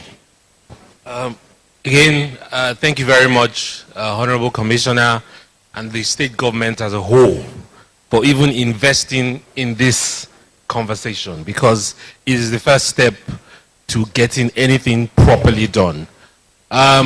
Without going too far into imaginary things, I love that we have a good example, a good case study to base our discussion on. And I'm happy that he as well has engaged with spaces in other parts of the country before deciding, you know what, I need to set up something for myself. Jekyll House, for example, in all the marketing we were doing before he came on board, we were just talking about British history, because that's the only thing we could talk about. I mean, the building was built in the colonial era. It was the house of the general manager of the Nigerian Railway Corporation. It was built 1896. Now it's a 120-something-year-old house in concrete and wood, and it's still standing, you know. And we had to be talking about British history, but from the moment he shot October 1 there, he basically gave life to the building. Because all the other people I was trying to market to, come and do a tour there, come and do a photo shoot there, I said, have you seen October 1? It was the first scene, opening scene, and it was so contextual because I am certain that an Independence Day party happened in that building, because that was what he was showing in his movie. Because that building, being the house of the general manager of the railways, who was the most important civil servant, because he was the one bringing in the money for the economy. Then, in fact, it was Lagos Government Railway. Lagos was still a colony, a protectorate. So the guy was the one running the logistics of moving all the goods from all over the country to the port and to the rest of the world, which was the economy of Nigeria at the time. I mean, when even the Western region was involved in the cash crops, in all of that, you had to send it through Lagos. So that guy, whenever the Governor General was not around, he took, you know, the reins for the civil service. So I'm sure an independence party happened there. And from then on, I could be talking about independence and the Nigerian side of things. And of course, in the movie, he showed from a village perspective, you know, a prince coming back, having gotten a scholarship like all the princes did at the time. So the stories that emanated from his content gave life to the space. And I think that is really the example here. You know, you go into a space and it is dead and it is alive. The house is there 24 hours a day. People maybe come in the morning, leave in the afternoon, leave at night, but you need to find something that sustains the place. And from then on till now, the only thing that has been sustaining and keeping that building is the money we make from media productions. People come there for wedding photo shoots, fashion photo shoots. People come to do their weddings there. People come to do, yeah, I mean, we've done a lot of music videos. Don Jazzy, Tenny, all of them came. And, you know, only we that are in the back end recognize these things. And we're so excited because it just gives life to the space. So I think that's one of the things. I mean, I've been to Maple Hall from, you know, about the same time I used to work on Jekyll House. We used to do tours, train trips, even before the new line. We used to do Lagos to Ibadan. We'll go to Dominican Chapel, go to Maple Hall, go to Bowers Tower, another incredible architectural masterpiece. And we were just sad that we were the only ones doing that at the time. Because you go there, I mean, the tour guide is probably sleeping somewhere. You have to wake him up because nobody comes, you know, and the guy is so excited to see somebody. And we usually come with foreigners because we have access to consulates and they are looking for things to do outside of Lagos. They are hungry for it. With the train, in fact, I want to bring a train full of 120 consular generals and whatever. They're always happy to do it because Lagos is saturated. You know, I'm sure that's why he ran away, because he has even done all there is to do with the space. And the state government supports. I mean, for Jekyll House, it was just a building with large expanse of land. Yes. And it was bush at the back, even when you came.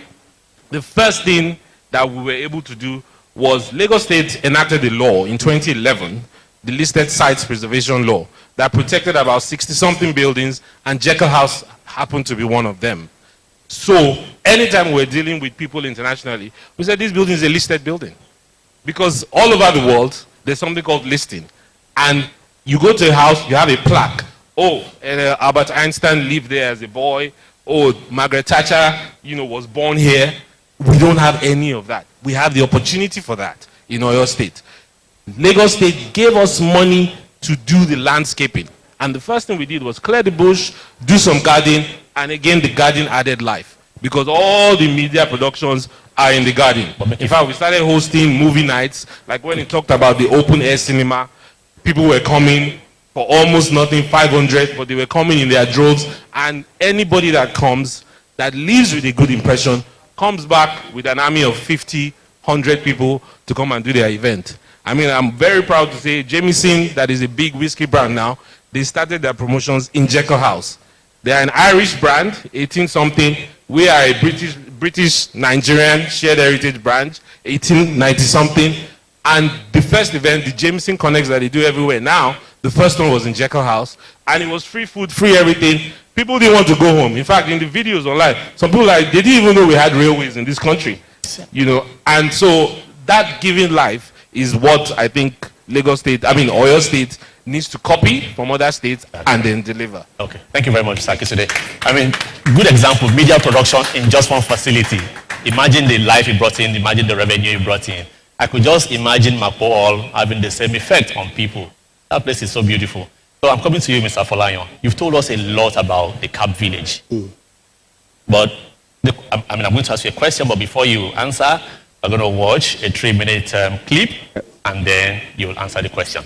If you were going to advise the Oyo State government to focus on a particular creative sector or creative industry branch that is outside of film, which would it be, and how do you advise them to approach it? But before you answer us, we'd like the audience to watch a short clip.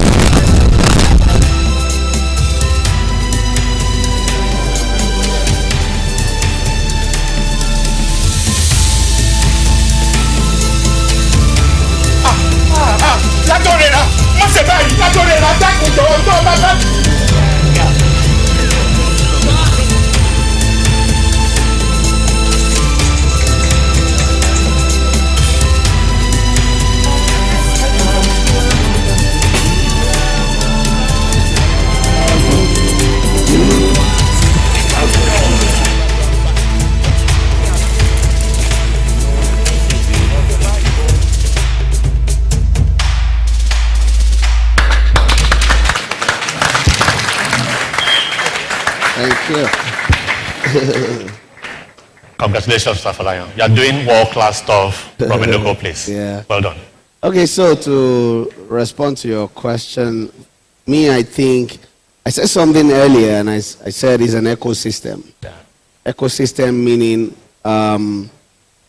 you can't separate art and culture from tourism. It is impossible, right? Because why would I want to go to Universal Studio in France or in Orlando or in because one, there's something about, yes, content, the film, but also there's something about the culture. And you have to, like when we make film, there are other aspects of film like architecture. I'm very interested in architecture, and this is one of the reasons why, I ended up paying a lot of attention to details when it comes to, so like when I wanted to do Anikulapo, I was online looking for references to Oyole and Oyo Empire. And there were just sketches here and there. In Nigeria, we don't document. We're very bad with archiving and all. So you could only feed off, some of these materials. And then I realized that, look, if you carrying camera to shoot is one, but in all of this you have fashion, all right? You have, art and crafts. Like, most of the, if you look at the palace in there, we have a lot of sculpt, images. So if we're building, we'll engage architects, we'll engage sculptors, we'll engage, I want to say Ilu, we'll engage, weavers. As a matter of fact, in Anikulapo, Saro was intentionally tied to Isei. And in the film, he said, Bogoni Motiwa, but Odo Awon Akoshe Moshe Ofi, Nisei ni Moti Koshe. And then the Association of Ofi people came and gave me an award that after we did Anikulapo, people became aware, that Ashofi is from Isei and all of that. So I think I think government should just focus on the ecosystem to say this will feed that and this will feed, the other. And that is why Camp Village is not is a one-stop shop for everything creative. For example, the accommodation is going to have shops where Amamata Ilu, Amamata Ileke, there are hills, historical hills there. Like the people of Ibojai, there is this Mr. Shoyinka, that we went where they said when the Dahomey War came, they all actually flee. They all went to the hill.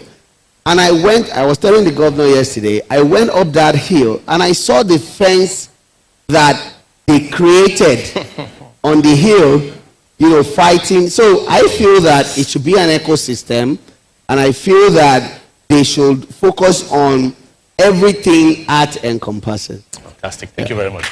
We're wrapping up now. We have just about 2 minutes. Dr. Okpukpe, while Mr.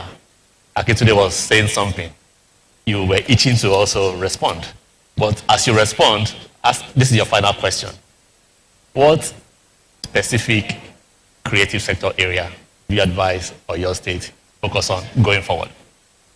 Okay, fantastic. Thank you. I think our time is up, but what I wanted to really just say is, Shola and I have worked on several projects, and one thing is that there's the state, like Kule has said, creates the enabling environment, but also the citizens. I would say that Jekyll House, for example, I'm a member of Legacy Nigeria. He's a member of Legacy. He's also one of the trustees for Open House, and it's that sense of sometimes, yes, government is key, but that we citizens as well can come together as individuals to say this is a shared interest that we have and we want to push a cause forward. And that's what has happened with Jekyll House in terms of just its preservation and continued influence and other things we want to do, I think, with the Railway Museum and etc. And I just wanted to say that it's nice to talk about government, but we individuals also have a role to play. Now, to answer your question, I think it's really about looking at how to, and I think Professor Owoye referred to that yesterday with his talk on Lead City, where they are doing quite a bit of things in education for tourism, but also for hospitality. It's important that we really start to educate people, right? We can't expect that people just know how this ecosystem works and how this should connect. And one quick example I want to give in 10 seconds is that I went for a wedding a long time ago in Spain, and when we were all leaving, right, the air host the check-in person, the person at the check-in desk, said to us, "Thank you so much for coming to contribute to Spain's economy."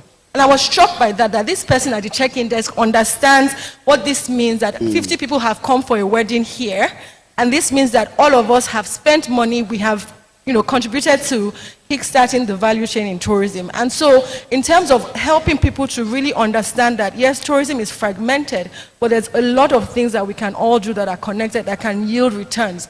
And so connecting to the education, I would say that awareness in the public sector, private sector, third sector is needed.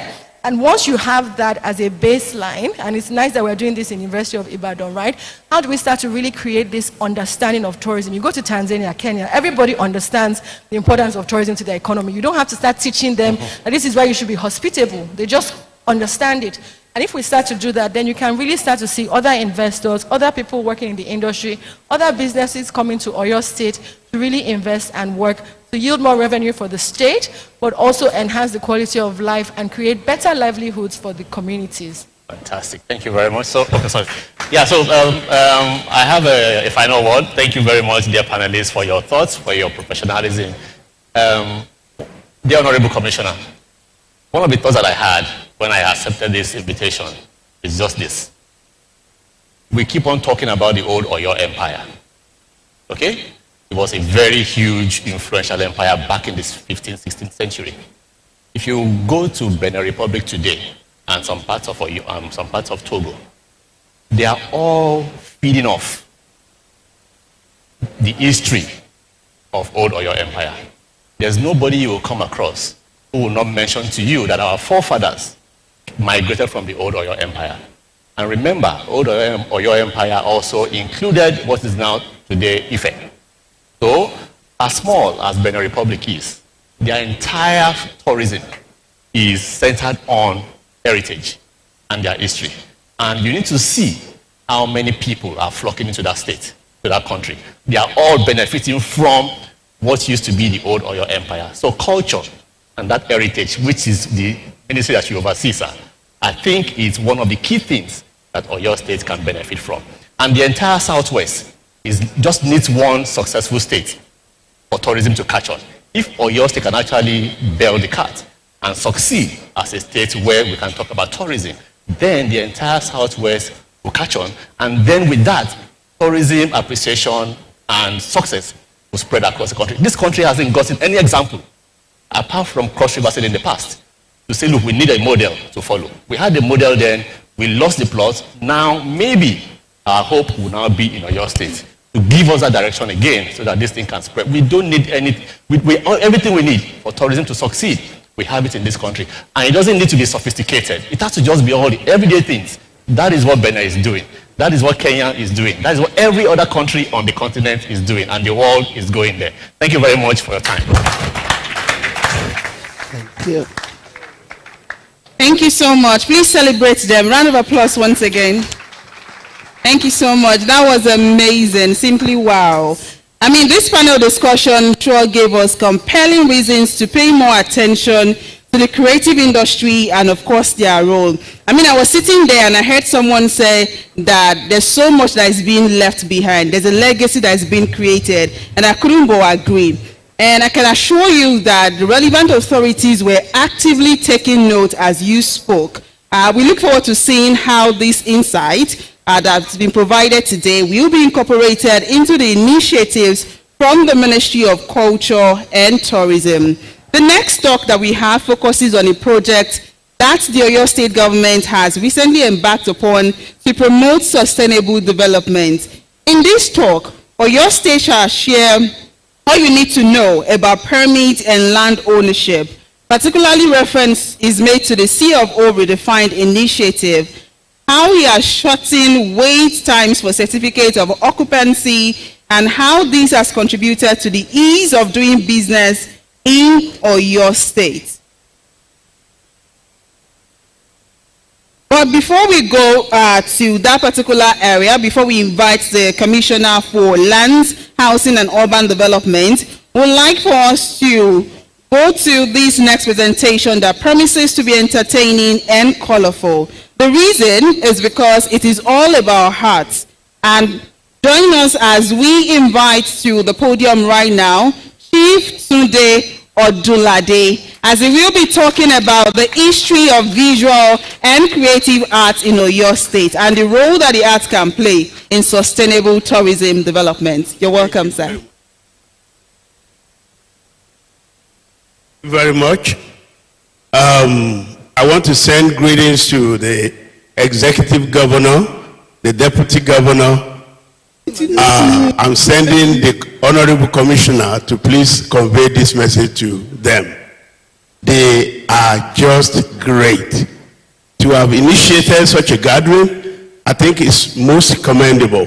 And I want to give greetings to all the ladies and gentlemen, distinguished guests here present, and of course, gentlemen of the press. The topic I'm to talk about is visual and creative arts in Oyo State as a key driver of the Oyo State economy. But I'm approaching it from my own perspective that I call arts, culture, creative economy recipe for building viable business of tourism. The question here is, what is tourism? Tourism is any opportunity that takes you out of your immediate environment with the hope to having a home away from home experience, though not necessarily without some adventures, but in a lesser risky ambience. Life is too short. Play hard. What is art? Art, to my own expression, is what I describe as art is an expression of man's intent purpose to infuse aesthetic dynamism into humanity and recreate nature for more value added to life, so as to liberate mankind, because art informs and art heals. While I hope you will agree with me that culture is a manifestation of human collectively developed knowledge, this explains why the word cult, C-U-L-T, the word C-U-L-T, that you can find in a faculty, agriculture, horticulture. Another example could be occult, that which is mystical, supernatural, or even magical powers embedded in religion. Man will forever seek knowledge outside their domain or comfort zone regardless. Man, therefore, is touristic in the pursuit of knowledge. However, a tourist could be mindful of an area tagged red spot, which indicates danger zone. Black spot indicates no-go area. Even journalists or researchers, unless you are a risk taker for reasons best known to you, therefore damning the consequences. While the green spot will be the wisest choice of most tourists. Nigeria has been tagged as red spots in a lot of ways by the Western press. But the reality of it is that those who come here, in spite of that warning, they go back smiling. There are over 100 different kinds of tourism. However, we are only going to dwell just on a few of them, of low-hanging fruits. Tourism could be classified as a way to reinvigorate in order to enlarge our scope of knowledge in form of vacations, expeditions to discover a new life, so as to turn a new leaf. Matter of fact, we need to identify the type of tourism we want to be reputable for. Is it eco, like Mr. Afolaya talked about here, about the ecosystem? Is it eco, culture, arts, medical, or even entertainment? So when people think tourism, Oyo State immediately comes to their mind about those particular areas that Oyo State is known for. So I'm saying this could also be applicable to tourism generally in Nigeria. Without question, tourism is a robust source of national revenue generation if properly harnessed, not to talk of the image laundering and other social benefits therein. But alas, it goes beyond wishful thinking, or it may be no business as usual any longer. For example, the Ado-Awaye suspended lake, the only one of its type in the world, is natural. But if you don't develop it, have good hotels, have good restaurants, and so on and so forth, people will come for the first time and they may never come back again. Then that saying, guest recovery, that is, where you have a guest come, but they come, they didn't find it palatable, they won't come back again. So I've been to the one in Colorado that is man-made, but you enjoy yourself thoroughly, even though it's man-made. So let us develop our tourist places here. Don't forget, we live in a global village. Question here, how well have we developed our tourism sites before we begin to think Uhuru, Eleyele Lake, Lakefront has won a new look. I want to bring it to everybody's attention. You should visit Eleyele Lake while you are still in Ibadan. And with just a little more effort, Eleyele Lake can become another great site to visit. I'm going to just talk briefly about therein for the people, for the government, in tourism. For government is alternative revenue generation, which in effect benefit all the people. Empowerment of citizens, employment generation, and so on and so forth. The good news is I have this on paper that I'm going to give to everybody who needs it. So you get all other files because we don't have that much time to spend. I have a gallery here in Ibadan at Bodija. We've been open just about 3 years and we've had over 40,000 people came to visit, including the, thank you, including the American ambassador, the Czech ambassador, the France cultural affairs directors, and so on and so forth. Well, there's one point that I like to raise, which is to make Oyo State the hub for visual art for at least Southwest and in fact the whole of Nigeria. If you will recall, back in the early 60s, Umbari Club began here in Ibadan when the likes of Baba Wole Soyinka, Chino Achebe, all of them gathered together and formed Umbari. Drola Dipo took Umbari and joined it with Umbari Mbayo in Osogbo and became the first generation of contemporary artists in Nigeria, which produced people like Prince Yinka Adeyemi, who is in this hall, Jimo Braimo, Murano Ilami, and of course 277, Taiwo Olaniyi, who is a native of Ibadan here, but that many people don't know. They think it's from Osogbo. So 277 actually is from Ile-Olosun here in Ibadan. I see a lot of places in Ibadan, especially the Expo Hall Center. It could be used as an art craft and center. You go to Accra, you see Art and Craft Center in Abuja. You go to Santa Fe, New Mexico, USA, you find a city with only 80,000 people. And yet they have 250 art galleries clustered in one street called Kenyon Street. Or you go to New York, you find the art galleries clustered in Soho or in the East Village. Why can't we have that here in Ibadan? Then Ibadan becomes the hub of visual art center. Ibadan is a sister city to Cleveland in Ohio. I don't know if some of us here know that. And sister cities to many other cities around the world. And when sister cities get together, they help each other on cultural exchange. They help each other on economic development. So it means we could be hobnobbing with Cleveland, Ohio, because it's our sister city. So let's explore that. Oyo State is blessed with all it takes to have a robust economy, but needs what it entails to make it a booming business. Ladies and gentlemen, I prepared a 20-minute speech, but the organizer came to me and said, hey, you only have 10 minutes. So And I think with the little that I've done, I've been able to justify what 10 minutes can give.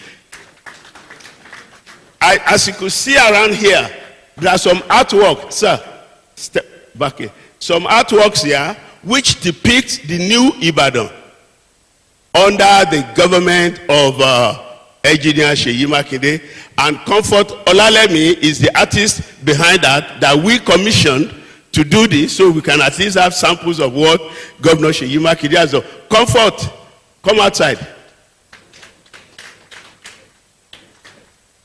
Come outside now. So this is the lady artist who did all these works here. You know, all those works. So, ladies and gentlemen, we have a lot to offer. There is a lot in Oyo State that can draw people from all over the world to Oyo State. But it doesn't come just a la carte. We have to work and ensure that we bring it to the standard that the world can say yes. And art can be used for a lot of things. Like for instance, in 2001, when Nigeria was owing debt to our neck, President Obasanjo called me to say, how can you use art to seek debt forgiveness? And I curated an exhibition bringing artists from around Nigeria together to paint or sculpt or draw how the debt is hampering our progress. And in the long run, we were owing $36 billion. They knock off $18 billion. I was part of that project. So art is potent. Thank you very much. If you appreciate Odunlade, please, a round of applause for him and make it better, please. Jam your hands together for it. Thank you very much for that. And I want to also ask that you please clap your hands for that lady who made these visual arts come alive. Please, let's put our hands together for her. Thank you very much. Thank you very much for that, Comfort, for this great work that you've done. Àwọn àgbàbọ̀ wọn ni wọn là á gbé lárugẹ. Tẹ́nítẹ́ní tèkísà ń tà àtàn. So what we have, we want to promote it. And that's why we have called you on here to come see your state and invest in the state. So, some people have been asking me if they will have the opportunity to interact with the speakers or ask questions.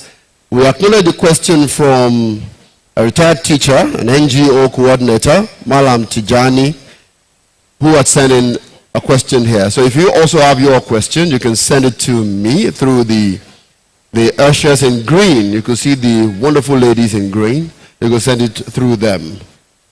Now, we know that this program is running to its end. We have two more before we leave here. I'm sure you will not want to argue that a polished and dynamic presentation from Odunlade is what you just listened to, showcasing what we have. So thank you, sir, for all you do for your state, and we appreciate you for beaming your searchlight on visual arts, and we look forward to exciting plans for further tourism in our state. It's now time for our second fireside chat of this summit. The participants will be answering different questions that will help us all to learn how to boost our tourism message.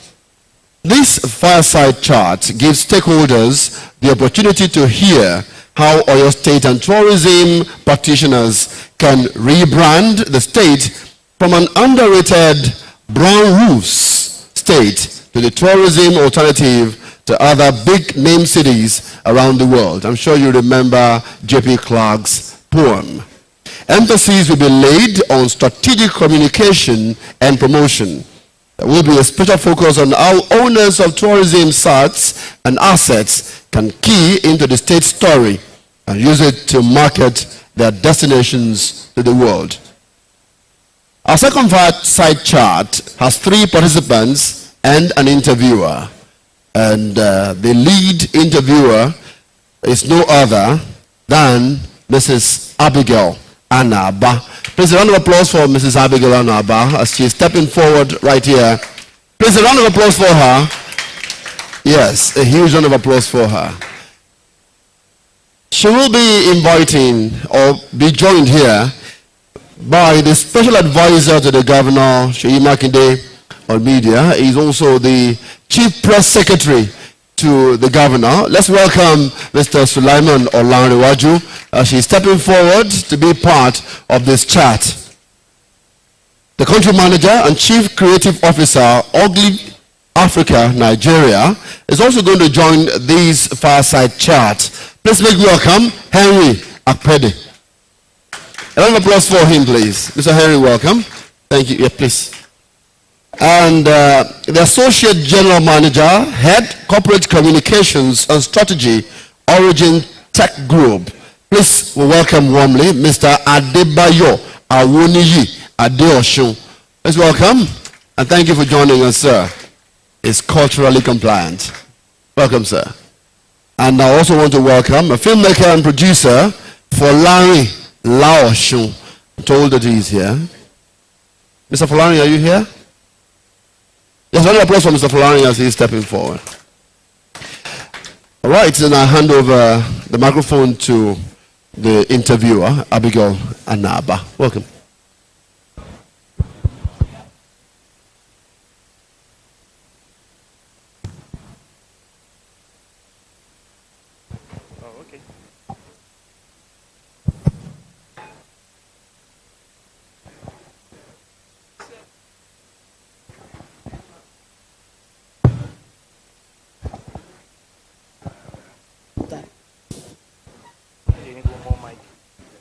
One more mic for Honorable. It's not.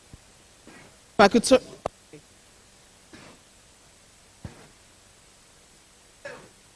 Welcome you all to the fireside chat. My very first question is going to go to my very good friend, the special advisor to His Excellency on media. We all know about that poem by J.P. Clark, where he says, Ibadan is the city of brown roofs. Do you think that this poem aligns with Oyo State's tourism message? First of all, what is the tourism message, and does the poem about brown roofs align with Oyo State's story? Thank you. While what J.P. Clark said would be right about 50 years ago when the poem was written, that is no longer the case. Ibadan is not just about brown roofs. Ibadan is actually about pace setting. When I talk about the first skyscraper in Nigeria, where do you find it? Ibadan.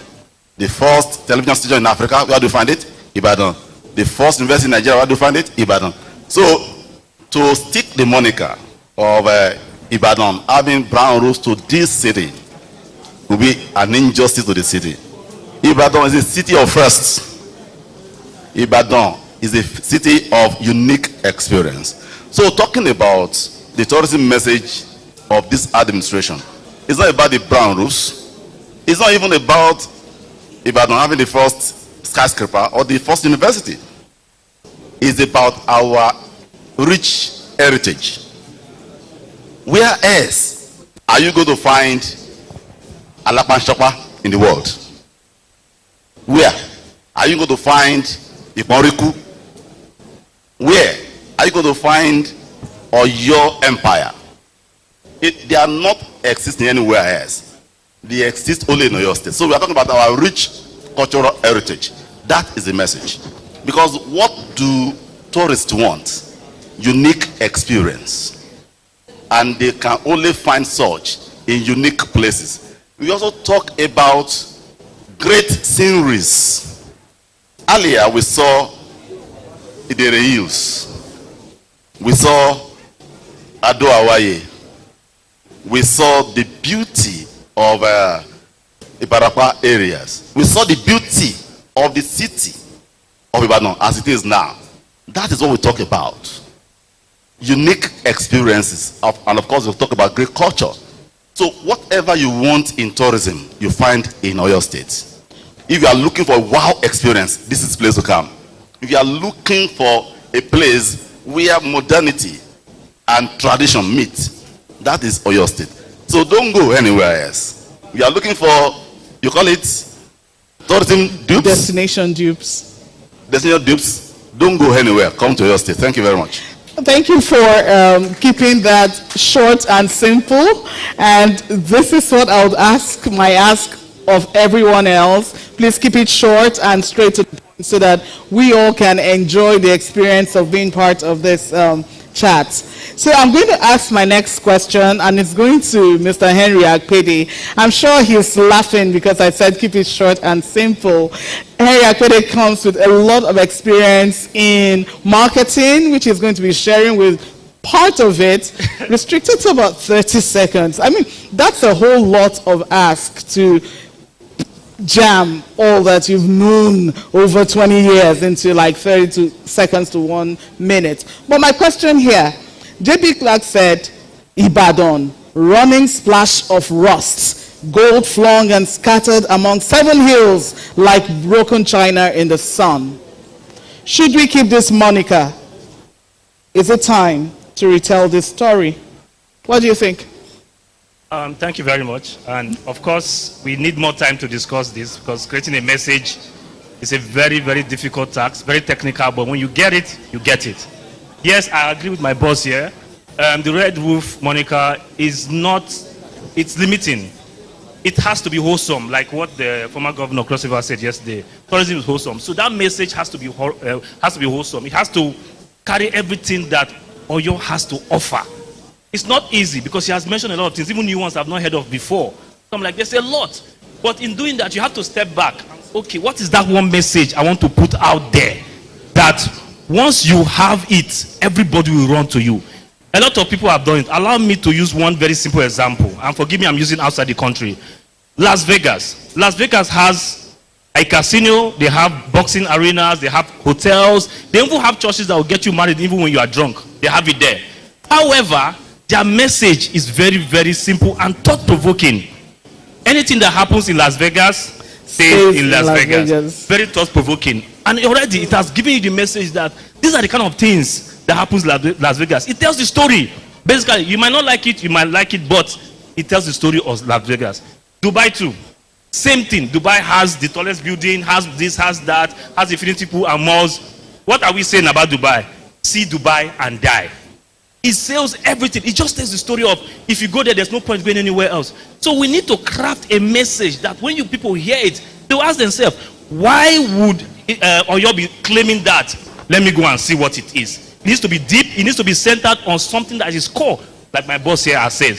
So it's not an easy task. She says, I have a few minutes, but I felt that we would have broken it down on what message Ibadan needs to move from Red Roof moniker to actual message that is thought-provoking. So I think I'll leave it here for now. Yes, please. And thank you so much for, again, keeping it short and sweet. I like that the two of you agree with each other. This is someone from government and this is someone from the private sector. How much better can it get that two, like water and oil, that doesn't mix, but here you're mixing and agreeing with one another. We shouldn't stay with the brown roofs moniker. We need to move on, expand the message of tourism in Oyo State. I'm going to move to someone who makes documentaries about Oyo State, and that's Mr. Lao Shu. And I know you make documentaries about Oyo State and you make films. When you produce your documentaries and films, I want you to just take a look at the numbers. Which do people watch more? Do they watch more of when you capture the brown roofs and all of that, or are they more attracted to more modern things that you do with your documentary? Please, could you speak to that very shortly? Good afternoon, everyone. So firstly, as a filmmaker, your story determines where your locations are. So it is what you want people to see that they will see. For an example, when we were doing Nembe, we were supposed to film in Lagos. And I told my crew that I would like to do this in my city. And they were like, I'm like, don't worry, it's my town. I know how to get things done. So we went to Mokola. We started a script breakdown. During the script breakdown, when they told me that they need a low-income area, I'm like, don't worry, we can use Mokola. They said, where is Mokola? When I took them there, they were amazed with the layout. Because Mokola has one of the best layouts in Ibadan. Now, we need other locations. I told them we will use Makoho. They were like, you don't live in Ibadan. I said, don't worry. I will call someone that will know someone who will get everything. And we got all our locations right. We use Agodi Gardens. We use Mokola. We use the Bawa Towers. So for me, your story determines your locations. And your story, again, the people that want to watch your film, it's your story that will drive them. You can't tell what people want to see. Just tell a good story, then people will get along. Thank you so much. And I like the fact that you talked about your film, Nimbe, and how it was a collection or a conglomeration, if I'm to use that word, of different scenes. You went old, you came to Agodi Gardens, and you mixed everything together, which actually agrees with what Mr. Akpede had said earlier, that we shouldn't just stay with one thing, we need to mix it up. Just as my friend here, Mr. Lariwaju, also said. Now let's talk to Mr. Awoniyi. And in specific terms now, I want to ask you this question about storytelling. They say, if you don't like the stories that people are telling about you, tell your own story. A lot of people, the only thing they think of when they hear Ibadan is, oh, brown roofs. So, how do you think that whether content creators, the government, or others involved in communication can retell the story of Ibadan so that it's not just seen as a city of brown roofs? Thank you very much. I really appreciate this. And I'll go back. I've been a part of two fantastic destination branding. I was in charge of the destination Cross River, which resonated, from which we created Calabar Carnival and quite a number of ideas that drove a lot of traffic and international patronage for Cross River State. So this is a thought where I'm very familiar. The context is very, very important in communication. J.P. Clark was a young man from Ijo who came to University of Ibadan here several years ago. And the context in which he was speaking at that point in time, history, context, are things that must guide the communication that we're going to do. He wrote about the Ibadan that was at that point in time. So reality is that the Ibadan that we have now, sincerely I said to my friend, if I've not been here today, the fantastic things that I've heard about government doing, there is no how I would have known that they are having such. I drive a lot of agri-tech systems and all that now. So if I were not here, the things that the Akonde guy talked about, I wouldn't know that government is. I'm from Okeogun. I'm from Iseyin, and that's why I'm depicting this attire of my people. This is also deliberately and intentional to tell the story of my own people. Maybe physicals, people here, maybe online audiences are going to take away something that, okay, this is, I just like Ule said, the story about how Ihashoke thing, which is one of our occupation of our people, sold their people. So what are those things that are very passionate about? And I'm going to cite one. South Africa was a nation that was known for apartheid. But when they had a very strong leadership, he came up with a story of Rainbow Nation. And for the first time in human history, you had a World Cup, which is the global football fiesta that came and was hosted by South Africa. You will know that there is a lot of crime in South Africa, but they don't project those negativities about them. They project the very positive things about South Africa. So there must be, it must be a tripartite thing. The government must be willing, the people must also have a buy-in. I saw about South Africa, they created Rainbow Nation. After they have been able to, those discriminations still are still present with them, but they were able to manage it. The second one that is very close to it, which is also in our African climb here, is the one in Rwanda. We know about Tutsi and the other folks. But you had a strong leadership, and I'm emphasizing leadership because it rises and falls with leadership. Yep. You had a Kagame who came in and it changed the trajectory. I have been to Rwanda. Rwanda is a place you will love to go to now. So I am not going to sit here and say to you, I'm going to give to you what we're going to talk about Ibadan. We have to do research. Those things are born out of research about places before you can come up with those things. But I've given 2 instances of people who looked back on their history and deliberately wanted to change their narrative, and they created something. Thank you so much. Thank you so much for that. And I'm sure that the clap from the audience shows that they actually appreciate the comments that you made. And my next question to Mr. Akwede is born out of the comments that you made about messaging. It's the message, and Marshall McLuhan, it was that said the medium is the message. Do you agree with that statement? And if you do, what medium should the Oyo State government be using to boost the message of tourism? Thank you very much. So, you won't believe it, but I get asked this question by almost all my clients, even some of the big ones, Coca-Cola and the rest. So, the idea of a medium, Marshall is actually right. Medium is important.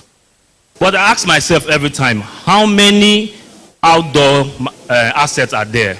How many TV stations are there? I mean, we have like over almost 1,000 TV stations in Nigeria. We have like 36 radio stations in Nigeria. How many outdoor sites? Like roughly 2,000. You can use those. But let me tell you the one medium that you cannot run out of, which is the citizens of Oyo State. There are about 8 million citizens in Oyo State. Imagine having half of that.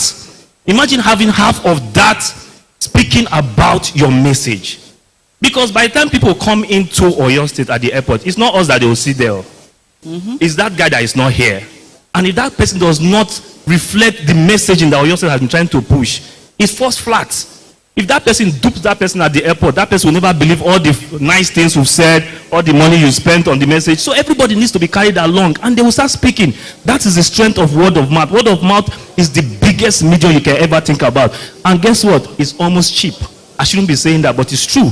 So guys, you can try the radio, you can do the TV, you can do whatever, but you need to educate the people in Oyo State. Explain to them why they are doing what they are doing. I went to Gambia and everybody was a tourist guide.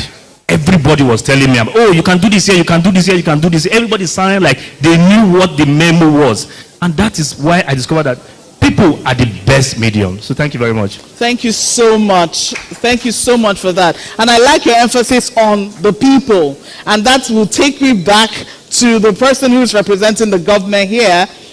What he has just said is, if you want to boost your message, you have to think like a tourist. Because a tourist wants to know where to go when he comes to your city. And now he's saying the citizens should be your medium of communication. Do you think that Oyo State is thinking like a tourist? Yes, Oyo State is thinking like a tourist. And I would like to conclude the thought that Bayo started, actually. He talked about South Africa, he talked about Rwanda, he didn't talk about Oyo State. Now, a year ago, we didn't have a Minister of Culture and Tourism. It took a great leader, a visionary leader, a leader who knows that the future is not in oil, a leader who knows that the future is not in gold, but the future is in places. That one, you cannot exhaust the sites that we have. So when you are talking about strong leadership, give it to our governor. At least he has started this now. Otherwise, we'll not be here. Now, why do people believe the message of the government? Why? When they see sincerity, when they see vision, when they see commitment, then they buy into it. People doubt their leaders when their leaders show insincerity. Our governor has demonstrated sincerity of purpose. He has demonstrated vision. That is why everything that he does with passion. And people believe him. So we are now sending out the message that Oyo State is serious about tourism. And you can take a bet on this. A year from now, the word out there in everybody's mouth is that Oyo is the best tourist destination. I can tell you, I can assure you of that. Thank you very much. Thank you so much. I'm just going to make it really fast because we have to end this conversation and give way for the last panel of the day. But I'm just going to quickly ask Mr. Laosh one question, and the question has to do with a message to the Oyo State government.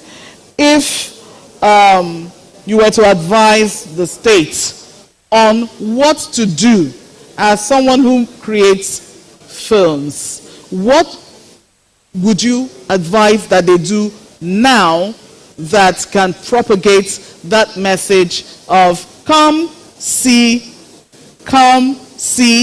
enjoy Oyo State? Thank you for that question. Firstly, I like the tagline. Come, that comes means Oyo State already is accommodating. We love people. Then, now, people are already seeing what the governor is doing. So that is it. But another area that we need to focus on is we need to engage a lot of influencers and young creative around. Let them do shorts. And also, we need to improve on the pictures we upload about all these tourist attractions. It is very, very key. Now, if you want them to enjoy, already the roads infrastructure have been done. Now, what we need to do now is we need to promote, we need to push. Let people see that, okay, the government is doing a lot. Then people will come and they will enjoy. It's so simple. Come, see, and enjoy. Thank you so much. Thank you so much for that. I do not think I could have even said it better. And then I'm going to finally end with Mr. Adeosun, and I hope that you keep it very short and sweet. In 1 minute, tell us what would be the key takeaway that you want the government to take from this sitting. Thank you very much. Like my friend Lanre Sulaiman said, a fantastic thing is being done. I travel to my hometown regularly now. I go through the Moniya Road to Iseyin all the way. A fantastic job so that I can also validate what the government is doing. You see, one of the most passionate assets that I know the government can leverage at the moment. I'm very fanatical about most things that I do. I'm a fan of Arsenal Football Club. And unapologetically so. You know, the 3SC Football Club, is that the name they are called now? I grew up knowing them. What did Rwanda that I talked to you about did? They identified a leverageable asset in football. They partnered with a very strong, they didn't partner with Chelsea Football Club or Manchester United or City. They chose a very serious club with strong leverageable asset, and that's Arsenal. And they put a simple message: visit Rwanda. So why not the government of Oyo State? You are doing a fantastic thing with sports Oyo now. State, please. 3SC visit Oyo, and that would have been a spot on for me. So. Thank you so much. And I know that we wish we had so much more time to have this conversation. It's about boosting the message, but I'm very happy about the insights that we all brought to this conversation. And I'm sure that the relevant authorities, I can see the Commissioner for Culture and Tourism sitting down there, taking notes, and these notes will be put into good use. Thank you very much for being part of this panel. Amazing. Please, a round of applause for them. I strongly believe we can do better than that. Shall we do a bit more? Okay, let's celebrate Edmond Ogilo as he's stepping forward. You're welcome. Welcome. You're welcome. All right, so that's the man who holds the city down Saturday morning on your #1 radio station, Splash FM 105.5. You can argue with your neighbor, actually. Well, thank you. All right, on the panel. Let's go. All right, Mr. Olusegun Alebioshu is a banker. Will be joining Edmond on this panel. Shall we appreciate Mr. Alebioshu Olusegun as he's coming forward? Please, let's keep clapping, please. Mr. Kolapo Ogungbile is a tech expert. I'm told he's also part of this panel. Please, let's put our hands together as we clap for Mr. Kolapo Ogungbile. Mr. Bolaji Abimbola is a marketing agency practitioner. Is also right here. Mr. Bolaji Abimbola, please welcome. And co-creative director, Patrick Wahid Design Consultancy. Let's welcome Mr. Adeyemo Shokumbi. And so over to Edmund. Thank you, Sean.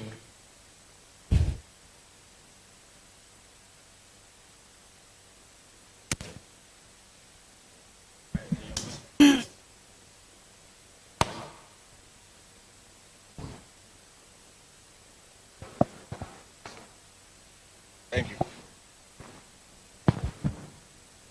So let's talk about growing the economy through tourism.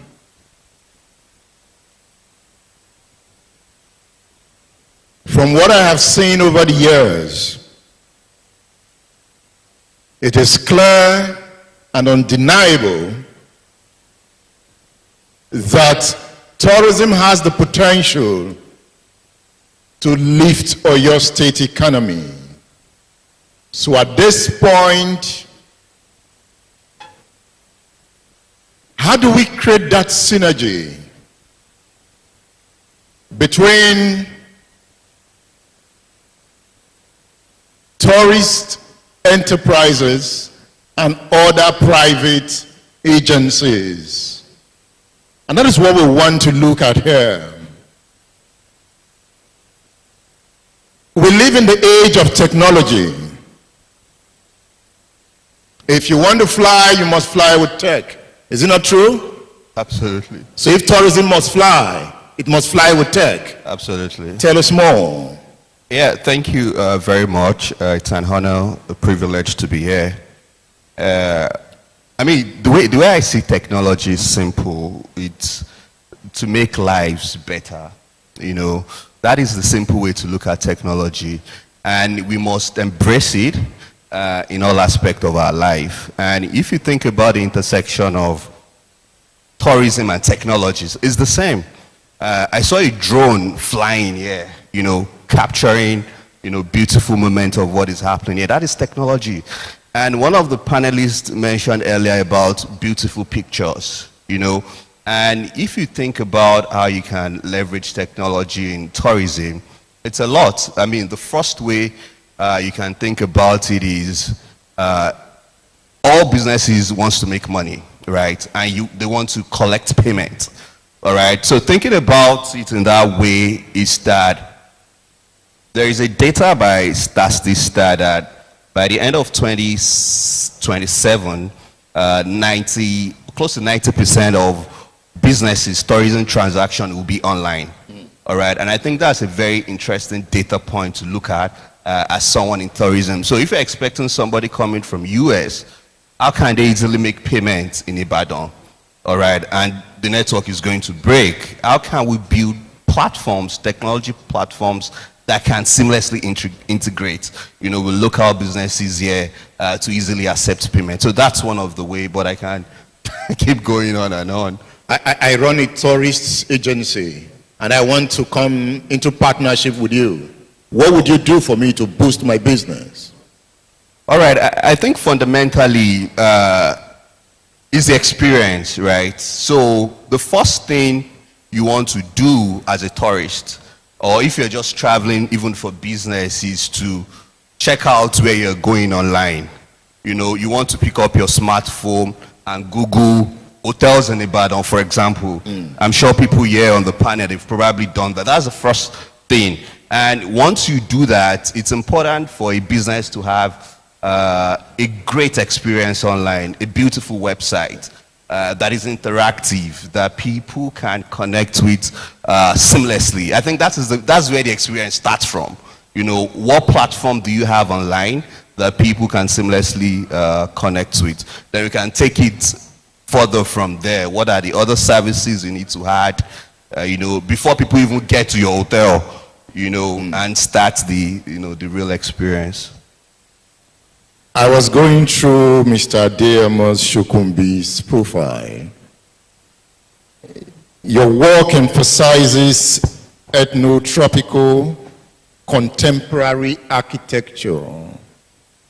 So it means you are merging modern design with tropical climate considerations and ethnic aesthetics. That's so complex. Look at Captain Power's store. How does this apply? Well, that's a question that you kind of like put me on the spot with. Because, you know, as an architect, you go through, you evolve, right? And not wanting to go into my history of being an architect, but basically what happened was I didn't study architecture here. And when I moved back to Nigeria, I wanted to sort of like find some meaning in the architecture that I was going to be creating. So that was what brought about this ethno-tropical sort of like language. Because, you know,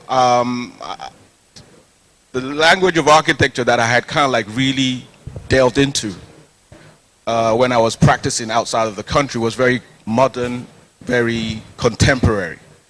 However, moving to Nigeria, you have to deal with the context, especially when it comes to climate and comes to, you know, the environment that you're going to be creating your architecture in.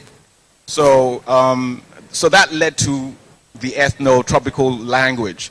But since then, you know, over time, one has evolved, one has started to look at the context in a much deeper way, trying to find a better understanding of the type of architecture that is necessary for this our environment. And I was very sort of like taken in by what Kunle Afolayan presented today. Because, you know, like I said, working with the context and also trying to see how you can preserve history or preserve a language or preserve culture. So that's where I'm at now. So for me to answer that question, that what is it about, I kind of like left that in the past, so to speak. So I've kind of like moved on. The reason I'm asking that question, I'm a tourism asset owner. Right. I need your services. Right. What can you do for me? Well, the service of an architect obviously is going to be along the lines of, as a tourism promoter, you have a vision of, you know, collaborating with someone who understands that language much better than I do. However, there are areas of architecture that, you know, I have kind of like really settled in now. So if you're a tourist promoter and you want me as an architect to do something for you, obviously I need to see if it's something that I can deal with and not waste your time or waste my time. You know, one thing I do at my leisure is to go to Makbo, mostly on Sundays. I love the brown roofs. There's this inspiration it gives me. So I stand there, sometimes with my phone, I'm looking at the brown roofs. And I'm looking at the scattered settlement, asking, what can we do here? How do we reshape this environment? And I'm consulting you. What do we do? I will preserve it, but I will use material that has a long-lasting sort of like materiality. Because the thing is, I mean, you were talking, the honorable, I don't know if it's a commissioner, said something about, in as much as J.P. Clark talked about the brown roofs, that there's more to Ibadan than the brown roofs. I agree. But for me, as an architect, I look to heritage, I look to culture and the preservation of it. So, I mean, I'm very sort of like happy to be here actually, because Oyo State have gone out on a limb to sort of like, you know, put this out to people like myself, that if this is to happen, how would you respond to it? Do you understand what I'm saying? And I'm not the only architect in Nigeria. There are many, or the only architect in Ibadan, or the only architect in Western region. There are many of us.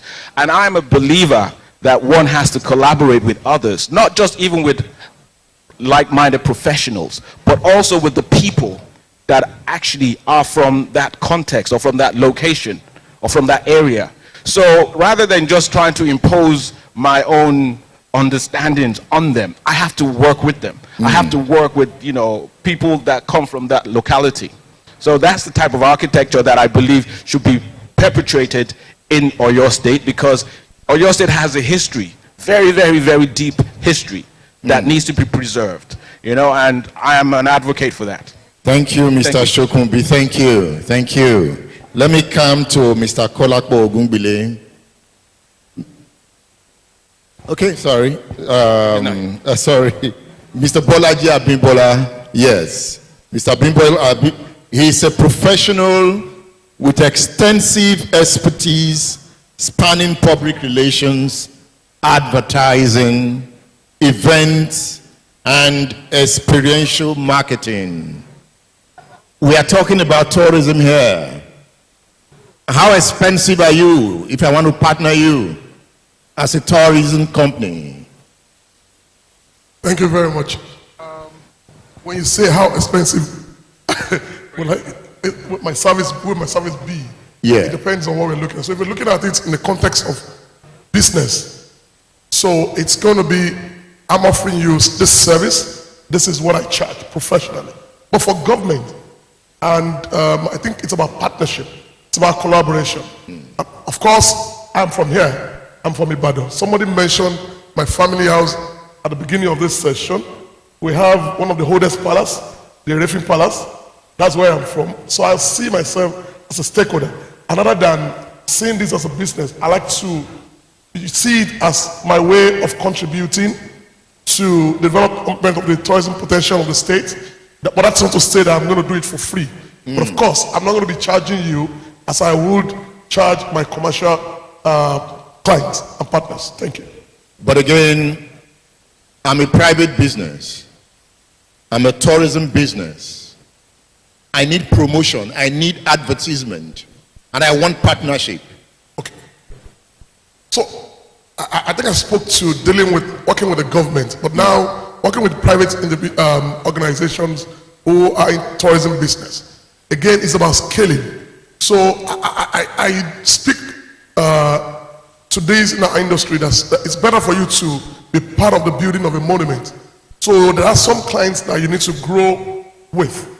And over the time, then you can charge them what you actually deserve to earn. So if you want to work for an hotel, for instance, Korea Lion definitely needs PR, needs publicity for that tourist center I have at Igbo Giant Komu. But of course, you can see his challenges already. Guy has spent a lot of money, see having challenges. But if you go to him and in a straight commercial terms, he may not be able to afford you, and you're going to more like not allow the potential of that tourist destination to flourish. So you look at collaboration. You see, look at the medium that you can use to reach his audience that is the best medium and most affordable. Then you begin to scale as it grows. That is the way I like to approach partnering with tourist operators. I must confess, since yesterday, I've been thinking of going into tourism business. And I think I will. Please do. And in the last 3 or 4 years, I've brought in some friends, especially Makbo Axis. We've toured those areas and I've seen the potential, but I've been dilly-dallying. If you are a young person, let's make money. Get ready, let's partner. There is money to be made. You say, I was in Vietnam. I knew how much I spent to view certain sites. Those sites are not as great as some of the sites in Oyo State. So if you are a young person in this hall, just go back and reflect. There is money to be made from Oyo State. Mr. Architect, are you seeing the money? You are seeing the money. Are you going to come in to partner? Without a doubt. I mean, given the opportunity, I'll be here in a flash. I mean, the thing about Oyo State is, like I said, it has the culture, it has the history, and, you know, it is ripe for what Oyo State is actually trying to do now. And I mean, you know, I move around in a pack. So my thing now is to go back to the yard and tell the pack that, listen guys, there's so much to be done. Just like you're encouraging everybody to invest in Oyo State as the young people that are in the audience today, that, you know, it is ripe for it. And I feel that what the government, which, I mean, I was so impressed with the Deputy Governor's presentation today, because he wooed me and he made my head swell to the point that, I mean, I wanted to go up to him and say, come on, give me a job. I'm ready for this. But the truth is, everybody should come to Oyo State now. With the initiative that has actually been done with this summit, and with my friend Dr. Adun Okukwe, who has actually decided to move into this environment, I'm sure this is where it's at. Now, if you go on my pages, you would see about 6 documentaries on the Fashola Agribusiness Industrial Hub. I went into that hub and I saw the power of visionary thinking. Take a tour to that hub and see what Agric can bring to the system. What Dr. Debo Akonde described is real. And I took my cameras in, I saw the pictures, I saw the future. Let's look at what tech can do for Fashola Agribusiness Hub. All right. I think initially when I started, it was about creating the digital experience. And what I was trying to do is to Google the Fashola Hub and just trying to understand the kind of information that is available, you know, on that. I've been hearing about it, I've checked it out. And a quick one, there is a platform here, I don't know if anybody has heard of Hello Ibadan, all right? Some wonderful young guys, and they create amazing content, you know, about beautiful places, amazing places in Ibadan. And that's one of the things technology can do, visibility. You know, people need to know locally in other part of the country. And I think it was yesterday when someone said in Africa we have a population of 1.4 billion people. I mean, and that's a very huge market. So the question is, how can we leverage technology to drive visibility for Fashola Hub? I mean, I heard the commissioner said that it has been fully subscribed. There is plan to set up additional hub like the Fasholas, but what can we do to grow it in terms of visibility? What are the resources available? What is the platform like? You know, is there like augmented reality integrated and I can maybe interact with some of the spaces there? There are also businesses there. I mean, there is opportunity to create programs for young people that are building or starting new innovative ideas around agriculture and tourism, and even incubate them in that location. So in essence, I mean, technology, one, visibility. All right, that is one of the key things I think technology can use. And of course, the processes. I'm sure there are a lot of processes there that technology, you know, can also drive. Yeah. Let's look at this question. And it's to you, Mr. Abimbola. Do you have any personal experience of ongoing partnership between marketing agencies and tourism asset owners? Okay, there's a lot, and I spoke to these during areas for this event. If you look at a country like Kenya, the Kenya Tourism, the board of the Kenya Tourism have partnership with marketing communication agencies that develop strategies and communications for promoting Kenya tourism, which is why today Kenya is one of the major countries in Africa attracting a lot of tourists to their state. It will interest you to know that Kenya makes a lot of money in tourism between the relationship with the United Kingdom, so much that the late Queen actually was holidaying in Kenya when she was named Queen of England. And it's a no-brainer. The government and the private investors cannot do it alone. So there is a need for there to be that partnership between the tourism investors, the government, and marketing communication experts. My friend Bayadosho spoke here about the destination branding for crossover state. That was done through a public-private partnership. And of course, we know, like we say, that government has no business in business. What government needs to do is to find the right partners in the private sector, bring them together, and we'll see a whole lot of difference. If the government of your state, with what they're doing already, for them to achieve what they want to achieve in tourism, what they need to do is partner with some of these private individuals, private companies who are into tech, the finance, architecture, and marketing communication. And in 5 years, we should start seeing the result, because it's a marathon. We need to tell ourselves the truth. Okay. It is not a sprint. You are not going to start to say people should visit our state and expect to start happening now. It's a gradual process, and at a point, even the man who spoke about word of mouth, the word of mouth will not spread almost immediately.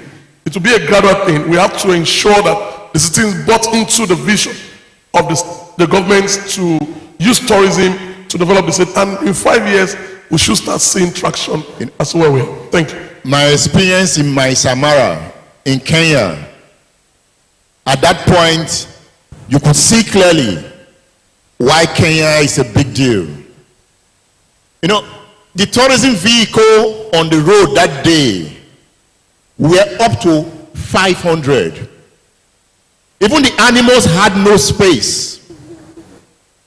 The number of Chinese, the number of French, the world was in Samara. In fact, the season begins to boom from now. May, June, August, and Nairobi is in money. What are we struggling to see? Lions, antelopes, zebras, but they have made them so interesting. What is so beautiful about Samara? Google it and see. You have 7-star hotels in those forests. Presidents are relaxing there. You have 3-star hotels in that place. And the community, members of the community, the Maasai people, the natives, the Maasai people are in money. They are selling artifacts. They are speaking good English. They are welcoming. In fact, I'm happy with what is going on here today. Mr. Shukumbi, are you that expensive? If I want to come to you to design something, is the architect that expensive? I know the architect is expensive. Well, everything is actually relative. Right? Okay. Someone might say they just want to redecorate or redesign this space. Yeah. There will be a budget allocated for that work, right? Normally, how architects will charge will be a percentage of the estimated cost. This is before the work starts, right? But everything is negotiable. We live in an environment where my mother used to say to me that anytime you go to a market and they give you a price, you know, you just, first of all, cut it down into 2, right? But that doesn't necessarily give you the value that you expected. So it can't necessarily always be the case. I'm not expensive. Like I said, everything's relative. But having said that, you know, there are 3 stages to what it is that we do as architects. There's the concept development stage. There's the what we call the feasibility stage, right? Then you can move to the next stage, which is to do the drawings that we're going to use to execute the project. And then from there on, you'd now start doing the contracts administrative aspect of the work. So if there's a promoter here that has a vision that wants to do something, I'm not going to charge him for the whole project when he comes to me and says, oh, I have an idea and I want to do this. We will do it in stages. And then better still, you know, I mean, they always say that architects don't make good businessmen. But one thing that we've learned nowadays is people don't like paying for services in our environment, unless you're in the oil and gas business. But as an architect, you know, you can sort of like negotiate a way of saying, you know what, might not necessarily get paid for this, but when we're done with the project, I mean, this would obviously be written out as a contract. when we're done with the project, based on whatever the return on investment is, I can earn a percentage of that. You know, or you could even do like a JV, a joint venture, where you don't necessarily have to be paid anything, but your sweat equity becomes your own equity in that understanding. As we round up the discourse, advise the Oyo State government on the road to follow, especially with relating to professionals like you. So we all understand the challenges that we have in Nigeria. There's a 4-year cycle that we all work with. Sometimes we're lucky it can be an 8-year cycle, okay? So I don't know the intricacies of government or policy or what have you, but I feel that the government have a duty and a role to play where if, for example, someone looks at a project and sees it as a short term, that doesn't necessarily have a problem that much with it because you're still within the cycle of that 4-year cycle. But if it's like a long-term project, which most of these projects need to be for them to be successful, you can't, you know, sort of like create magic in one night. So what am I trying to say? The thing is policy. How strong is policy going to ensure that when someone invests in a project that is long-term, that some new government is not going to come in and then change the policy that you have actually entered into, you know, 8 years ago, and therefore makes your project, I don't know, lose whatever value it had when you looked at it in the beginning. So what am I saying? There should be, and I don't know, like I said, I don't know how it works, maybe the politicians can say this, that is there any way of ensuring that whatever policy that is actually used to guide a project that is long-term, that is cast in stone. So someone is not necessarily going to suffer the fate of a new government come in and then policy changes. Okay, I think before we round off, at some point, perhaps the commissioner will respond to that. As we go, Mr. Ogungbile, you speak to the government. Sorry, Mr. Ogungbile, you speak to the government.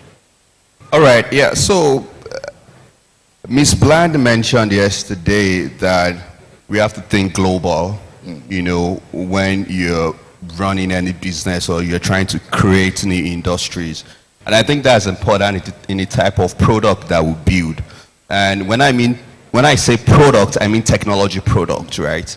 So if you're trying to build a platform to drive tourism, for example, in Oyo State, the question is how competitive is that platform?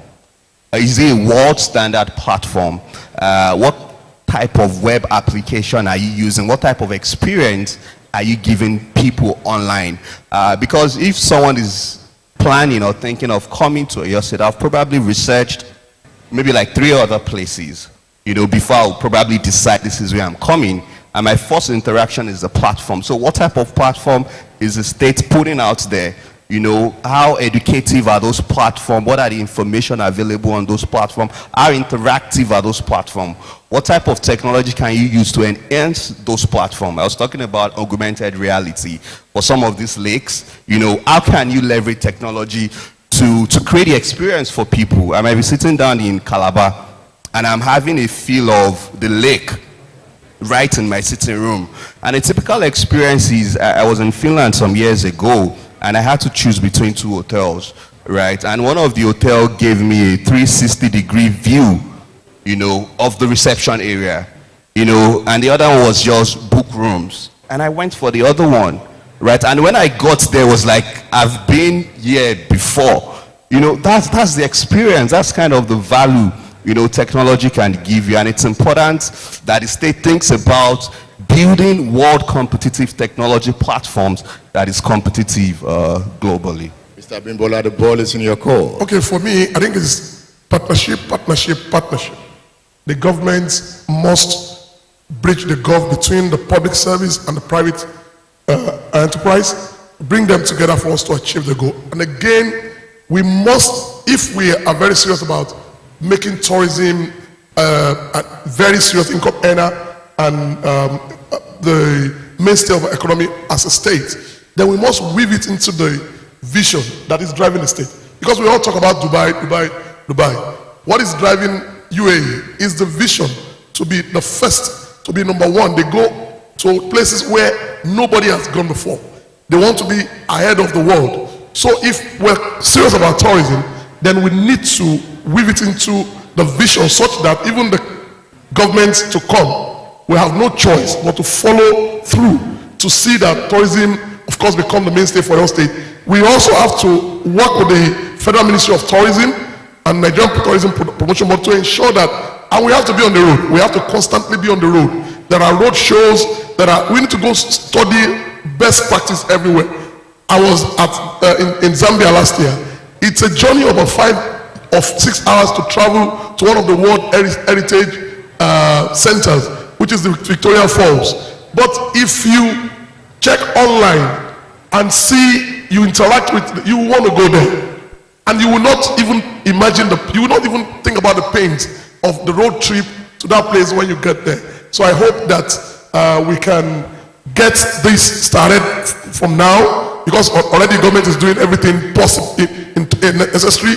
We have the infrastructure, we have security. I was shocked today to find Egbo Osheni here, and for him and retired AIG Security Akonde, the security is taken care of, infrastructure is there. Then we just have to go above all of this now, bring the private sector to work with the government, and we will set the state on the journey for the future. Thank you. God bless you. Thank you, Mr. Bolaji Abimbola. Thank you, Kolakpo Ogungbile. Thank you, and Mr. Adeyemo Shokumbi. Thank you. Let me round off with this point. We have more than 40 radio stations in Ibadan. That is a great tool for the promotion of tourism. And for me, as a radio man, I have taken it as a duty, as a social responsibility, to promote the tourism potentials of Oyo State. And I also advise the government to key into all the radio stations. Radio is a powerful tool to drive this message. And I know if all radio stations key in, even 50% key in, we are in for big business. This is the age of making good money. Let's make money. Thank you. I think this panel deserves more applause. And please, members of the panel, can you please stay here so that you can take your photographs? Please, if you can just stay this way so that you can take a photograph. Please. Yes, just somewhere here. Yeah. Thank you. Now, while they are doing that, very quickly, while they are trying to take the photographs, we have some questions that people have sent in that will be quickly answered. However, let me start by saying that Abiodun Ayorede, we got your suggestions and all the submissions that you made. It's been passed over to the committee and they will be working on that. So thank you, Ayorede. We have two questions here for the Honorable Commissioner for Tourism and Culture. The first one is from Aileka Boluatife, and said, what is the plan for your state government for content creators wanting to partner with the state?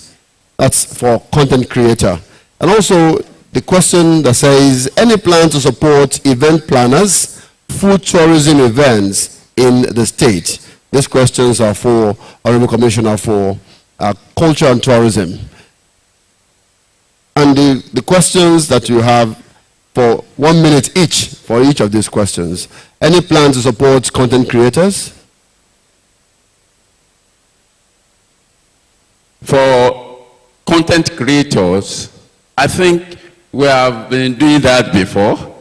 What we do now is to intensify our effort. And I also want to say that please, if you are a content creator and you have good content that you can use in a good context, you can approach the ministry. I'm assuring you. And please, this is PPP. Don't come here and say this will cost us so much. Please, I will be willing to go extra mile with you. If you don't come to me and say, go and bring money. Don't come to me. But if you have good content, at least we have about 5-6 content creators that we are working with presently.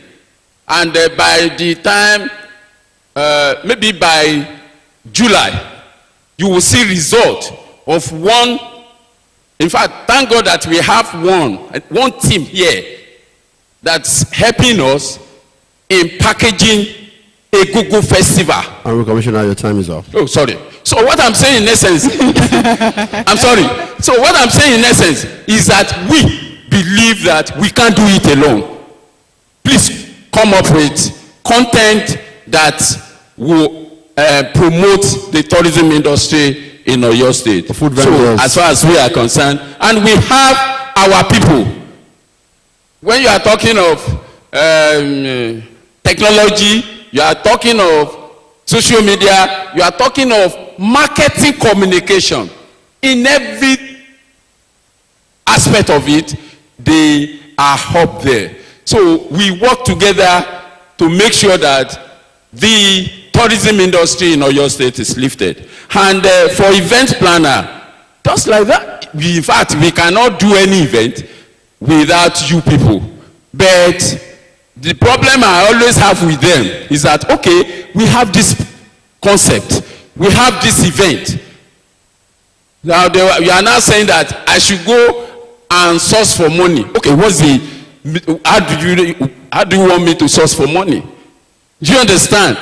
First of all, source for money, sponsorship first, then come, we give you political will, and we put everything there to make sure that event succeeds. All right. And the area of event, we have many cultural festivals that can bring money. Sango Festival is in August.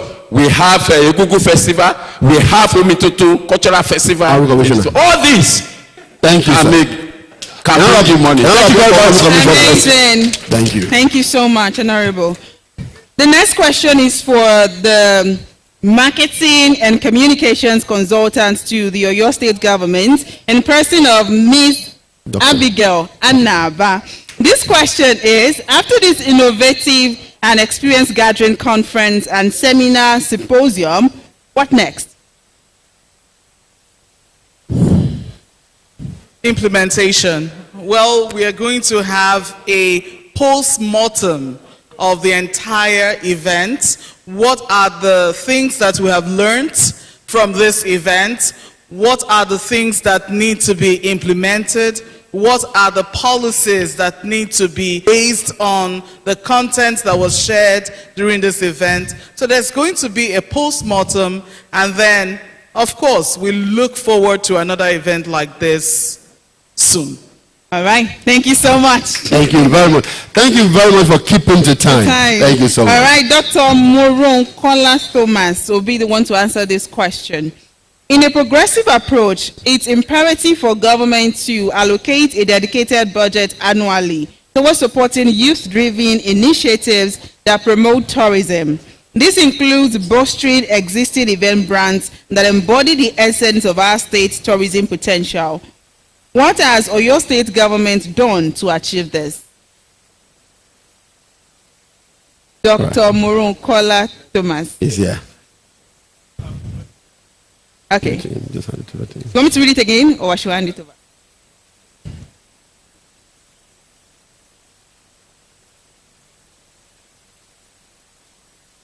Just the last part to make sense to you.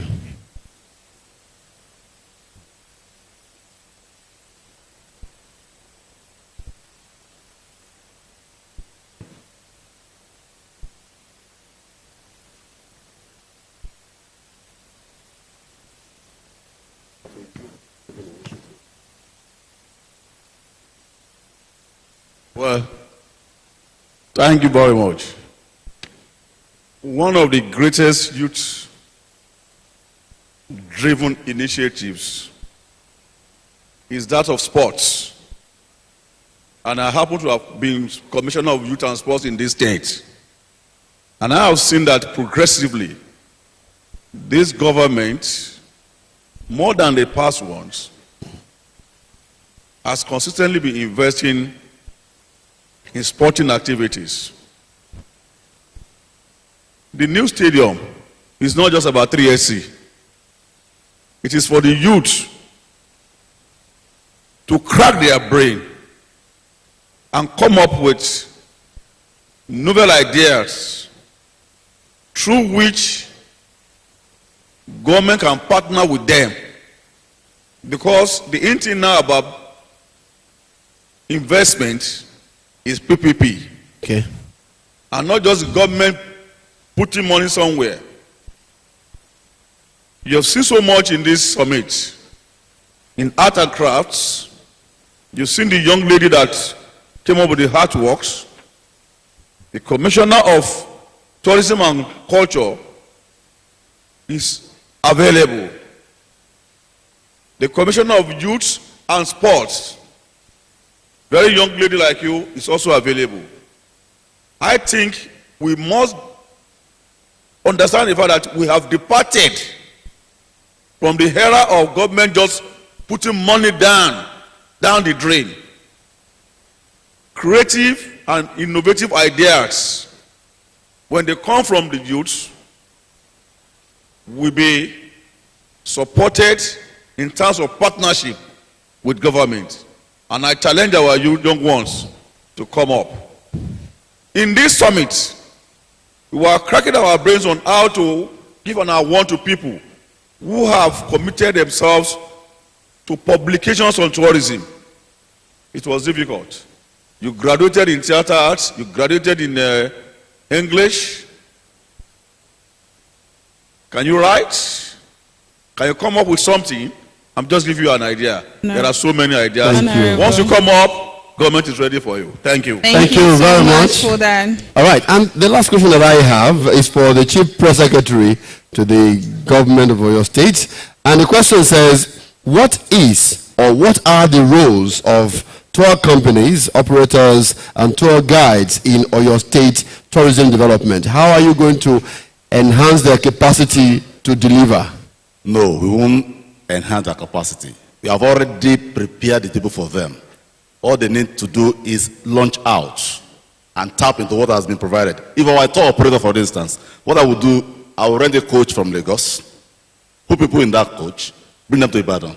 From Ibadan, go to Moniya, get to Ado-Awaye, come back to Ibadan, go to Bowers Tower, go to Agodi Gardens. You have a whole day. So what the operators need to do is to be very active. Seize the opportunities that the government has provided. Government is a facilitator. And this government has facilitated opportunities. So what they need to do is to seize the opportunities and cash out. All right. Thank you so much. Let me also announce that the lunch is being distributed amongst us. So please don't go until you get your lunch pack before you leave this place. Iboko? I mean, what a great time we've had in the last 48 hours. And all too soon, we're drawing the curtains on this memorable summit, hashtag It's Oyo State 2024. And it seems like just a minute ago we were saying welcome to all the delegates. And now we are already saying our BYE and saying goodbye to you. And you know how they say that time flies when you're having a good time. And just as you said, that 48 hours seem not to be enough for us to have a great time here. I know, right? So we thank you all for being here. We would like to invite the Honorable Commissioner for Culture and Tourism for the vote of thanks to thank everyone, the delegate, the speakers who have been part of this great event. My name is Oluwaseun Akinola, and I thank you for joining us right here. And my partner here has been very delectable and helpful on this program. Absolutely. I am Ibukunluwa Olagunju. The Commissioner, sir. Very wonderful people. I appreciate you. Thank you, sir. So, I want to first of all thank the chief convener of this summit, my Oga, Governor Oluwaseyi Abiodun Makinde, for making this summit possible. I thank the Deputy Governor for his support, who is overseeing the Ministry of Culture and Tourism. I thank the Kabiyesi's, Oriade Orunleke. We thank you. And I thank all the committee members and all the executive council for giving us all the necessary support.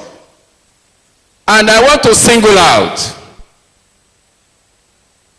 the partner, our partner, who has been there since the beginning and since they created or decoupled the ministry from Ministry of Information, Culture and Tourism, and that is Silver Wolf Digital. That organization has been instrumental to what we have been doing since we started. And we are very grateful from the top to the least person in that organization. We appreciate you and we continue to appreciate you. And all the speakers, all the presenters, the panelists that came and presented their papers and discussions, we really appreciate you. Baba Odunlade, you appreciated. He decided to cut short his trip in the US to come and attend this summit. You appreciated, sir. I also, where is my friend, Manina? Is she here? Okay. So, that's one of our delegates, our panelists, our speaker that came, that flew from America to participate in this summit. We appreciate her too. And I appreciate all the delegates who attended this summit. We started yesterday. Normally, in summit or conferences like this, the second day, you hardly see 1/3 of those that you saw, that attended the first day. But come and see, you see that people really troop out yesterday, they troop out today to attend since morning. The hall is still full. I appreciate each and every one of you. And the zonal presentations, that is local government, the 33 local government of Oyo State, we appreciate you for your wonderful performance yesterday. In fact, it helped to sell Oyo State to people outside Oyo State. Once again, I thank the gentlemen of the press, especially all the media stations that partner with us. The Agidigbo, Fresh FM, and all Fresh FM partners. We thank the BCOS, Broadcasting Corporation of Oyo State. They cover it live, both radio and television. That is our home station. That station has been very supportive. That station has been helping the ministry to grow. We appreciate the station. We appreciate each and everyone from the executive chairman of BCOS to all the staff. We really appreciate you. Splash FM. See wonderful MCs. They have been here since yesterday. They have been doing wonders. We appreciate you, Seun Akinola and Ibukun. I really appreciate you. You didn't allow us to have any dull moments. That's very nice of you. And all our the panel leaders who anchor all the panels. My friend, my brother, Edward Nobilo, you are welcome. I'm very happy that you show interest, and also see that high level of commitment from Edmond Obilo, that he's going to use his platform to promote tourism potentials that we have in Oyo State. And I want to say that he has a lot of traffic on his platform. When we say tourism potential, not only tourism alone, we have cultural diversity and tourism dynamics. Cultural activities and festivals are part of tourism. So please, help us combine that, and I know anytime you make promise, it is commitment, and you always keep to your commitment. Thank you very much. And other panelists, they have gone. We really appreciate. We have taken note of all your comments. Only Afolayan, and thank God that he met with Oga yesterday. We had high-level investors meeting yesterday with Oga, and each investor was allowed to express his or her feelings and demand. And immediately, Oga addressed all the demands. I thank you for coming as you are leaving. And gentlemen of the press, once again, you are wonderful people. That is my constituency. I appreciate you for being with us since yesterday. And my ministry, thank you for accepting my agidis. So, and I appreciate each and every one of you, the management and the entire staff of Ministry of Culture and Tourism. I cannot do it alone. You have been giving me all the necessary support. Thank you for taking and accepting my SSS. What matters today is that you, Silver Wolf, really made today's possible. And we are very proud to have today's summit. Once again, all the members of the committee, permit me to single them out one after the other.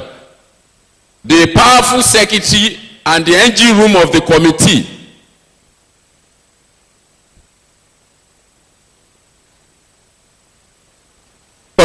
Okay.